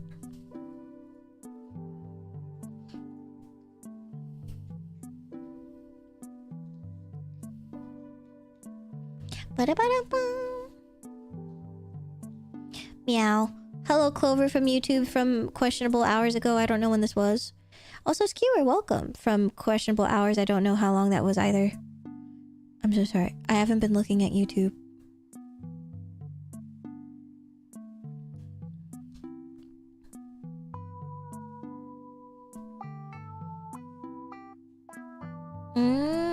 Honestly, Motive, one of the best things that I've learned.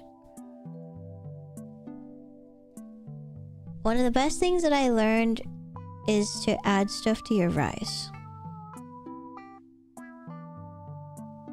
Like, yes, you could eat rice plain and it's pretty great on its own, but adding a little bit of lime and cilantro and butter to your rice and some salt and pepper, you make it a little spicy, maybe some paprika or something.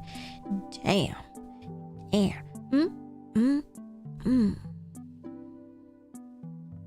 It changes you. And then you realize that you can make things taste so good at home. So I guess my problem is I've kind of nailed the rice part. And honestly, I've nailed the vegetable part too, because I just put lemon. I put, like, okay, broccoli. What have I done? I don't know, like broccoli, cauliflower, literally any vegetable. And you just cover it in oil and lemon and salt and pepper and maybe paprika and some spices or like red pepper, and then you put that shit in the oven and you just batch a huge amount of it and it comes out fire. A little crispy.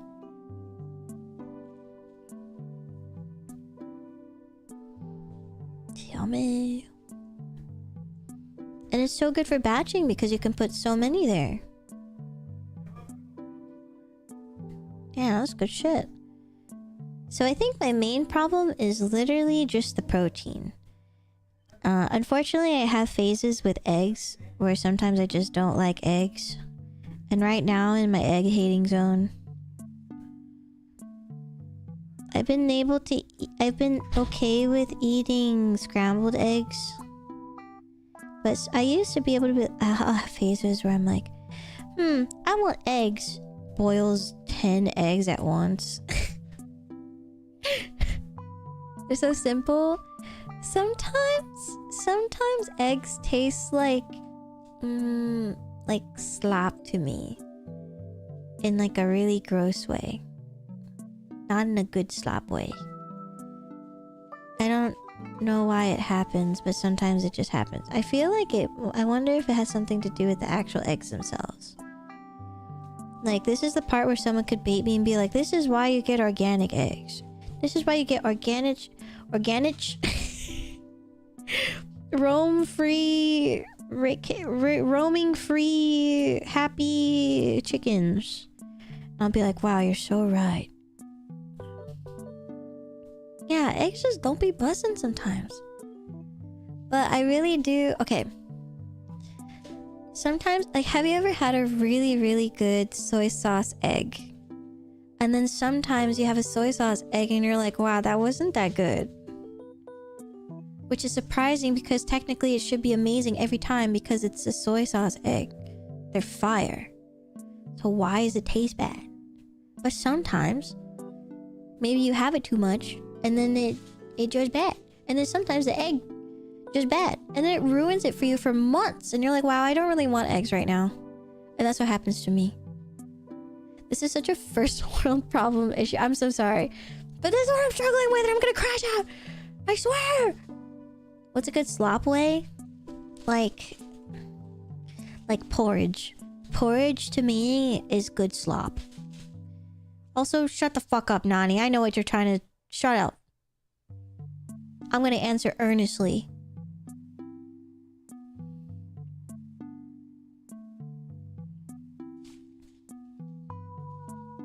It was a real question. Oh yeah, okay. I would have believed it if it came from anyone except you.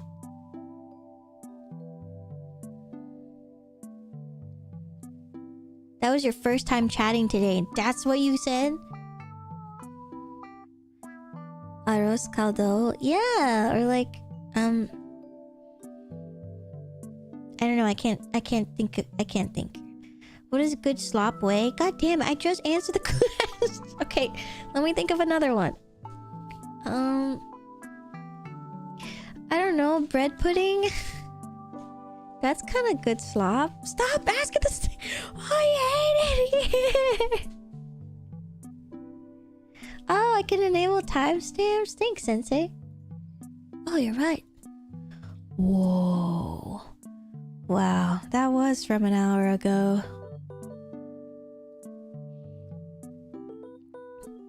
Sloppy Joe's, it got slop in the name. Yeah, Sloppy Joe's are great.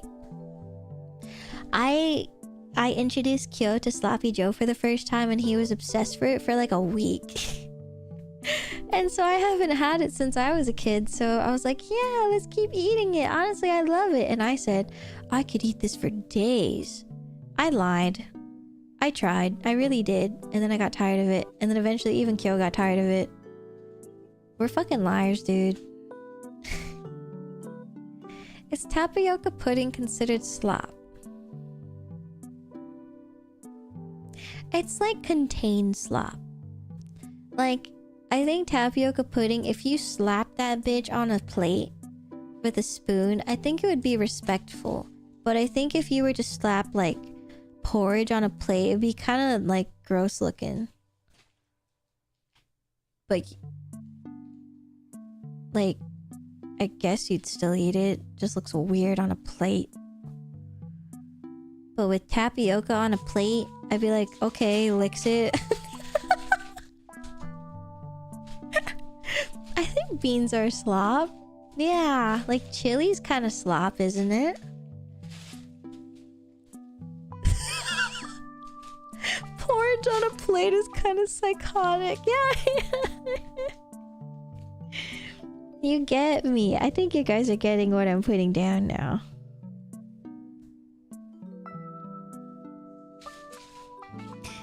But now I'm thinking, what's bad slop?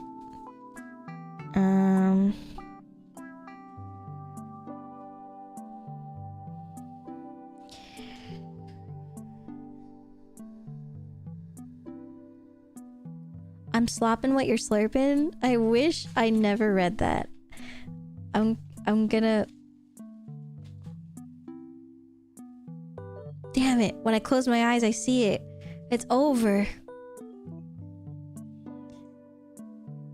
Bad slop is anything with those fuck-ass mushrooms. So, do you think risotto, like mushroom risotto, is considered slop? Bad slop? I'm slurping what you're glorping. Shut the fuck up. I'm smelling what you're stepping in. The slop. What is a good example of bad slop?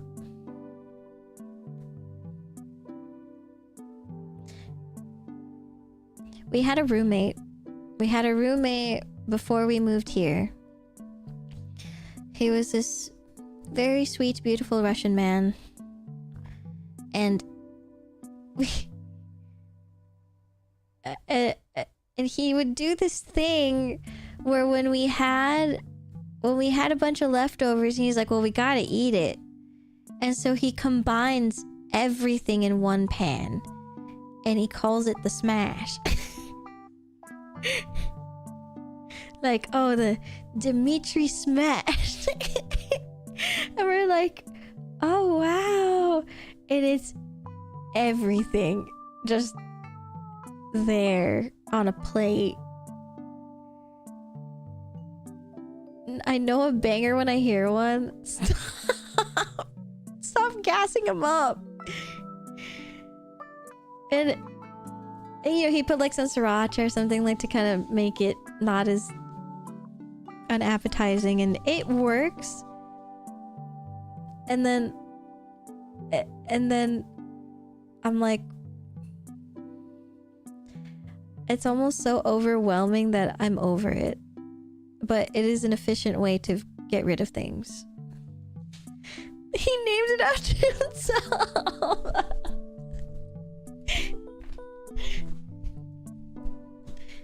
He was cool.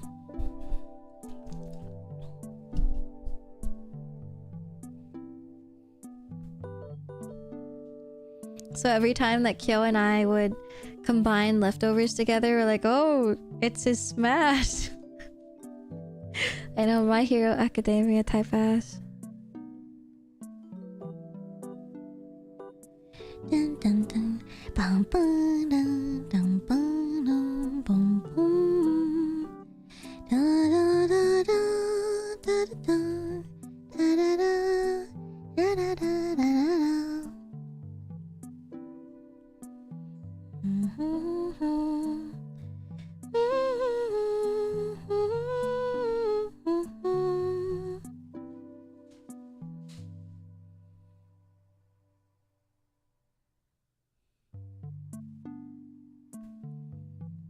It's like Dimitri is still cooking with us. He's not dead. I think I should probably check on him now. Hey, for no particular reason, how you doing? Facebook message.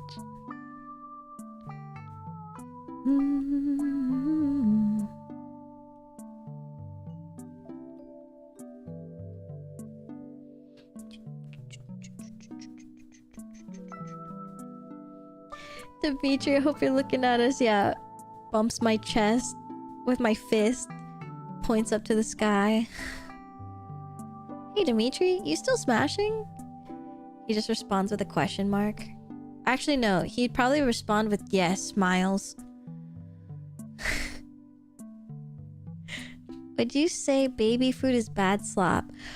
It depends on the type of baby food. And don't even say anything about those yogurt melts, okay? I know they're good. Don't even fucking come at me right now. They're good. Have any of you... I'm pointing my fingers at you guys. Have any of you been to Costco since I talked about it? Have you tried it? Have you tried the yogi melts? Go try it. I don't got one. Okay, never mind.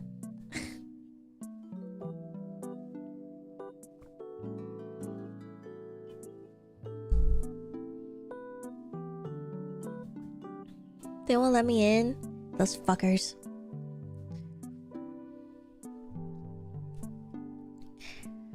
But there, okay, I had like a... I don't know why I did this. Did I do this on stream? We did like a baby food challenge at one point, and I made Kyo try stuff with me. And there's good baby food, and it's usually the fruity ones, or like vegetable ones. But then when they start adding shit like meat, that's bad slop. I'm like, don't put that in there. What the hell? It tastes so bad. You know what's bad slop?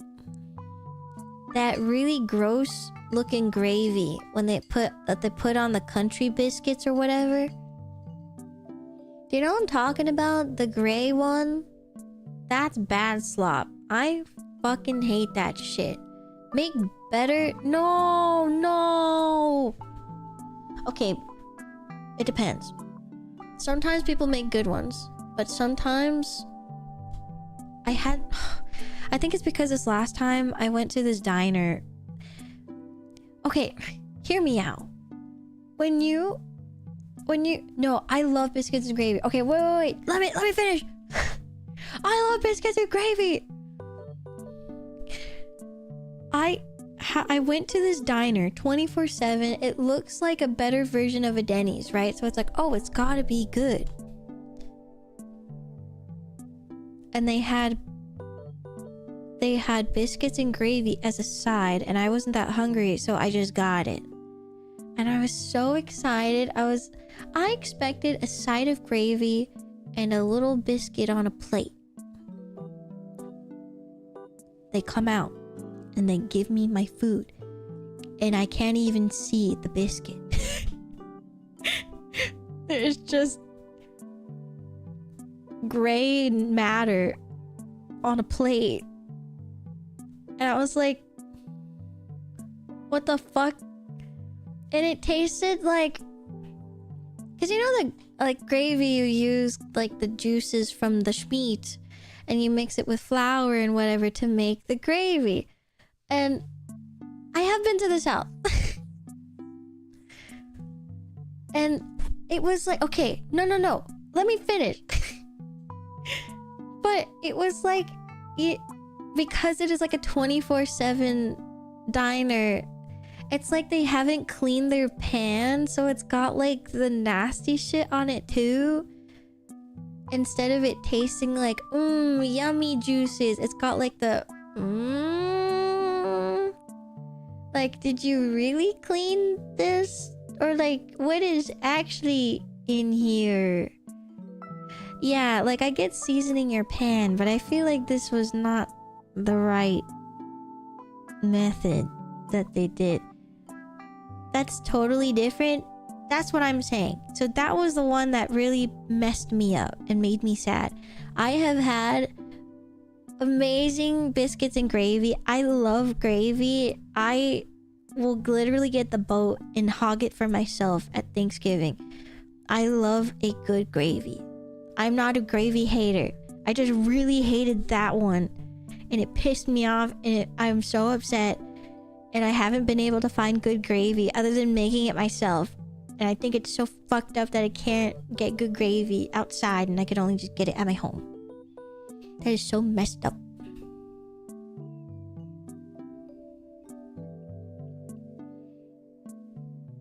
I don't want the residue. Don't trash talk my boy Gravy. Gravy saves me. But yeah, the most recent gravy I had made me really sad.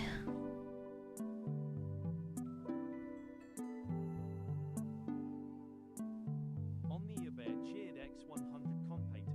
Wow, Maya really almost had this in the first half. With this shitty dive diner lol. No, I do love gravy. It was just so questionable. And so lumpy in like a really gross way. And I thought, oh, those are the little like flour chunks that I like. Oh no. It was bad. Thank you for the 200 biddies, oh Omni. Very crunchy. I like to make fake poutine at home. Wait, what part do you make fake? The cheese curds? Okay, also today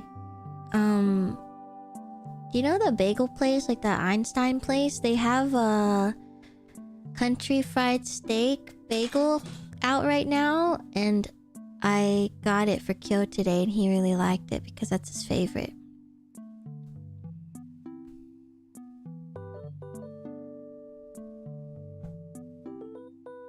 Yeah.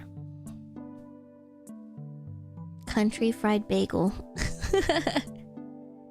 Yeah, Yeah, check it out. It's pretty good. The bagel, I think, was a little too fat.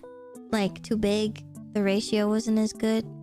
Because I guess the bagel replaces a biscuit, if you think about it. That's kind of fire sometimes, like when you just gotta slurp something down. Wait, what are we talking about? What are we talking about? Oh, bad slop nomination. Noodles that have been left out too long and get soggy.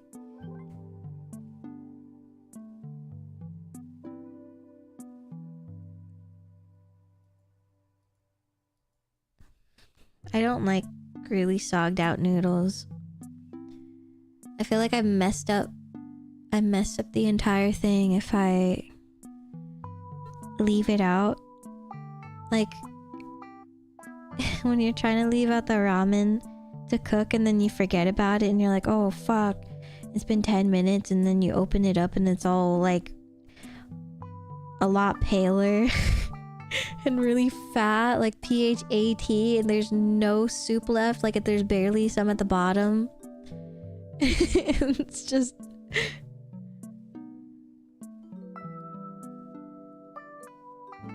all nudes.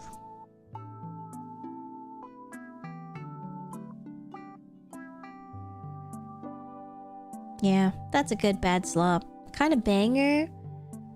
No, something about not having to chew. Okay, grandma, what the fuck? Let me just chop it up for you. You can eat with a baby spoon. The fuck? Flavor-wise, it's crap, but eating-wise, nah. So that means that you don't like al dente then, huh? Jelly packs. Baby food ramen puree. Yo, Rai would love that. I love normal noodle. Okay, yeah, so you don't like al dente. I love a good al dente. I think what it said on the package is you just cook it for 1 minute less. How do they know that? How do they know that? How do they know that I... What if I didn't make the water hot enough? How do they know? They're so good. Anyway, I need to take a break. It is almost midnight. Oh shit. Wait, should I just end? What the fuck? Whoops. Oh fuck. Damn, my bad, guys. I can't help but yap. I'm guilty. Guilty as charged. It was so funny though. We were so funny today. Us as a comedic team.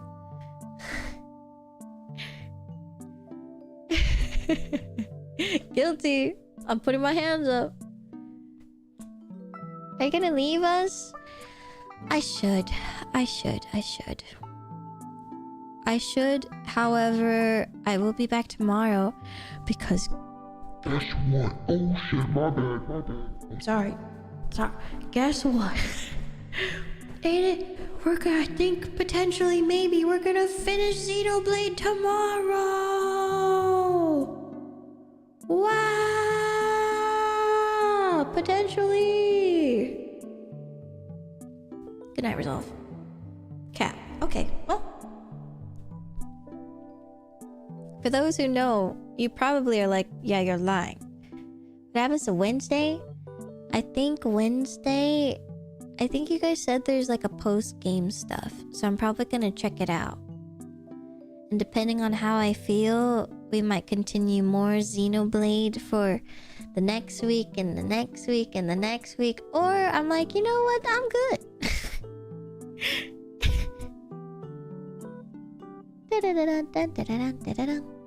Someone said we're at like 95% done with the game, so I feel like we are actually going to see a lot of the end tomorrow. And that is at 4 p.m.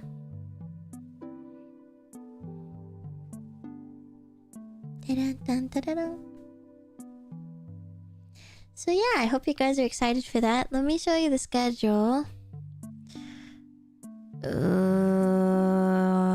This one.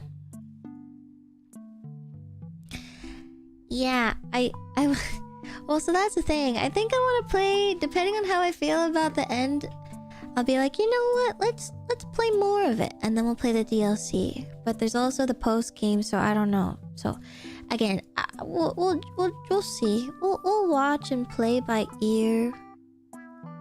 But that's why we have Wednesday stream to. Luna just knocked down a box. Why are cats like this? Anyway, this is the schedule. Mario-chan, I cannot focus. It's too whimsy.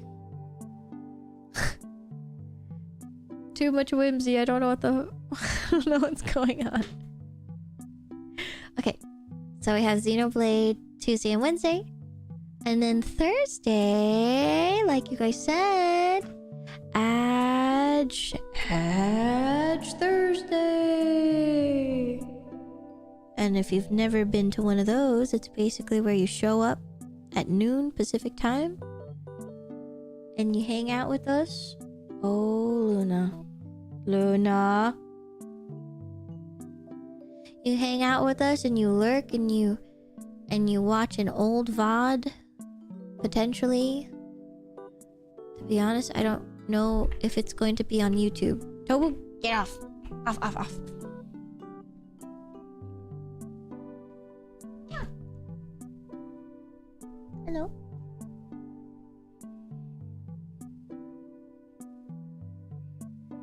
Anyway, if you want to support me in helping me raise money for myself, because money. If I want to be specific, it's mostly to help me for my merch funds for Offkai. But it would be great if you show up to Ash Thursday. It helps a lot for just a little bit of extra income. Money. So it'll be all day Thursday. So if you're like, oh, I don't know if Maya's actually on Thursday, I probably will still be there. Unless Twitch still doesn't let us watch ads after a certain while, then I guess it'll only be for a few hours, but we don't know. Anyway, I'll have the break on Friday, and then Saturday we'll be doing the... Thank you, Luna. We'll be doing the monthly Ichi's raffle. So that is at 4 p.m. And that is where you could potentially be one of these cute little Ichis down at the bottom. Not the ones that are walking around, but the station ones. All the really colorful ones there. Those ones are super cute. And I could draw you. I haven't drawn them in probably like a year. Because it's been that long. But I don't really know if I have a lot of energy to draw more than one. So it literally might just be one on stream. But I'll try my best to hopefully make 2. But yeah, so that's Saturday. And then Sunday, I'm just gonna do some Monster Hunter. Probably just do Mon Hun. I didn't plan any collabs this week because I am tired. And I'm worried that I might inconvenience others by planning a collab. And then I'm like, sorry, I can't make it. I have migraine. I'd feel really bad. So I'm just probably gonna solo it for a while. Anyway, that's the schedule for this week. If you forget when I stream and you want to get reminders, we have a Discord. Also, you can follow me on my socials, on my Twitter, my Blue Sky, my YouTube channel that I'm live on right now still. That one does have a weekly schedule that I just updated today, so that does show when I'm streaming next. Also, I try to post thumbnails for the next stream, usually pretty much after the most recent stream, so probably gonna post that in a few hours. Anyways, that's pretty much it. Thank you so much for the co-working stream. I did get something done today. It didn't look like it, but I did. It just wasn't as much as I thought, but I'll finish it tonight. Anyway, thank you so much, guys. Thank you for lurking. Thank you for chatting. Thank you if you were on the YouTube side. Thank you for all the follows today. Subs, gifts, subs, and resubs. Thank you for the pretty tonos and the raids.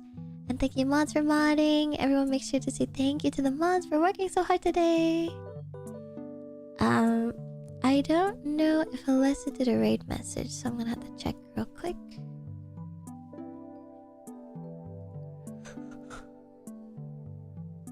Thank you, Rai. Rai did the raid message today, so thank you so much, Rai. Yeah, I think Mondays are the really late days, so EUs don't normally. Tobu, people are sleeping, you asshole!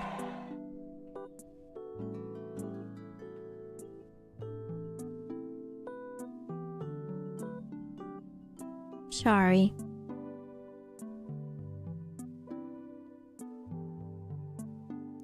Check this out though. Right. Wisdom of Tobu. Oh, Tobu, what is your wisdom? Also, Lumi, hello. Alright, we're gonna go raid.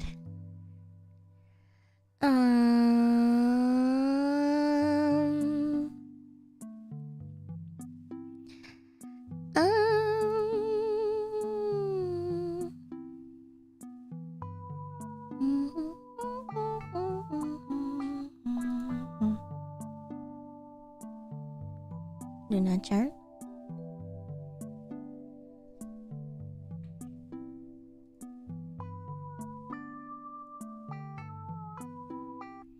There's not that many people streaming today. Is today... Oh, today's Monday. For some reason I thought it was Sunday.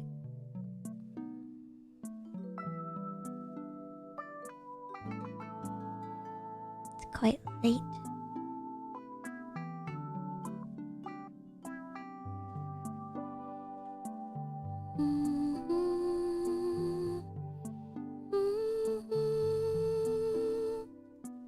We'll raid Neil Pal, because Neil Pal was just in our stream earlier, so we can go say hello. I know. Where's Maple? Who am I supposed to raid if it's not Maple sites? My default is Maple sites. Oh, sorry. My keyboard is not on. Let me turn it on again. Okay. Alright.